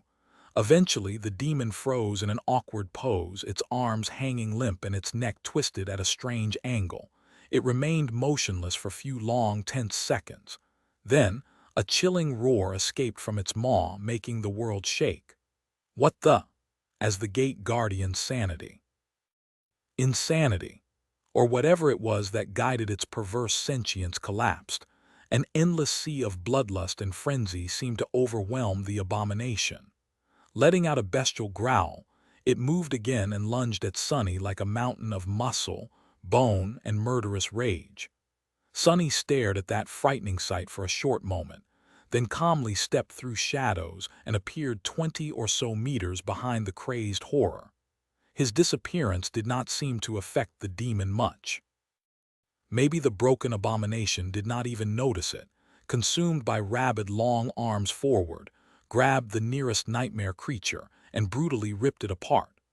Then, not satisfied by the ghastly sight of the ruptured corpse, it howled and dove into the surrounding swarm, crushing and tearing bodies to shreds. Just in a few seconds, the crazed demon killed more nightmare creatures than Sonny had on his way to meet it. Damn! Looking at the rampaging gate guardian, Sonny couldn't help but shudder. Sin of Solace was truly a frightening weapon. Did it only seem so, or had the whispers of the jade blade grew a little clearer? He really felt like he could learn to understand them, if he just listened a little bit closer, a little bit longer. Yes, surely he would. The rest of the battle did not take long. Verns awakened and the devils fought the swarm of scavengers at the front, while the frenzied demon decimated its center. Many nightmare creatures tried to attack the gate guardian to save their lives, but all of them failed. Sonny did not, however. Felling a mindless enemy was infinitely easier than a cunning one, and the maddened giant seemed to have lost all its ability to think straight. Being consumed by the curse of the sinister whisper, it had turned into a rabid beast. Sonny used that to his advantage, pulling the attention of the corrupted demon toward other abominations while he methodically worked on dismantling its armor. The trick was to remain out of sight and only attack the giant from the back. Of course, navigating through the swarm of abominations without being cornered was not an easy task, but the havoc consuming the battlefield was so thorough that Sonny had even less trouble with that task than usual. Eventually, he bled the gate guardian, diminished its power with dozens of cuts, and finally pierced its black, wildly contorting heart. A few moments later, the voice of the spell reached his ears through the clamor of battle. "You have slain a corrupted demon, myriad eater. Your shadow grows stronger." The giant's corpse crashed to the ground, making it tremble. Sonny stared at it for a moment, surprised. A corrupted demon. Suddenly, he remembered his first moments on the forgotten shore, and the monstrous shark that had almost scared him to death. It was a corrupted creature, too. Either a demon or a devil, considering the two soul shards that the carapace centurions later harvested from the half of the carcass that a much more harrowing being had left behind. Who could have thought that, one day, he would be killing abominations comparable to that fearsome monstrosity? Shaking his head, Sonny brandished the Sin of Solace and looked around. It was time to clean up the rest of the mess. Chapter 886. Clean up. Although awakened, were still fighting the remnants of the scavenger swarm. The battle was more or less over. The gate guardian was dead, and Vern had handled the other corrupted abomination with Kim's support. Belle, Dorn, and Samara had hunted down the most dangerous fallen, while the local garrison eradicated the rest. By now, only the weakest nightmare creatures remained. They were still deadly, of course, but the scavengers did not seem too dangerous unless they were old and had devoured a lot of powerful enemies. The lesser ones even succumbed to their bestial instincts and got distracted from the fight, forgetting everything to sink teeth into the flesh of the slain members of their own kind. For them, any world was a dog-eat-dog world. Sonny prowled the battlefield for a while, searching for fallen abominations in hopes of earning a shadow fragment or two. Sadly, it seemed that there were none left. The rest of the defenders of Low 49 were quite thorough. Eventually, he gave up and joined the soldiers of the garrison in cleaning up the remaining enemies. What followed was a swift but tedious chore. They quickly swept the field where the ground was drenched by blood and littered with the revolting corpses, slaughtering the last of the scavengers. At some point, Sonny found himself back near the corpse of the corrupted demon he had defeated. Since there was nothing much left for him to do, he decided to dig out the soul shards from the massive carcass. With these, both Luster and Kim would probably be able to fully saturate their cores, thus bringing the cohort to its optimal strength. The other members had long achieved full saturation, leaving only these two. Still, even they were awfully close. Heading for the dead giant with greed shining in his eyes, Sonny accidentally heard the subdued voices of the awakened from the local garrison. "Gods, look at that monstrosity. Damn, I heard rumors, of course, but to see it with my own eyes. He really went a corrupted demon it alone. Yeah, it was scary. I couldn't see much, but their battle must have been a fierce one. 1/3 of the whole swarm was destroyed simply because the bastards got caught in the crossfire. Can you believe that? I guess they call him Devil for a reason." Hiding a small smile, Sonny stepped close to the carcass of the myriad eater and raised the sin of solace, planning to cut through the tough bone plate on its chest. Then, however, he tilted his head a little. There were strange sounds coming from the other side of the dead giant. Nyam nyam, crunch, nom nom, slurp. Frowning, he noiselessly jumped on top of the massive corpse and looked down. There, a tiny scavenger was greedily biting into the tough flesh of the dead demon. The pathetic creature looked like a gaunt, starved gremlin that was only as tall as Sonny's knee. It had a mouth full of sharp triangular teeth, though, which were doing a surprisingly good job of tearing into the corrupted corpse. Huh, I guess even nightmare creatures have runts. As Sonny watched, the little imp tore a piece of bloody meat off with its teeth, raised its head, and swallowed the chunk of its former master's flesh with an excited snarl. It was then that the vermin noticed the human looking at him from above. Perhaps because of the omen of dread enchantment of the sin of solace, or perhaps because the adolescent abomination had enough brain to feel terror in front of a superior predator, its eyes widened in fear. The tiny scavenger froze for a moment.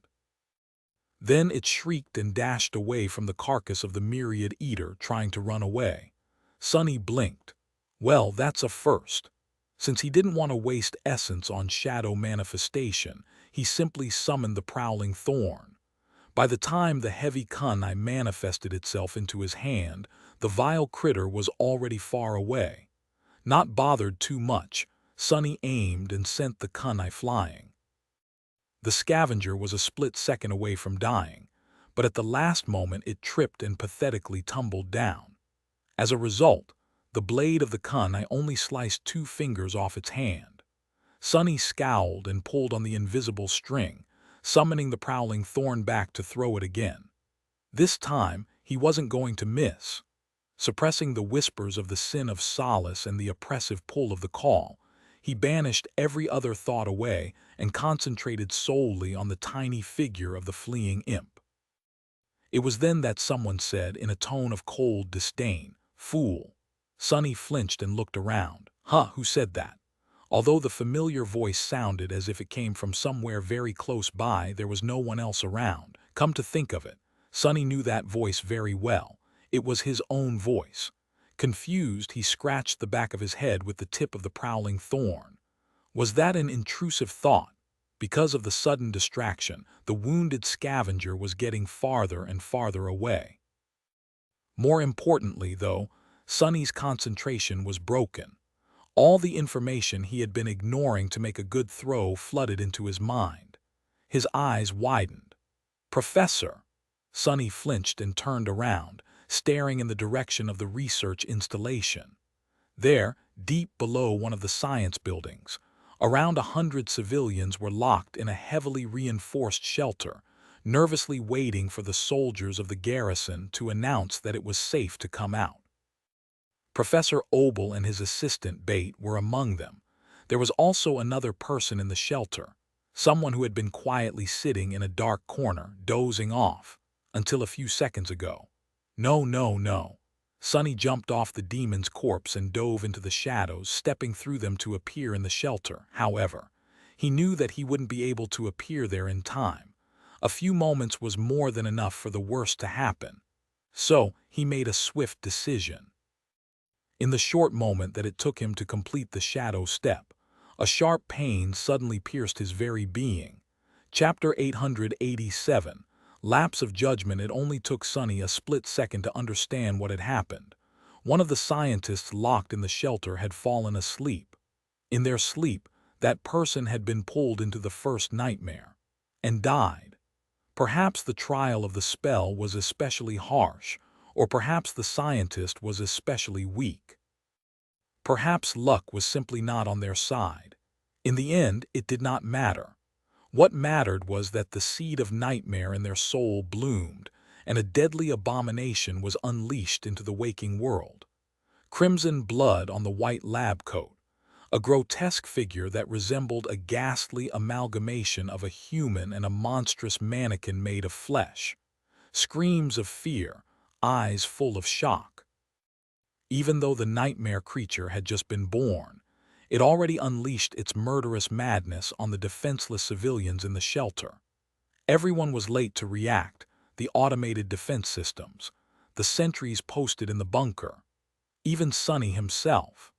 Although he was already diving into the shadows, he knew that the short moment it would take him to travel the vast distance between the blood-soaked battlefield and the shelter could mean the difference between life and death for Professor Obel. Summoning Saint was a fast affair, but it, too, took a second or two to complete. So he went for a measure that would be immediate. Using shadow manifestation, he commanded the shadow that had been observing the old scientist to assume a tangible form and resist the frenzied nightmare creature. Almost instantly, a sharp pain pierced his very being.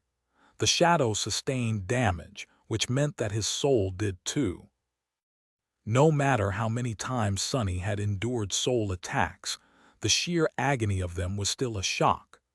A single heartbeat later, he rolled out of the shadows nestling in the corners of the underground shelter and looked around, trying to evaluate the situation through the pain. It had been only several seconds since the unfortunate scientist turned into a grotesque abomination. Still, several people that had been close to the transformed monstrosity were already dead. Their severed limbs littered the floor, which was slick with blood. The creature itself was lunging at a group of terrified civilians, among whom were the dazed professor and Bate. The young woman was trying to shield the old man with her body, which was useless, considering that the creature would not be slowed down at all by her fragile, mundane flesh. Screams of horror filled the air. However, the abomination seemed to be stuck in place. That was because an arrogant shadow was standing between the monstrosity and the scientist, pushing it back with a hand. Its other hand was wrapped around a bone scythe that had pierced the shadow's side, preventing it from cutting deeper. Unlike Sonny himself, the shadow did not show any sign of being in pain. Well, of course. The haughty bastard was utterly above breaking decorum because of a small and inconsequential thing like being skewered by a nightmare creature's blade. More than that, it would never stoop so low as to show weakness or discomfort in front of its lessers, which was everyone. Everyone in Two Worlds was, naturally, its lesser. That guy. Right then, the haughty shadow raised one leg and kicked the abomination in the abdomen, sending it stumbling back. Then it disappeared, turning back into a black silhouette on the floor.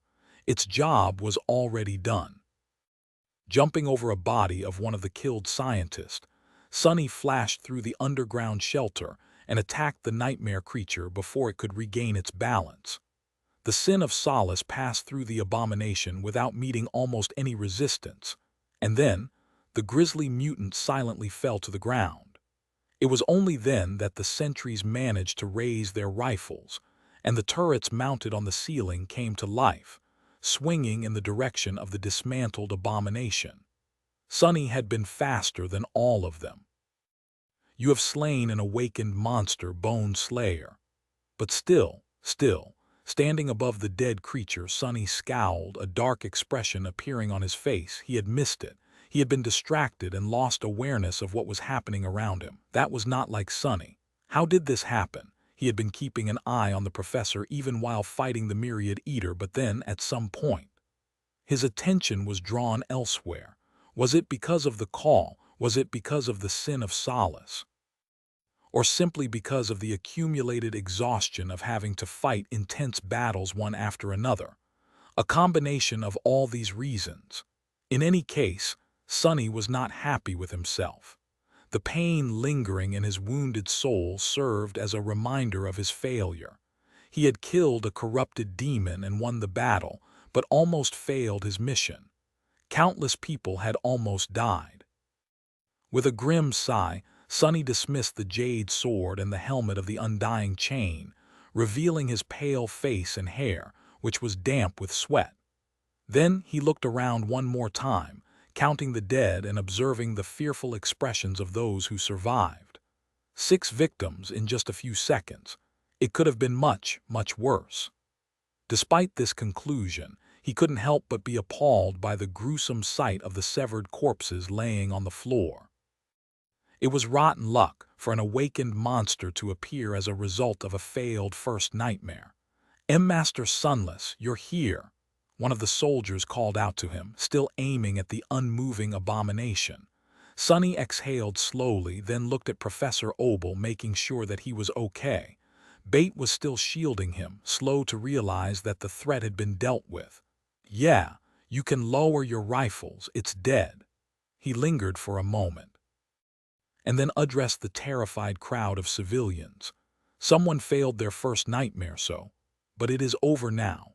The battle upstairs is over too. We won. You should all be safe now. For now." Of course, he did not say that last part aloud. Instead, Sonny stared at the bodies once again and gritted his teeth. This was the first time when a victory felt so bitter. In fact, despite having killed one of his most powerful foes yet, Sonny did not feel like he had won anything at all. Things were getting worse and worse with each day. A week, 2 weeks. How many more people would die before the Ariadne arrived to take them all away? Standing in a puddle of blood with hundreds of frightened civilians looking at him with gratitude and relief, Sonny had no answer. Chapter 888. Vanishing after cleaning up the unexpected gate, things settled down within the walls of Low 49. For the next few days, Sonny and his soldiers did not have a lot to do. They just had to rest, remain vigilant, and above all else, stay awake. That task turned out surprisingly hard for Sonny.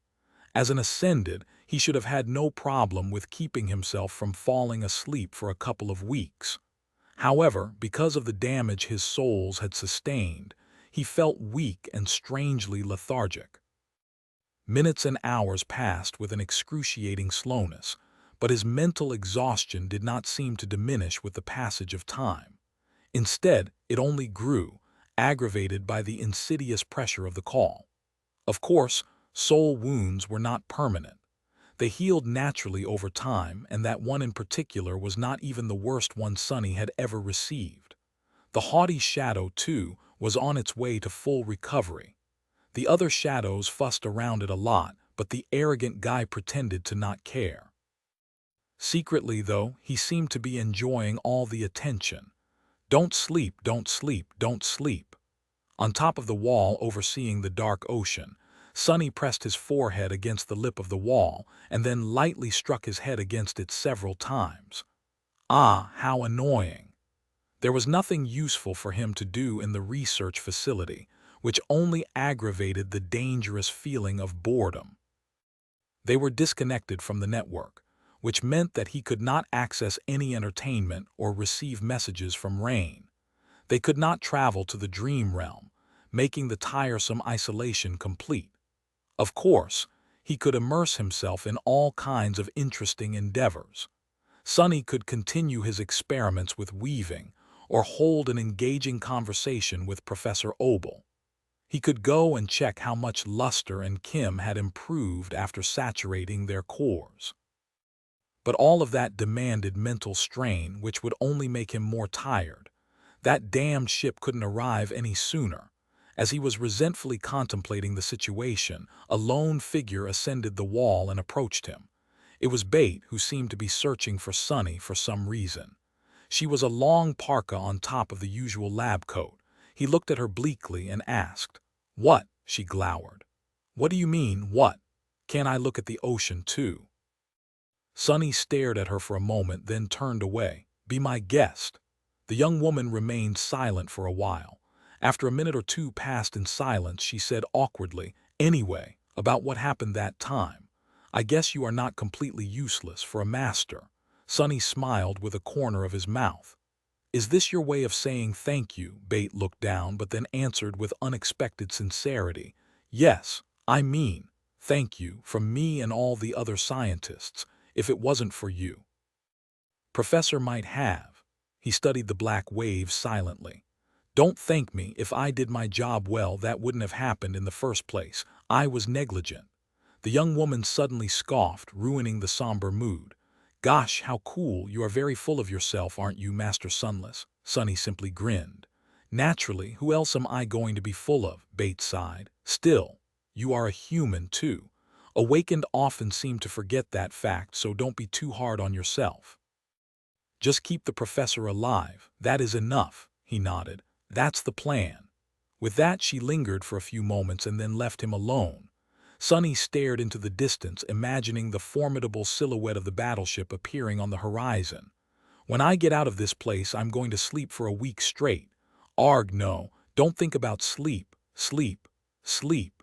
He grimaced, then slapped himself and turned around. It was time to go and find himself a cup of strong, bitter coffee.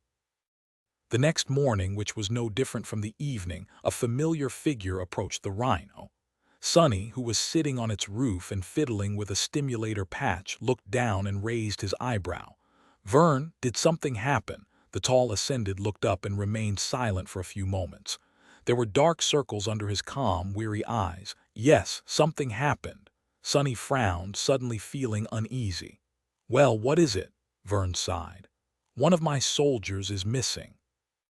The missing soldier had disappeared from the living quarters in the middle of the night.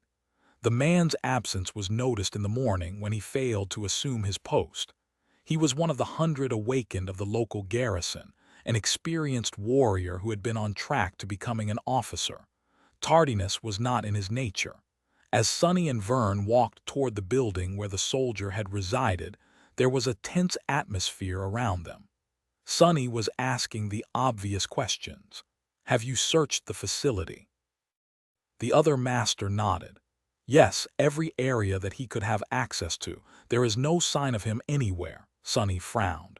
"People did not just vanish into thin air." "Well, usually they didn't, especially with no one noticing." "What about security cameras? Did they record anything?" Vern gritted his teeth, then shook his head. "Most of the observation system went down during the blizzard.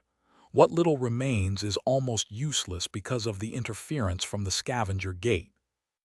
There are no recordings that we can use." They arrived at the barracks and proceeded to the missing soldier's personal room, in front of which a few awakened were already crowding with worried expressions on their faces. Walking inside, Sonny felt his unease growing stronger. That was because there was nothing. Nothing in the small room said that something had happened there. There were no signs of a struggle, no drops of blood, no unusual smells lingering in the air. Even with his special eyes and unnatural intuition, he could not notice anything out of the ordinary. Still, Sonny made a point of studying every small detail, both with his vision and shadow sense. He sent his shadows to sweep through the facility too, with no result whatsoever. The soldier had indeed somehow vanished into thin air. After a while, Sonny looked at Vern and asked a somewhat awkward question. Could he have deserted? Vern stared at him blankly. Where would he go? Sonny nodded. Even if someone had lost their mind and decided to run away from the remote station, there was nowhere for them to go. The other master, meanwhile, gritted his teeth. "I hoped that you would be able to notice something that I missed. Have you found anything?" Sonny remained silent for a while. Eventually, he sighed tiredly and shook his head. No, nothing. Chapter 889. Without a trace, the awakened warrior was simply gone. The whole facility was swept, both by the soldiers of the garrison and Sonny's shadows, but no trace of him were found. Vern even made the decision to unseal the dome of the old observatory. However, there was nothing but old equipment, darkness, and dust inside. Sonny then sent his shadows to scour the coastal plain outside the fortress, hoping to discover a clue. He did not. A sense of unease and foreboding spread through the isolated fortress. As people were crowding together to alleviate this tension, Sonny, Vern, and Professor Obel gathered in the security center to have an emergency discussion. However, none of them seemed too eager to speak first. They simply had nothing to say. Eventually, Sonny rubbed his face with a sigh. Well, there are only three possibilities, right? Vern looked at him darkly. And they are. Sonny hesitated for a moment. First, he might have really deserted. The stern master simply shook his head. There was no hostility or defensiveness in this gesture, since Vern was not the type of leader to be insecure about his people or himself. He did not have the kind of fragile pride that would make the statement sound offensive. That is improbable. I know this awakened very well. He is a stalwart man. Sonny moved on with a shrug. Still, that would be the best outcome. The other two possibilities are much more troublesome. A tired frown appeared on his face. The second possibility is that he was killed, for whatever reason, by another person stationed at Low 49. The killer subsequently disposed of the body and removed the signs of the crime. Considering that it is not easy for a mundane human to kill an awakened, the most likely suspect would be one of your people, Vern. Professor Obel let out a heavy sigh. Surely, you don't think that one of these brave soldiers? Sonny looked at him with a somber expression. I am just exploring what could have happened. However, don't be mistaken. We awakened are always only one step away from turning into monsters. With how much pressure Antarctica exerts on people, many will inevitably start to break. In any case, we should pay attention to those awakened that have aspects suitable for getting rid of incriminating evidence. Vern, you know your soldiers best, so this task will be on you. Vern pursed his lips, but then silently nodded. What about the last possibility? Sonny lingered for a few moments. There might be a nightmare creature that has infiltrated the facility and is now hiding somewhere within these walls. Considering that we failed to find any traces at all, it has to be either very powerful, very elusive, or both. Since I am the best scout among us, investigating this possibility will be my task. Vern remained silent for a while, then said somberly, That sounds like a plan. However, what happens if neither of us discovers anything? Sonny looked at him. His eyes were full darkness. Then we just need to wait for the Ariadne to arrive and hope that no one else disappears. According to the last communication we had with the outside, it will reach us in 4 days at the earliest and in 11 at the latest. Surely we can hold out for that long. As he spoke, the persistent noise of the call kept scratching, pressing, seeping into his mind. Vern closed his eyes for a moment. Then, that is what we will do. Vern started investigating his own soldiers, while Sonny climbed back on top of the rhino and sent his shadows to explore Low 49 for the third time that day. He had little hope of finding anything, but the thought of an elusive, uncanny horror hiding somewhere within the confines of the fortress, waiting to snatch its next victim, prevented him from remaining idle. At least he had something to do now. People locked inside the facility had already been tense and exhausted, but with a new, unknown threat looming somewhere just out of sight, their moods grew even more bleak and unstable. Most held up fine, for now, due to the hope of the Ariadne arriving soon. Sonny knew all about hope and how important it was in situations like these. While the search went on, new safety protocols went in effect. Mundane humans were prohibited from remaining alone, and a mutual responsibility system was established to keep anyone from succumbing to the first nightmare unexpectedly. Living quarters were fitted with additional sensors and alarm locks. Awakened were supplied with powerful stimulants to remain awake, and so on. Many soldiers were pulled off the walls to reinforce internal patrols and make sure that the protocols were followed. There was no established tradition of dealing with a crisis like this, since the chain of nightmares had changed the rules of the game. Cut off from Army command, Vern was forced to come up with enhanced measures on his own. Luckily, Professor Obel was able to help out. The old man still had memories of the cataclysmic descent of the spell, and of how the first generation had dealt with similar problems. Isolated from the outside world and surrounded by an unknown number of active gates, Low 49 was holding on as best as it could. But was it good enough? Sonny did not know. Damn it, damn it, damn it. To his frustration, he failed to find any proof that an unknown nightmare creature was hiding somewhere in the settlement. His shadows had explored every corner of the fortress, both above and below the ground, as well as many kilometers of the snow-covered coastal plain beyond the walls. But all of it was to no avail. Either the abomination was too cunning, possessed truly frightening powers, or it simply did not exist. Vern failed to discover anything. As well, at some point, Sonny found himself studying the spot where his cohort and the garrison of Low 49 had defeated the scavengers. Two of his shadows were sniffing around the battlefield. One was studying the distant gate, and one was keeping an eye on Professor Obel. Maybe that soldier really just ran away. I looked everywhere, there's just no sign of anything. He was almost ready to believe that theory. It was then that a tall figure approached the rhino. Sonny shivered in the cold and walked to the edge of the app's roof, then looked down on Vern, experiencing a sense of déjà vu. His heart suddenly fell. What happened? Vern stared at him with a dim expression. A few long moments later, he opened his mouth and said in an even voice, "3 more people have vanished." Chapter 890. Mutual responsibility. 3 more people gone, and 0 new clues were found. This time the vanished were not awakened. One was a mundane soldier, one was a scientist, and one was a member of the civilian support staff.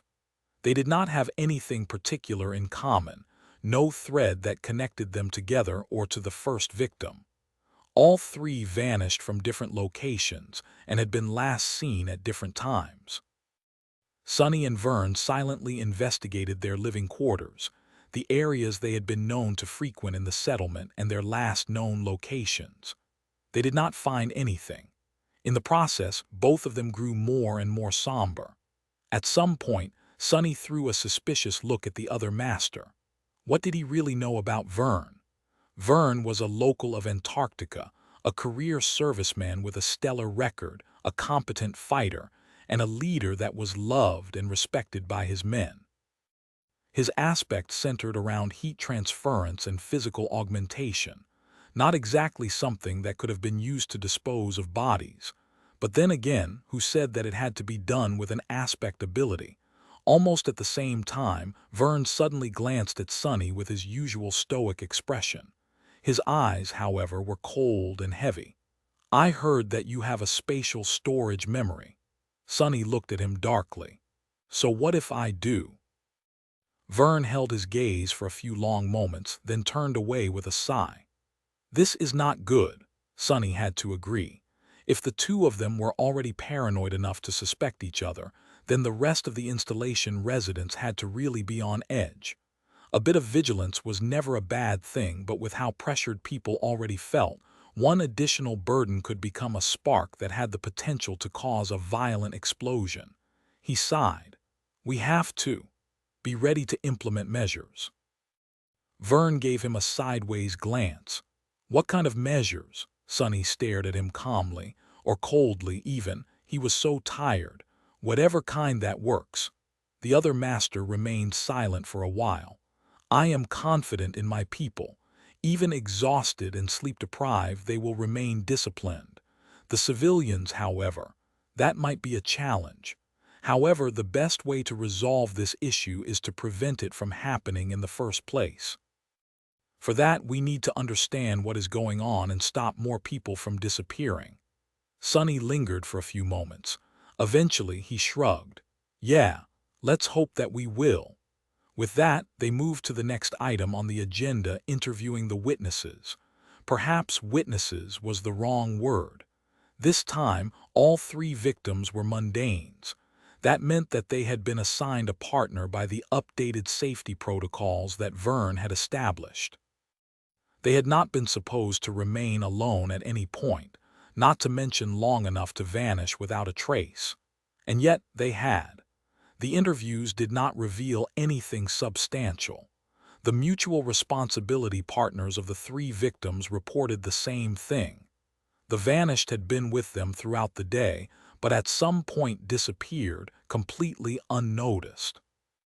The scientist and the staff member had been gone by the time their partners woke up, and the soldier seemed to have vanished, while his comrade turned away to concentrate on servicing one of the wall turrets. It was after the remaining soldier had reported his partner's absence that the fact that two more people were missing was discovered. None of the three victims had been acting strangely or revealed any discomfort prior to their vanishing. There was simply nothing for Sonny and Vern to catch, no thread they could pull to unravel the whole mystery. Their moods grew darker and darker. While they were interviewing the witnesses, there were two deaths inside the settlement. One was a scientist that had reported symptoms of being infected by the spell a day prior, was confined to a secure room in the installation's medical center, and quietly passed away in her sleep. Several awakened monitoring. The situation dispatched the nightmare creature that the dead scientist had turned into, preventing the repeat of the safe room massacre. The other was a staff member that had been so afraid to fall asleep that he stole a batch of military stimulants from the same medical center. Inevitably, these stimulants, developed for awakened soldiers, had put too much strain on his body. The man collapsed and swiftly died of acute heart failure in front of dozens of frightened civilians. Sonny and Vern received the report about the deaths right after finishing the fruitless interviews. A heavy silence settled in the empty room where only the two of them remained. Eventually, Vern gritted his teeth. "This is all a bit suffocating, isn't it?" The local master looked weary, but still composed and resolute. Sonny leaned back on his chair, tiredly thinking of the soft bed that was waiting for him inside the rhino. Yes, there are very few things that are more suffocating than powerlessness. You get used to it, though, Vern grimaced. If the two of us feel powerless, then how do the rest of them feel? He was quiet for a bit and then asked, 3 days. That is when the ship will arrive, right? Sonny silently shook his head. Don't expect the Ariadne to arrive at the earliest opportunity. Naval navigation is not easy. It's better to plan for the worst. Soon, Vern made an announcement reiterating the importance of the updated safety measures and ordering all personnel at Low 49 to follow them to the letter, as well as introducing stricter measures of mutual responsibility. People were forced to always stay in groups, mark their comings and goings in special ledgers, share cramped living quarters, and were confined to areas of the settlement that had to do with their direct responsibilities. They couldn't even visit the bathroom on their own. More soldiers had to leave their posts on the walls of the fortress to saturate the patrol schedule and stand guard inside the buildings. Every awakened with an aspect suitable for scouting was put to work monitoring the interior of the settlement. Vern himself oversaw what little of the observation system was still functioning. Sonny's shadows kept watch at key points of Low 49, but despite all that, throughout the next day, 6 more people went missing. Chapter 891, Fatigue. 6 people vanished. There were still no traces. It seemed that the killer, whoever or whatever the killer was, did not care if the person was alone or in a group. The mutual responsibility system was not working. Everyone was scared. The next day, 7 people vanished. 4 of them were experienced awakened, some of the best soldiers Vern had. The other 3 were scientists. On the same day, 2 more mundanes succumbed to the spell. One of them died and was eliminated. The other was still struggling somewhere out there in the first nightmare. Perhaps that person would become a sleeper soon. A day after that, 12 people vanished.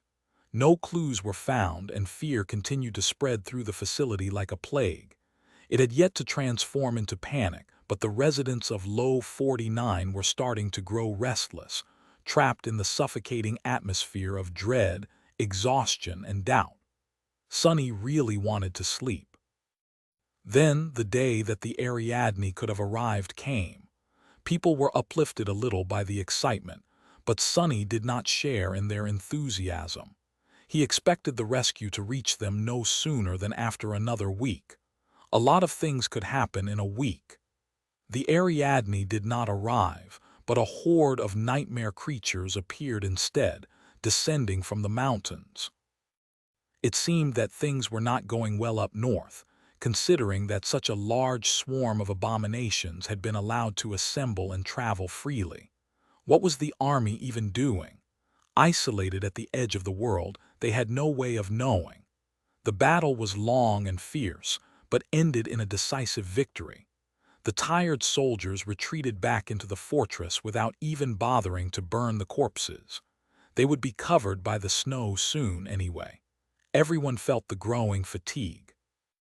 The mundane person who had been making their way through the first nightmare woke up as a sleeper. The next day, that sleeper disappeared, along with 14 more people. The scavenger gate released a new wave of abominations. There were just a handful of them, so Sonny slaughtered the nightmare creatures himself before anyone else had time to arrive. On his way back, he noticed that many of the carcasses laying under a thin veil of fresh snow seemed to be missing large chunks of flesh. Sonny was too tired to care. I should sleep. There's nothing preventing me from sleeping. In fact, it is detrimental to remain awake. I'll think better if I rest. But that was not true. Despite his exhaustion, Sonny's mind seemed to only become sharper. He had lost a bit of situational awareness and reaction speed, but was now able to enter a state of being laser-focused on something in exchange. He was also extremely calm, almost as if lacking the energy to feel anxious or agitated. His mind was clear. That evening, Sonny was standing on the southern wall of the fortress looking at the undulating black ocean. The cold waves rustled as they washed over the stone expanse of the beach, carrying pieces of ice. The wind was howling and the full moon shone in the dark sky, surrounded by an ethereal scarlet aurora. The Ariadne was somewhere out there, illuminated by the same moon. After some time, a lumbering figure climbed the wall and approached him. Dorn looked as tired as the rest of them. However, the giant man seemed to be holding up comparatively well. Sonny turned and looked at him. "Captain, I have an idea. Can I share it?" He nodded silently. Dorn hesitated for a few moments and then said, "Well, it's about the bodies. By now we have explored every millimeter of this facility. We have searched the coastal plain extensively, too. You probably swept it all countless times, and yet we did not find even a single drop of blood. It seems that we have searched everywhere, but actually there is one place where we did not look. Since the bodies are not anywhere else, they had to be in that place. In the water, that is the only logical conclusion." The large man leaned on the lip of the wall. The black waves continued to sway, indifferent to his words. The unfathomable ocean remained the unchanged. Sonny was silent for a while and then nodded. "Yeah, that is my thinking too, so I'll be keeping a close eye on the beach." Somewhere in the base, one of his shadows was on its usual patrol. Gliding past a personnel lounge, it noticed Luster, who was sitting on a couch with a glassy look in his eyes. The young man seemed to be on the verge of dozing off. The shadow momentarily turned tangible and looked at him with disdainful reproach. Then it slapped him across the face and disappeared. Luster jumped to his feet and looked around in shock. What? Who? What? Ouch, it hurts. Back on the wall, a pale smile appeared on Sonny's face. Dorn, that mutual responsibility protocol. You guys start following it too. Make pairs and watch each other. Dorn nodded, lingered for a few moments, and then left. Sonny continued staring at the ocean. This doesn't make sense. Even if the killer disposes of the bodies by throwing them into the water, someone would have noticed something. Dozens of people vanished already. All of it is very strange. While he was thinking, two more people ascended the wall. One of them was an awakened soldier, and the other one was a scientist. Sonny turned around and looked at them with a confused look on his face. Since he was standing close to the latter, the newcomers had no choice but to bump into him. Sonny remained motionless for a few seconds, then took a step back to make way. The awakened and the scientist calmly approached the lip of the wall, climbed over it, and jumped down. One of them landed well, but the other hit the rocks and silently fell. A disturbing sound of breaking bones could be heard, carried by the wind. Sonny rubbed his face and continued to study the ocean. The awakened walked toward the waves while the scientist crawled. Because of that, the freezing water reached his knees, then his waist, then his chest. Finally, the awakened disappeared beneath the undulating black surface and drowned. At that time, the scientist had crawled far enough to reach the edge of the water. His figure silently vanished into the cold waves as well. Nothing remained of the two. Standing atop the wall, Sonny calmly looked at the ocean. What was I thinking about? Ah, yes. It is strange that no one had seen anything. How do the bodies get dumped into the ocean without anyone noticing? He did not know. Maybe his theory was wrong and the killer had not been using the water to hide the corpses. The water. It surely looked inviting. Suddenly, Sonny felt a strange urge to go for a swim. A moment later, he shivered. A swim? What am I, crazy? Who swims in the freezing water during the winter in Antarctica of all places? Shaking his head, Sonny continued to stand watch above the beach. He had not seen anything suspicious yet, but if he remained vigilant, he would surely discover something soon. Chapter 892. Futility. Sonny remained on the southern wall for 2 days, silently staring at the ocean. In the meantime, 36 people vanished. Some of them were awakened and some of them were mundane. Despite safety measures growing more and more draconian, Vern had failed to prevent the disappearances. It was all futile and deeply, eerily frightening. The stern master came to talk to Sonny at some point, but left more frustrated than he had been before. The fortress withstood another attack from a transient swarm of nightmare creatures. Just like the previous one, it came from the north. This time, Sonny did not participate in the battle, choosing instead to remain where he was. There were a few casualties. The awakened soldiers were all exhausted after remaining awake for more than a week. The stimulant patches were gradually losing their effectiveness. The mundane soldiers were better rested but much more disturbed. They were all wary of the nightmare spell. The civilians were both exhausted and afraid. They had not been trained to withstand this kind of stress, and the seemingly unknowable nature of the vanishings was pushing them to the verge of panic.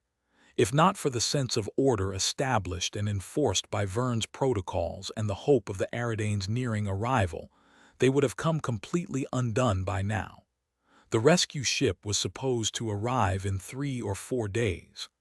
Sonny silently looked at the water, deep in thought. Hearing light steps, he glanced sideways and saw Bate, who was shivering in the cold as she approached him. "Hey, Master Sunless," he frowned. "Hey." The young woman looked at him silently for a while, then gritted her teeth. "What are you doing? You've been stuck on this wall for days. You even ignored the last attack." Sonny tilted his head a little. When he responded, his voice sounded a bit strange. "I'm investigating." Bates stared at him in disbelief. You You are doing nothing and expect me to believe that it's all a part of the investigation. Please. Both you and Vern have turned out to be completely useless. So many people are gone, and the two of you failed to produce even a tiny clue. At that moment, another person appeared on the wall. It was a mature woman in a white lab coat with a tranquil expression on her face. Both of them moved to let her pass, not paying any attention as the woman silently climbed over the lip and jumped down. The undulating darkness of the ocean reflected in her eyes. Sonny frowned slightly at the sound of a body hitting the rocks down below and shook his head, instantly forgetting about it. Believe what you want. Bate glowered at him for a bit, then sighed and turned away. Sorry, it doesn't matter anyway. We just need to persevere for a few more days until help arrives. But you promised to protect the professor, and yet you left him alone to sit on this wall. That is unacceptable. Gods, how devoted can she be? Professor this, professor that. Can't that girl think about herself for once? She's in danger too. He rolled his eyes. Who says I left him alone? Bate. I've been watching Professor Obel and you 24 hours a day every day since this whole mess started. She blinked. What? How? Sonny scoffed. My first specialty is scouting. Wherever my shadows go, my gaze follows. One of them had been keeping an eye on the professor, so. How do you think I was able to get to the safe room so fast when you were attacked? Bate looked at him for a bit. Then suddenly her cheeks turned red. 24 hours a day, what kind of a creep? Sonny palmed his face. Gods, get over yourself. Do you think I have time to spy on mundane girls while all this crap is going on? The point is, Professor Obel is as safe as I can make him. At that point, another person climbed to the top of the wall and jumped down. Neither of them spared them a single look, although Sonny seemed to shiver a little. Bate opened her mouth to say something, then closed it again. After a long pause, she finally forced out a few words. Well, fine, I guess I'll be going then. Sonny nodded. All right. Then he suddenly called out to her. Wait, do you know my soldiers? There's a big guy called Dorn. Can you ask him to come here? Bate frowned, then nodded and hurriedly walked away, hoping to get away from the cold as soon as possible. Sonny sighed. Soon, Dorn arrived. After understanding what his captain needed, he disappeared and returned some time later carrying recording equipment. These cameras were a bit old, but that was exactly what made them more reliable than the more modern ones. Together, they installed the cameras on the wall and stared at the screen of the terminal the recording equipment was connected to. One more day passed. 20 people vanished. Their passage was easily recorded by the cameras, but while Sonny and Dorn were studying the recordings, they didn't seem to notice anything strange about it. One of Vern's awakened soldiers fainted, or maybe simply fell asleep while standing at his post. Although chances of his anchor breaking were not high, that was exactly what happened. The soldier did nor return from the dream realm after 8 hours passed, or even 16. Sometime later, his body went through an almost imperceptible but eerie and frightening change. He had become hollow. His body was placed in a closed room in the medical center. Several members of the civilian staff got into a violent fight, but were dragged away from each by the sentries, isolated, and injected with sedatives.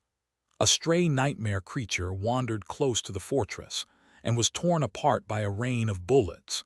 The thunderous noise of firing turrets made everyone inside the facility shudder. Another day passed. 22 people vanished. The moon was gone, but Sonny and Dorn were still on the wall overseeing the ocean. Standing there, Sonny looked at the dark waves, then at the screen showing the feed from the cameras, then back at the cold black water. Finally, he scratched the back of his head, pulled the memory storage device from the terminal and turned to Dorn. We're done here. Let's go. Not waiting for a response, he turned around and headed in the direction of the security center. As Sonny walked through the settlement, many people looked at him. Some of them seemed frightened, some of them seemed angry, some were simply numb. Everyone was exhausted, arriving at the security center. Sonny found Vern and Professor Obel sitting in silence with dark, tired expressions on their faces. The old man looked even more fragile and ancient than usual. Sonny placed the memory storage on the table in front of them. Vern stared at it for a moment, then looked up. "Why are you here?" Sonny sat down and rubbed his hands together to warm them. A dark, ominous smile appeared on his lips. "My investigation is complete. I know why people are vanishing." Chapter 893. Negative space. Vern and Professor Obel were suddenly very focused on his words. Even Dorn, who had spent the last 2 days on the wall with Sonny, seemed to shake off his fatigue and paid rapt attention to what his captain had to say. Sonny shut his eyes for a moment. "When the first victim vanished, I said that there were only 3 possibilities: that he had deserted, that he had been killed by another human, and that a nightmare creature had infiltrated the facility. Well, I was wrong. None of these theories were correct. The third one was the closest to the truth, though," he sighed. "There is indeed a nightmare creature, only it is not inside the fortress." Vern frowned, looking at him with dark intensity. "What do you mean?" Sonny lingered for a bit before answering. "The answer is almost obvious when you consider 2 things and then put them together. First, the bodies. People don't just vanish without a trace, and yet we failed to find anything, not at Low 49, and not on the coastal plain beyond the wall. So the most obvious answer is that the bodies are being taken to somewhere where we can't find them. Into the water. There is a whole ocean out there, after all." Vern wanted to say something but remained silent at the end, waiting for Sonny to continue. Sonny nodded. "The second thing is the call. Its strength had a qualitative change on the day we fought the scavengers. Too drastic of a change, really, to be produced by a single gate, especially one as unimpressive as that. I remember being convinced that there were 2 at least before exploring the plain and finding just one. I even said that we were lucky." He stared at them for a moment and then shook his head. "However, we were not lucky, and there was indeed another gate, one more powerful than the scavenger gate that we cleared. We just did not find it." Professor Obel did not seem to follow his reasoning. That was only to be expected, considering that the old man did not experience the call himself. Vern, however, finally, a hint of understanding appeared on his face. "A second gate. Water. You think that there is another gate?" "That opened underwater," Sonny nodded. "I am more or less convinced that there is, and that is the reason why people are vanishing." Vern shook his head. "That doesn't entirely explain it all. Yes, we have pulled a lot of soldiers off the walls to augment internal patrols, but the ocean is still being watched. Nothing would have been able to crawl from beneath the waves, grab people inside the facility, and drag them back into the water unnoticed." Sonny smiled darkly. "I was just about to get to that." He rubbed his eyes tiredly. "Right, we are all under a mind hex. That is why no one noticed anything." Professor Obel, Vern, and Dorn looked at him with confusion. Finally, the old man asked, "Master Sunless, do you perhaps have a piece of evidence to substantiate your theory?" Sonny simply shook his head. "No, but that is exactly the point. It is the absence of evidence that proves my theory. No matter how elusive, devious, and powerful a nightmare creature is, we should have found some kind of clue by now. Although security equipment of the facility barely works because of the interference, the cameras would have captured something. The strict protocols and mutual responsibility system Vern had implemented would have produced some result. My shadows would have found some traces, but nothing of the sort happened, which is nothing short of impossible. There is a big negative space in the place where all the results should have been. However, we can infer certain things from that negative space itself." A dark expression appeared on his face. "What I am trying to say is that there are, in fact, traces. We were just rendered incapable of comprehending them. Something like that. Something like that had already happened to me once. Back then, I spent an entire month being mesmerized by an insidious nightmare creature." However, I was utterly oblivious to its influence, simply for the fact the first thing that the hex did was take away my ability to become aware of its existence. I am convinced that something like that is happening to all of us right now, too. Sonny looked at Vern and Professor Obel somberly. There is a powerful gate below the surface of the water, somewhere in the vicinity of this facility. The gate brought a dreadful nightmare creature into the waking world, and that creature is using mind manipulation to both lure people into its maw and make others incapable of stopping it. An uncomfortable silence settled in the security center. Professor Obel seemed resigned, but Vern, on the contrary, was suddenly energized. If that is true, then we just have to kill that abomination. Then everything will be resolved. There was hope and resolve in his eyes. For a warrior, having a clear enemy to fight was familiar territory. With a sigh, Sonny shook his head. No, we won't be able to kill that nightmare creature. Vern scowled. What? Why? Sonny pointed at the bleak steel of the undying chain which he had been wearing ever since people started disappearing. Because this is a transcendent armor of the third tier. One of its enchantments provides the wearer with a high degree of protection against mind attacks.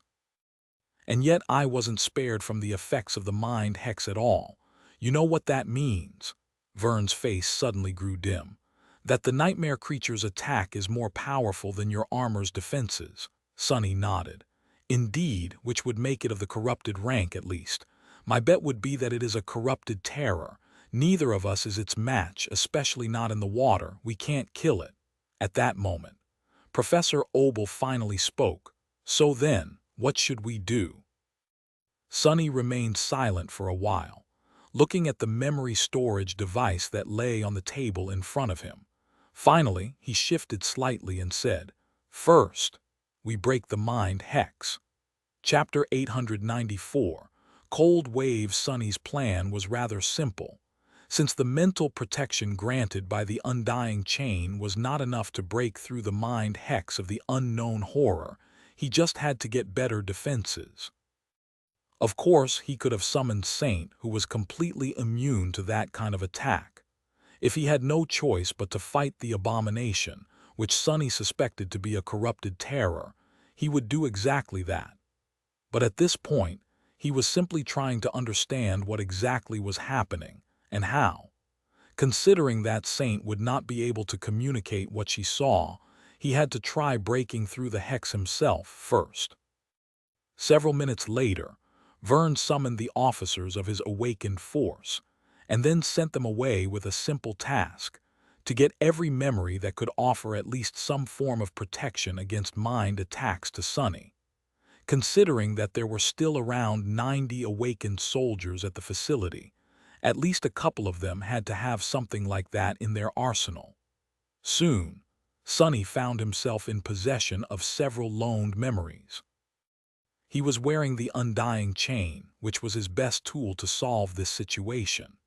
There was a new charm hanging around his neck, a strangely mercurial cloak on his back, and a flint dagger with a handle made out of weathered bone in his hand. The dagger came from Vern itself, so it was especially powerful. There were many people in the security center now, including Vern, Professor Obel, and Bate, all 6 of his soldiers, and several sleep-deprived awakened officers. Sonny was sitting in front of a screen, holding the memory storage device. Taking a deep breath, he wrapped all 4 of his shadows around the undying chain and felt its bleak steel become stronger, more durable, and more powerful.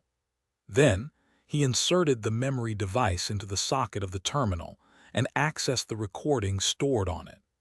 Everyone watched the video feed of the undulating ocean with a morbid sense of curiosity. However, none of the people present in the security center noticed anything special about the recording. After a while, Bates said in a tentative tone, "I don't see anything." However, when she looked at Sonny, there was a grim expression on his pale, tired face. Because unlike everyone else, Sonny was seeing things that he had been unable to notice earlier. To him, the recording showed an immensely macabre reality. The things he saw on the screen left him disturbed, shaken, and dismayed. Damnation. As the recording went on, replaying the shifting landscape of the lightless beach from the past 2 days at enhanced speed, Sonny slowed it down to a crawl several times, seemingly for no apparent reason. Every time, his expression turned more and more ugly. He had known, of course, to expect something like that. However, watching himself nonchalantly make way for the mesmerized victims, only to forget about their existence a moment later, was deeply unsettling.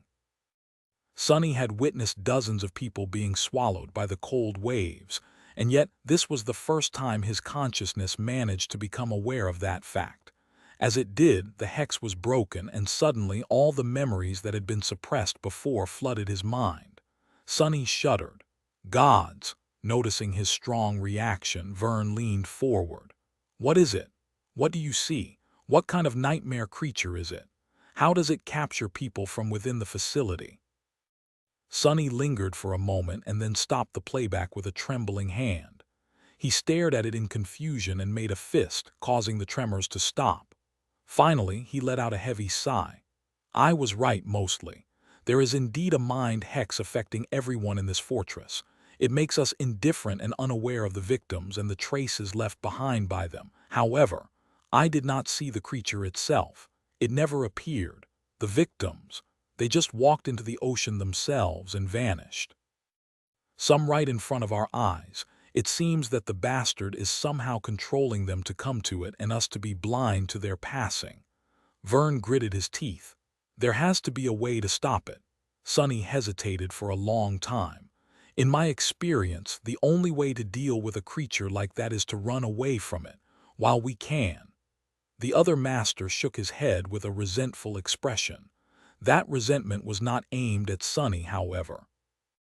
Instead, it was aimed at the dreadful being that hid beneath the waves, the chain of nightmares, and the sorry state of the waking world in general. Leaving Low 49 now would be no different from suicide.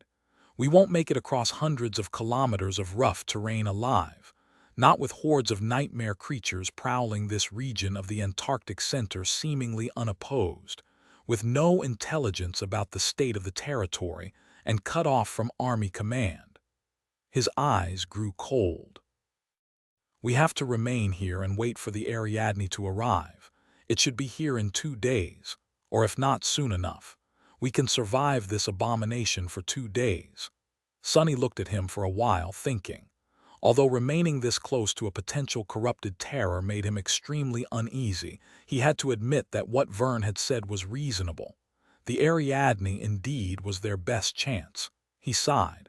So, what do you propose we do in the meantime? Just let the bastard continue gobbling up humans.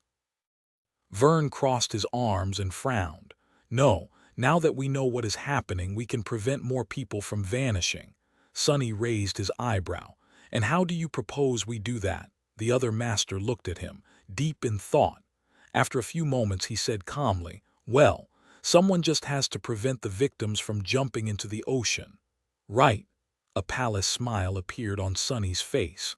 Somehow, he already knew who was going to get that job.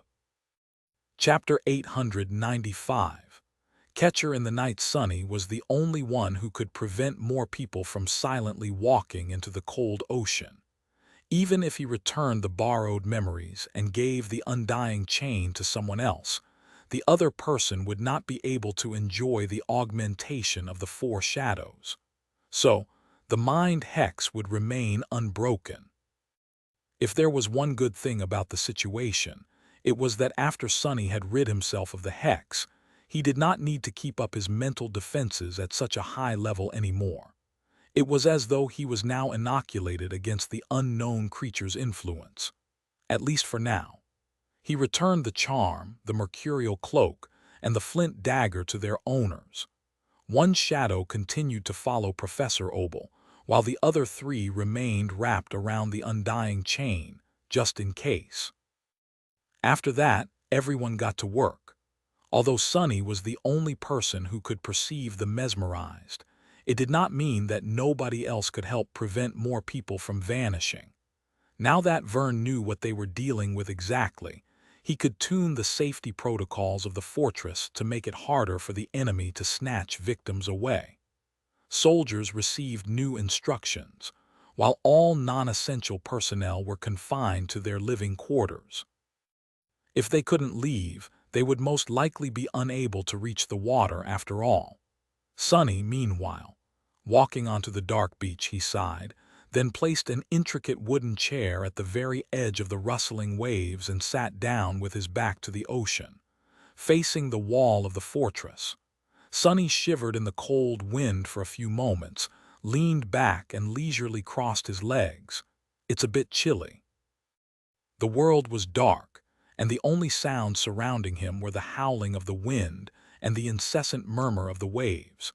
Sitting with his back to the ocean was not pleasant, especially with a corrupted terror hiding somewhere beneath its lightless surface. The only thing that made Sonny feel better was the unmoving silhouette of Saint, who was hidden in the shadow of the wall with Morgan's warbow in her hands. Even then, Sonny had a lot to worry about. Would he really be able to stop people from reaching the water? Would they resist, or would they allow themselves to be brought back inside L049? Most importantly, what would the terror do if its source of sustenance was suddenly cut off?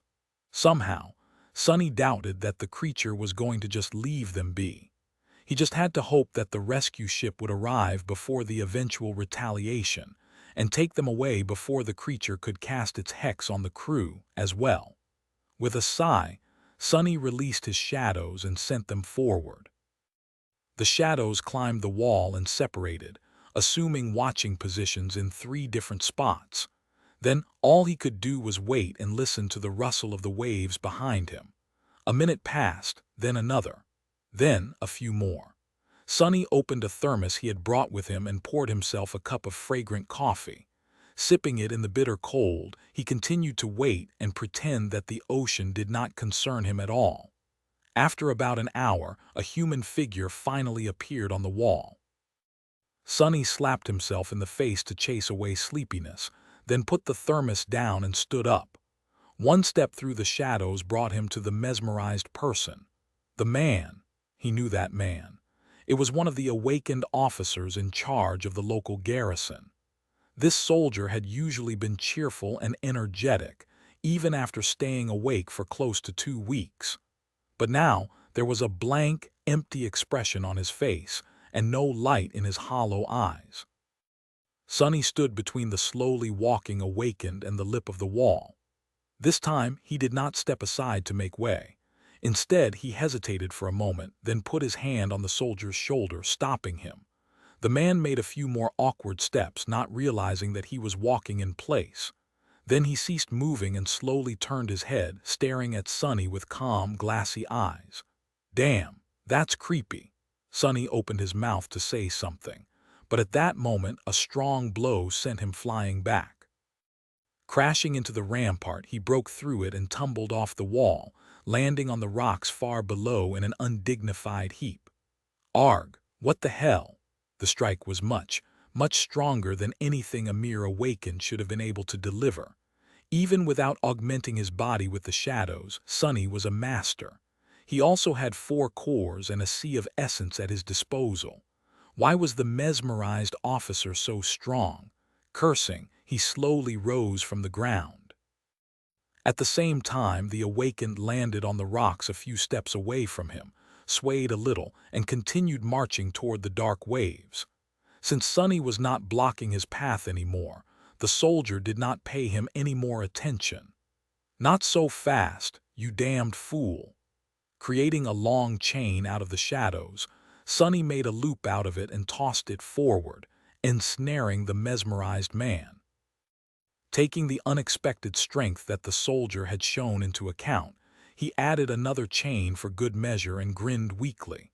Huh, just like the good old times. The memory of throwing a chain loop at the Mountain King was still vivid and fresh in his mind. Making sure that Vern's officer was immobilized, Sonny dragged him back and then scaled the wall. A few minutes later, slightly out of breath, he reached the old observatory and walked inside. There, the first few containment units had already been built, and a working crew was hurriedly creating more. They glanced at Sonny with confusion, but then quickly lost interest, distracted by the mined hex. Ignoring the workers, Sonny walked to the nearest unit, threw the mesmerized officer inside, and locked the door. Even for an awakened, escaping from a prison like that was not supposed to be possible. A moment later, several furious strikes landed on the walls of the containment cell from inside, making it shudder. However, in the end, the sturdy construction held. Realizing that he would not be able to break free, the mesmerized soldier walked to the corner that was the closest to the ocean, pressed against it, and froze. He just stood there, unmoving like a statue, not doing anything. Sonny slowly exhaled. Well, that's not bad. He had been afraid that the mesmerized would bang their heads against the walls of their cages, attempting to reach the ocean even if it was not possible. "Oh, Master Sunless, when did you get here?" Now that he was not holding the soldier, the workers finally noticed his presence. They stared at Sonny with surprised eyes. He blinked a couple of times, then smiled. "Carry on, I am just passing by." At that moment, his shadows noticed another human climbing onto the wall. Sonny sighed, lingered for a moment, and then stepped through the shadows once again. Chapter 896. The obstacle. Sonny felt like he was going insane. He was tired, sleep-deprived, and cold. He was stuck in a fortress on a remote continent, which had been built around an eerie, abandoned observatory. The fortress was being besieged by an unknown horror from the depths, and he was the only person who had managed to escape from the horror's hex. The strangest thing about all that, however, was that Sonny was sometimes invisible.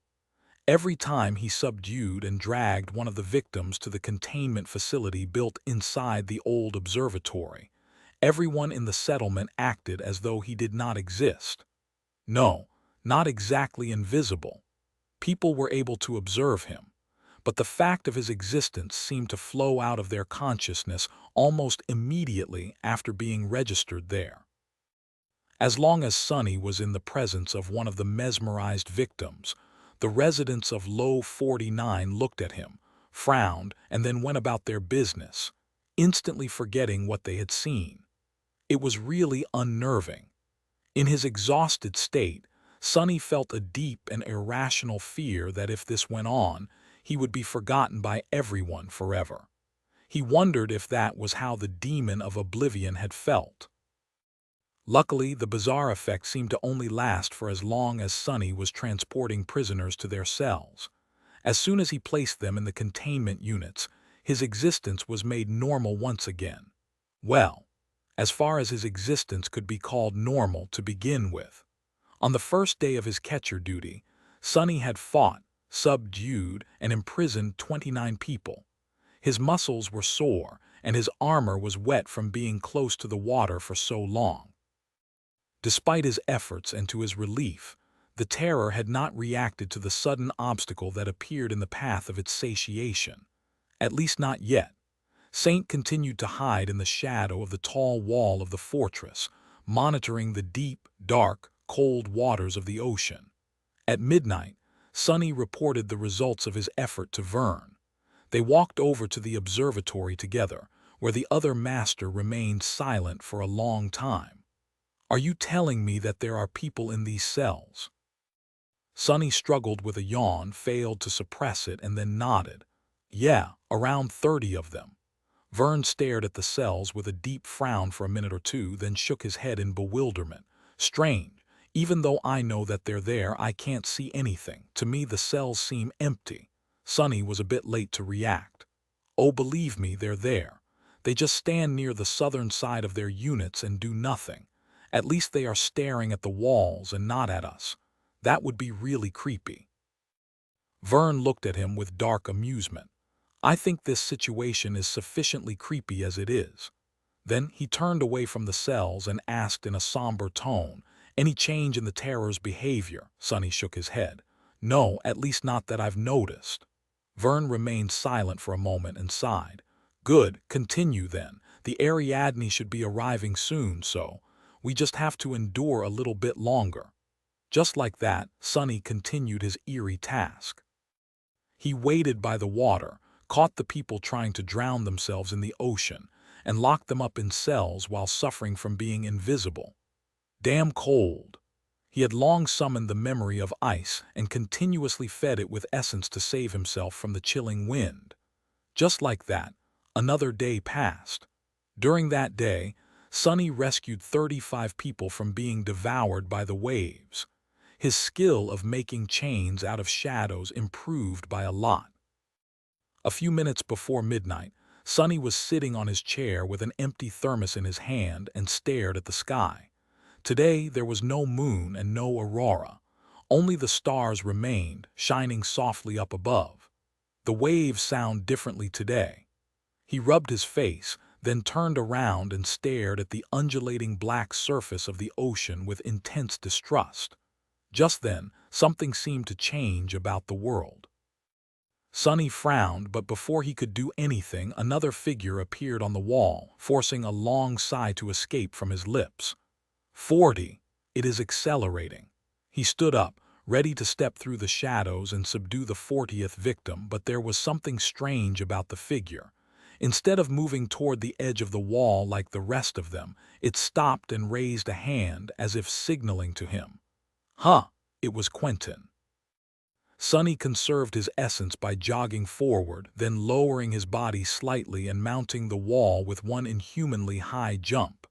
He landed on the concrete surface of the rampart, walked a few steps, and looked at Quentin with a deep frown. What happened?" The chivalrous healer smiled, excitement shining in his eyes. "Captain, the observatory. You need to see." Without wasting any time, Sonny jumped down to the roof of the nearby building and then hurried toward the white dome at the center of the settlement. Walking inside, he instantly heard a swarm of confused, frightened, and angry voices. Where am I? What happened? Hey, someone, what the hell is this? Let me out." He stared, dumbfounded. These voices were coming from within the cells. They belonged to the victims he had imprisoned. Somehow they seemed to have shrugged off the mind hex and regained their awareness. And it wasn't just them. Sonny turned his head and looked at the maintenance workers that were in charge of keeping the containment units secure. They were all speaking with excitement and glancing at the cells with relieved faces. They heard the victims, too, which meant that the hex was not affecting them anymore either. Thank the gods! That abomination must have left. Despite the happy circumstances, Sonny was suddenly overwhelmed by a deep, cold, urgent feeling of unease. It grasped his heart and remained there, growing slightly stronger with each second. He shivered. What is going on? Chapter 897. Silent Ocean. After Sonny had broken through the mind hex and spent 2 days rescuing the mesmerized people, saving dozens of lives, the horror hiding in the cold black waves seemed to have left the vicinity of Low 49. The victims had regained their senses, and every person in the settlement was able to see and hear them clearly once again. In the next few hours, no one showed any sign of being under the influence of the hex. The vanishing stopped, and the Ariadne was supposed to arrive soon. The exhausted, frightened, and shaken inhabitants of the fortress were tentatively starting to unwind. Their fragile hope bloomed and blossomed. However, the person most responsible for the positive change, Sonny, did not feel any of their cheer or relief. On the contrary, with each passing minute, his unease and sense of foreboding only grew stronger. He did not like what was happening, not at all. Walking through the snowy streets of the settlement, Sonny studied the lively faces of patrolling soldiers with a troubled expression on his own. It was dark and somber. Doesn't make sense. None of it makes any sense. Approaching the security center, he placed his hand on the panel of a sophisticated biometric lock. The sensor was supposed to initiate a thorough scan, but as seconds passed, nothing seemed to happen. The damn thing was on the fritz. Sonny stared at it for a moment, then sighed and banged on the heavy alloy door with his fist. Soon, it was manually unlocked from the inside by a sleepy soldier, who then allowed Sonny in. Walking inside the security center, Sonny dusted snow off his shoulders, looked around, and headed toward Vern. "What is the situation?" Vern sent one of his officers off with a list of orders, then looked at his younger colleague and shrugged. "Nothing changed. The terror, or whatever that abomination was, seems to have truly moved on." Sonny gritted his teeth. "When has a nightmare creature ever moved on? You're deluding yourself." The older master frowned. "We can't know for sure, of course, but the disappearance of the hex speaks for itself. Don't sell yourself short. Although creatures capable of mind manipulation are exceedingly dangerous, they often lack direct means of launching an effective attack. Maybe it decided to search for easier prey after you proved capable of dismantling its mental attack." Sonny stared at him for a bit, then shook his head. "A corrupted terror is a corrupted terror. We probably haven't seen even a fraction of its power yet, so why would it simply give up and leave?" Vern tiredly rubbed his face and sighed. "Do take into account that the creature's rank and class are only your conjecture. We don't really know how powerful it actually was. In any case, how else do you explain the fact that the hex is gone and no one is vanishing anymore?" Sonny hesitated for a moment. "Maybe it decided to change tactics. Maybe it is gathering power for a singular, overwhelming attack. Maybe it just enjoys toying with its prey. Who the hell knows?" His counterpart looked away with a somber expression. "All right, but what do you want me to do? It's not like I've relaxed the security measures. We are still on high alert and prepared for battle. We are still keeping the civilians locked up and concentrating our defenses on the southern wall. I don't see what other contingencies are there to prepare." Sonny let out a frustrated sigh. "All I am saying is that it's not a good time to become complacent. On the contrary, we must be preparing for a rapid escalation of the crisis." Vern stared at him blankly for a few seconds. "And all I am saying is that we are already doing everything we can. No matter how small, the possibility that you are right still exists, so we must. That is my position as the officer responsible for the safety of every person inside this facility. But personally, I think that exhaustion and paranoia are getting the better of you, Sunless. It's been hard on all of us." Sonny remained silent for a bit, then said in a subdued voice, "My paranoia has never led me astray, though." With that, he winced and left. "Maybe I am really wrong this time. Even if I'm not, Vern is right. What else are we supposed to do? Until the damned ship arrives, there's not much more we can prepare." But why did he feel so disturbed? Why was his sense of unease so urgent? Walking out of the security center, Sonny stood in place for a while with a dark expression on his face. After some time, he noticed Luster loitering around and called him over.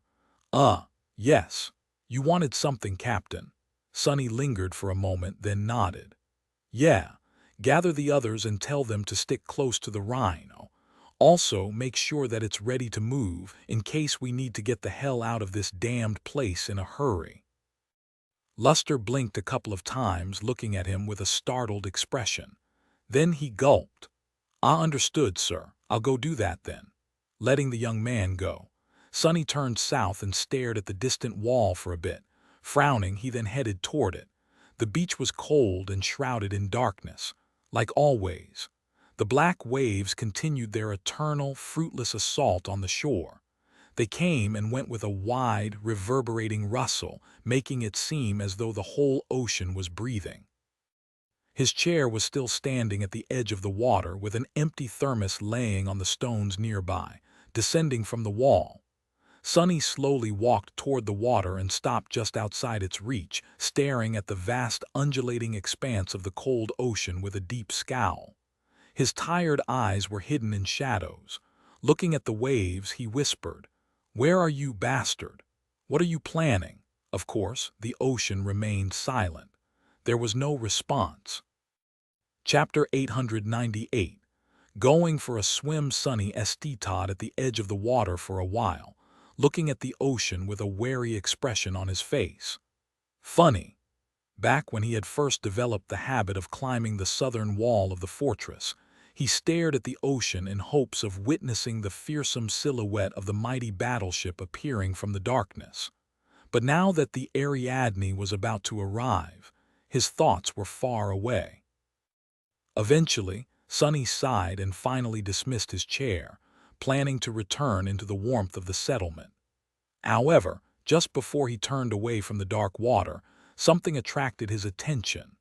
A subtle gleam a few steps further down the shore, revealed from beneath the retreating waves, as though bleak starlight was reflecting from a small piece of glass. Sonny hesitated for a few moments, then walked a meter or two forward, stopping at the spot where he had spotted the gleaming object. A new wave rushed in, licking his armored boots. He had to wait for it to crawl back before kneeling and taking a closer look at the wet rocks. There between them something glistened, buried under several shards of ice.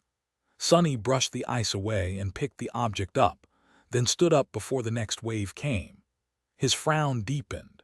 In his hand was a simple brass button, similar to those that could be found on the countless winter coats issued to soldiers of the 1st Evacuation Army as part of their kit. By itself, the button was nothing special. However, Vern and the soldiers under his command were not part of the 1st Evacuation Army. They were locals of Antarctica and had served at Low 49 long before the Chain of Nightmares. As such, their uniforms were slightly different. In fact, they were of a far better quality, considering that the First Army had been assembled and outfitted in a tremendous hurry. Their kits were far better suited for cold weather, and included well-designed parkas that could keep a person warm in most dire of circumstances instead of cheap mass-produced coats. So how did this button end up here? Sonny stared at the round piece of brass for a few minutes and then slowly looked up, facing the darkness of the ocean. There was a strangely resigned expression on his pale face. With a sigh, he closed his eyes and extended his shadow sense forward as far as it could go. "All right. Fine. Come on, show yourself, bastard. I know you didn't leave." His senses spread forward, diving deep under the black surface of the cold water. Everywhere light reached, there were shadows after all, and even where light never entered, there was its absence. However, Sonny did not sense the terror no matter how hard he tried. He did find something, though. 20 or 30 meters away from him, deep underwater, there was a large shape. It rested on the seabed, moving slightly from time to time as the currents pulled it back and forth. The shape was irregular and mostly flat, with a very slight curve. Its edges were sharp and jagged. That was all Sonny could say from sensing its shadow. That and the fact that the shape was not that of a living thing, considering that the shadow lacked the quality of being cast by something possessing a soul. He had no idea what it was. The ocean contained all kinds of junk, so why would he care? But for some reason he did. Opening his eyes, Sonny looked at the undulating waves for a bit. Then he slowly took a step forward and then another, and then another. The cold, freezing water reached his shins first, then his knees, then his waist. He shivered, gasped for breath, but continued walking forward. I am not mesmerized, am I? No, he couldn't be. He had broken the hex. His mind was his own. When the water reached his chest, Sonny took a deep breath and dove down into the black depths. Swimming in a suit of steel armor was not an easy task, even one as thin and light as the undying chain. However, he possessed strength and endurance that far surpassed a mundane human, so Sonny persisted, plunging deeper and deeper into the ocean. Despite the memory of ice hanging from a string on his neck, a cold like he had never experienced enveloped his body, making it hard for him to breathe, think, and move his limbs. Gritting his teeth, Sonny ignored it and swam toward the distant shape. After what felt like an eternity, he finally reached the seabed and pushed himself along its uneven surface, getting closer and closer to his target.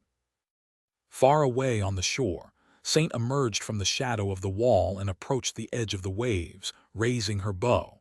If anything happened, she would be able to send an arrow flying instantly. That made Sonny feel a little better, even though he did not know how powerful the arrow would remain after piercing tens of meters of water. Considering the strength of Morgan's warbow, it should still be deadly, but the efficacy of the arrow, of course, would depend on the power of the potential enemy. Don't think about that yet. Concentrating on his task, Sonny moved forward, reached the strange shape, and opened his eyes. He observed it through the mass of murky water. The shape was a piece of torn alloy. It was around 10 meters in length and slightly less in width. The tough material was viciously bent and broken, with jagged edges and deep cracks crawling through its surface. It seemed to have been torn away from a larger whole by something large and incredibly powerful. However, there was no rust on the damaged metal, suggesting that it had not spent a lot of time in the water. Sonny got closer, feeling as if he recognized the composition and characteristics of the alloy. His mind raced, trying to confirm that familiarity. He placed one hand on the cold metal, remembering.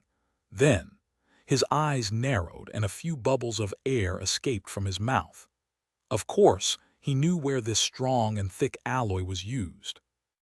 The same type of metal comprised the inner layers of a naval vessel's reinforced armor, the deformed mass of twisted alloy. It was a broken piece of a battleship's hull. Chapter 899. Only hope. Gasping for breath, Sonny rolled out of the shadows and fell on the wet rocks at the edge of the rolling waves. Streams of water flowed from his armor and his whole body was trembling. Cold. So cold. Gritting his teeth, he stood up and shivered as the wind assaulted him. At that moment, not even his ascended constitution and the memory of ice could protect him from being chilled to the bone. But even then, the claws grasping his heart were much colder. Curse it! Sonny took a step forward, stumbled, then righted himself and stopped. His fists were clenched. Ariadne! It must have been the Ariadne. The broken piece of the hull, the brass button, it all made too much terrible sense. Of course, this evidence alone was not enough to make a definite conclusion, but Sonny was sure of it. His intuition told him that much. No one was coming to rescue the people trapped inside Low 49, and the terror was going to descend upon them soon, without a doubt. Suddenly forlorn, Sonny glanced at the wall of the fortress with a lost look on his face. A few moments passed, accompanied by the howling of the wind. Then he looked down, closed his eyes, and groaned. I'm so tired. It was the cold that made him shrug off this moment of indecisiveness and start to move. No matter the situation, he had to get somewhere warm first. One step and he was on top of the wall. A second step and he was standing on one of the streets of the settlement. A third step and he suddenly appeared in the corner of a research laboratory where a group of scientists, including Professor Obel and Bate, were staying under guard. The young woman was the first to notice him. She was slightly startled by the sight. Ascended Sunless, what are you doing here? Sonny looked at her and forced out a pale smile. Don't mind me, I just got cold outside. He stared at Bate with a strangely heavy expression for a few moments and then shook his head. In any case, I'll be going now. Sonny had to see Vern first. He dried himself off, then went back to the security center, feeling the urgent sense of alarm growing louder and louder in his head. Before, Sonny had not known its source and thought that he had days to discover it, but now he wasn't so sure.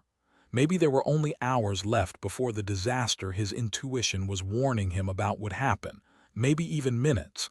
You're not listening. Sonny glared at Vern as the seconds ticked away. Tick-tock. With each second, their fates were coming closer to being sealed, and yet the tall master was being difficult. I am listening. Sonny suppressed the desire to hit the table with his fist. Not only would the table shatter and create a lot of noise, but it would also not help his argument in any way. More than that, he was too tired and had no energy to go around breaking furniture. Then why the hell are you not doing anything? Vern sighed. What am I supposed to do? Sonny blinked. Gather everyone, load them into the transports, and drive away from this cursed place. What else? Vern looked at him for a while, his frown growing deeper. With all due respect, Sunless, you are not making a lot of sense.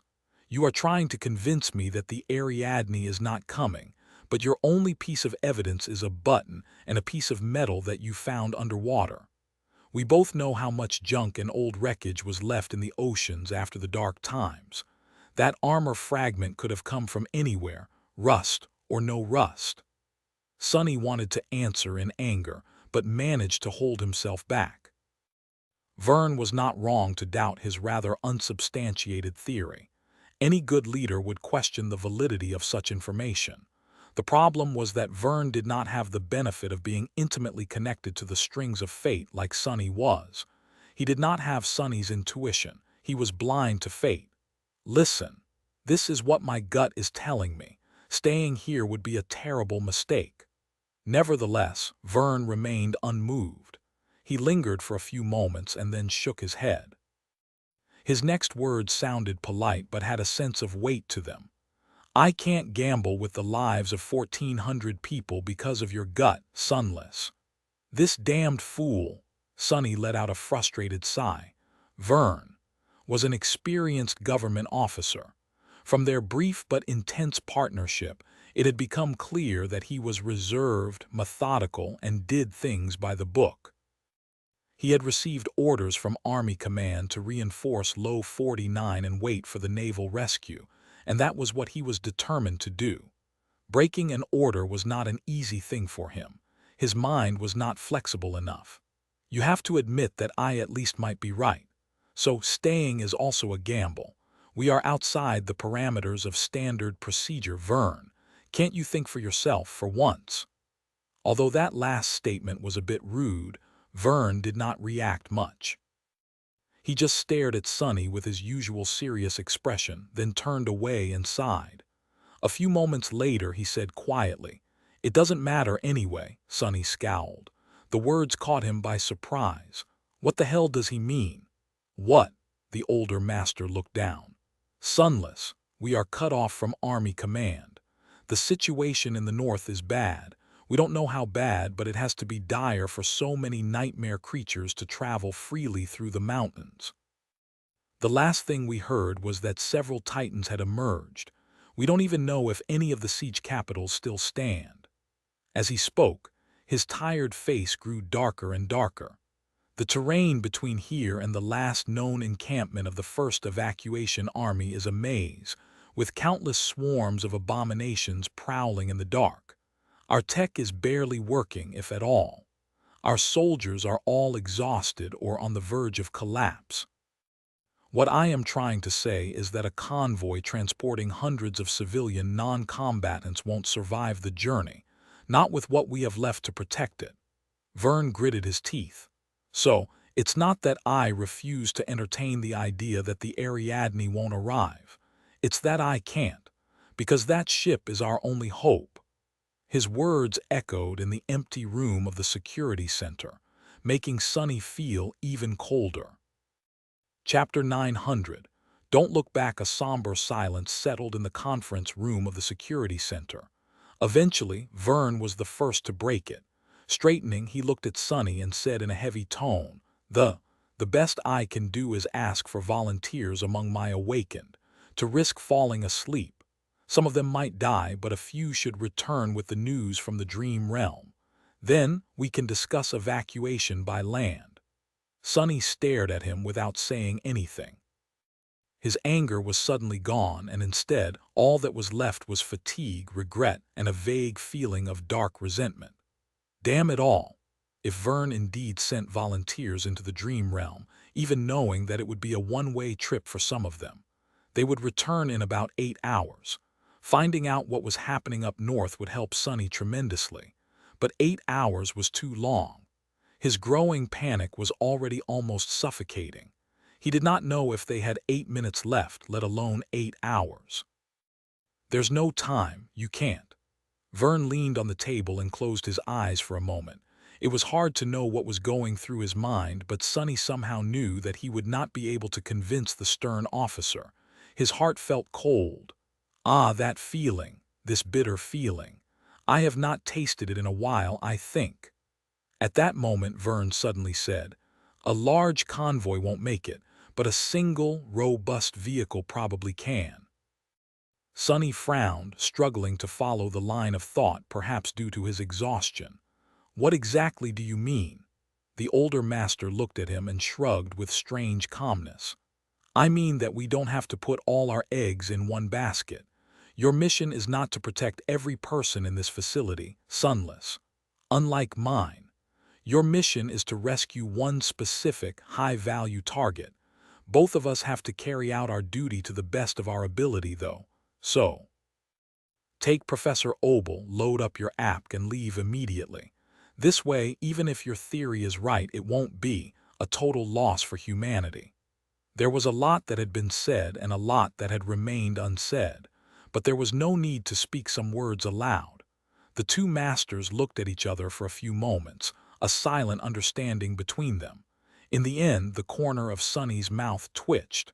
"I still think that you are wrong. People don't know what is possible and what is impossible until they try it." "Well, that was often the case, at least in my life." Vern simply nodded. "Then prove me wrong, Sunless. I wish you luck." Sonny grimaced, lingered for a second or two, and then turned around. A moment later, he was gone from the room. He had nothing more to say and no time to waste. There was no time at all. Feeling a frightening sense of urgency, Sonny used Shadow Step to appear directly inside the research center. This time, Bate was even more surprised to see him. "Are you—" "Wait, no way. Master Sunless, do you perchance keep frightening me just for fun?" He shook his head, looked around, and then beckoned for the young woman to come closer. What he had to say needed to be kept from other ears. Frowning, Bate left Professor Obel's side and walked over to where he was standing. Grabbing her by the shoulder, Sonny unceremoniously dragged the young woman to an adjacent room. "Wah, what the hell do you think you're—" He closed the door and turned around, his sunken, manic eyes making Bate shudder. "Be quiet and listen. There has been a change of plans." With no time to explain everything in detail, Sonny just told her the necessary parts, that the professor was in danger, and that he had to be evacuated immediately. That sudden revelation was hard to digest, and there would be a potentially fatal delay if Bate refused to listen immediately, so Sonny constructed his words in a way that played on her deeply ingrained values, loyalty to the old man and the desire to keep him alive. Bate's eyes widened. But why come to me? Why didn't you just approach the professor? Professor Obel is a noble man. He would be reluctant to leave his people to save himself. So, I need you to persuade him. Fast. You know him best, after all." The young woman still did not understand. But can't we just take everyone?" Her voice was small. Sonny looked at her somberly, knowing that was something that he couldn't do. "My vehicle can only carry so many people. Now go and do what I said. Every minute we waste can mean the difference between life and death." Bate nodded in a daze, then slowly turned around, rearranged her lab coat, and left the room. Sonny looked through the crack of the open door at the scientists surrounding the professor and then turned around in shame. However, this self-indulgence only lasted a second. He had no time for regret, too. Not caring about the expenditure of essence, Sonny traveled through the shadows and soon appeared near the rhino. He could feel 3 shadows inside, while Luster, Kim, and Quentin were standing in front of the app. Noticing him, they straightened their postures. "Captain, sir." I did as you told." Sonny glanced at Luster and nodded. "Go and run the startup sequence. I want the rhino to be ready to depart at any second." The young man's eyes turned into circles, but he swiftly dove into the hatch without asking any questions. Sonny, Kim, and Quentin were left alone in the biting cold. Feeling his heart beating wildly, Sonny looked up at the sky. The sky was covered by white haze. "The blizzard is starting again." At that moment, Quentin cautiously asked, "Captain." "I am sorry, but what exactly is happening?" He gave the gallant healer a short glance. "We're leaving." Both his subordinates seemed startled. "Leaving? Right now? But why?" Sonny lingered with the answer. Because we have orders to keep the VIP alive. That seemed to make them stop asking questions. A minute passed, then another. His bloodstream was full of adrenaline as though he was in the middle of a battle. Time crawled at a snail's pace, and for some reason Sonny felt as though he was locked inside a pillory, waiting for the guillotine's blade to come down. Walk faster, damn it! His instincts were screaming that they had to leave low 49 now. Finally, two figures appeared from the milky white haze. Professor Obel was walking stiffly, with a troubled face. Bate was both supporting him and carrying a small bag. The old man stopped near Sonny and looked at him with a solemn expression. He hesitated to speak. "Young man, I hear that you will be taking us away now." Sonny nodded. "Yes, Professor. Get inside, please. Hurry, I'll explain later." They entered the Rhino and closed the hatch. While Bate was looking around with subdued curiosity, Luster sent the heavy vehicle moving. The sentries had already been informed by Vern, so they opened the gate and allowed the irregulars to drive through them. Until the last second, Sonny was certain that something would go horribly wrong, but somehow it didn't.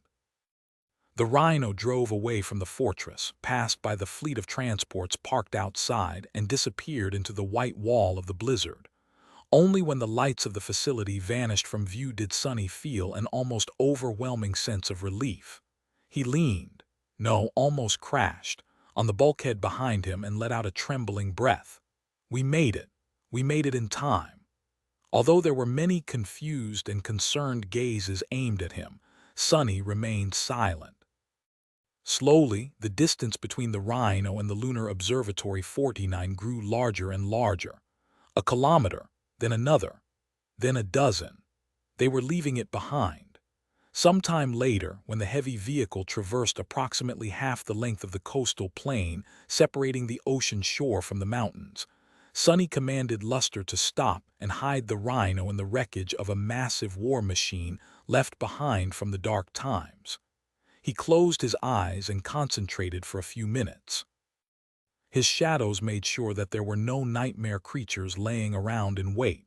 After that, Sonny inhaled deeply. The call is not too strong here. It should be condition green, so congratulations, guys, you can finally rest. Despite their unease and doubts, his soldiers reacted to that statement with visible excitement. They too were on the verge of collapse from fatigue and exhaustion. Luster, Kim, and Dorn, you guys sleep first. The other three, keep watch and take care of our guests.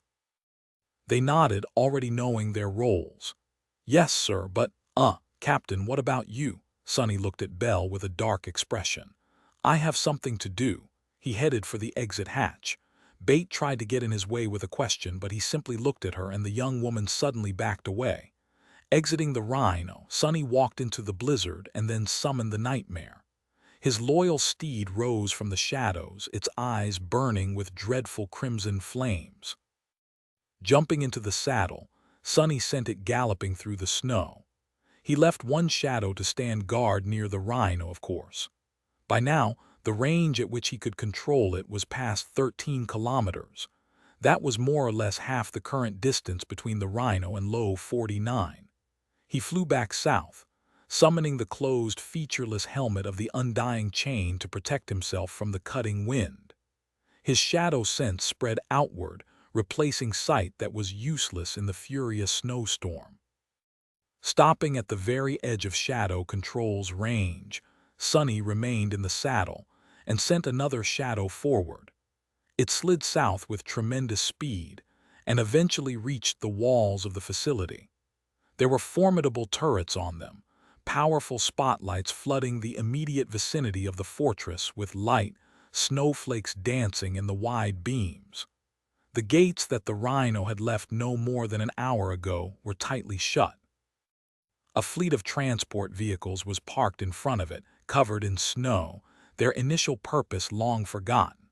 The blizzard obscured the world, and for a moment, just like when he had first arrived, Sonny felt a pang of fear. It was as though the whole facility was empty, with only ghosts populating its streets. Only, this time, his fear came true. There was no one standing watch on the walls. No soldiers patrolled the deserted streets. The building stood empty, with screens still showing recordings of entertainment programs, food laying on the plates and coffee growing cold in the mugs. But there were no people. There were no scientists in the research laboratory and no officers in the security center. The feed of the functioning security cameras showed no movement throughout the whole settlement. The doors of the living quarters where the civilians had been confined were still locked, but there was no one inside. There were no signs of struggle and no fresh footprints in the snow covering the ground outside. Everything was just still. 1,400 people had disappeared into thin air. They seemed to have simply vanished, like they had never existed at all. Many kilometers away, Sonny looked at the southern wall of the fortress through the eyes of his shadows. He felt compelled to send the shadow forward and gaze at the dark ocean once more. But in the end, with a shiver, he decided against it. Soon the shadow returned. Wrapping it around his body, Sonny commanded Nightmare to turn around and rode into the blizzard without looking back. Maybe he did not want to, and maybe he simply did not dare.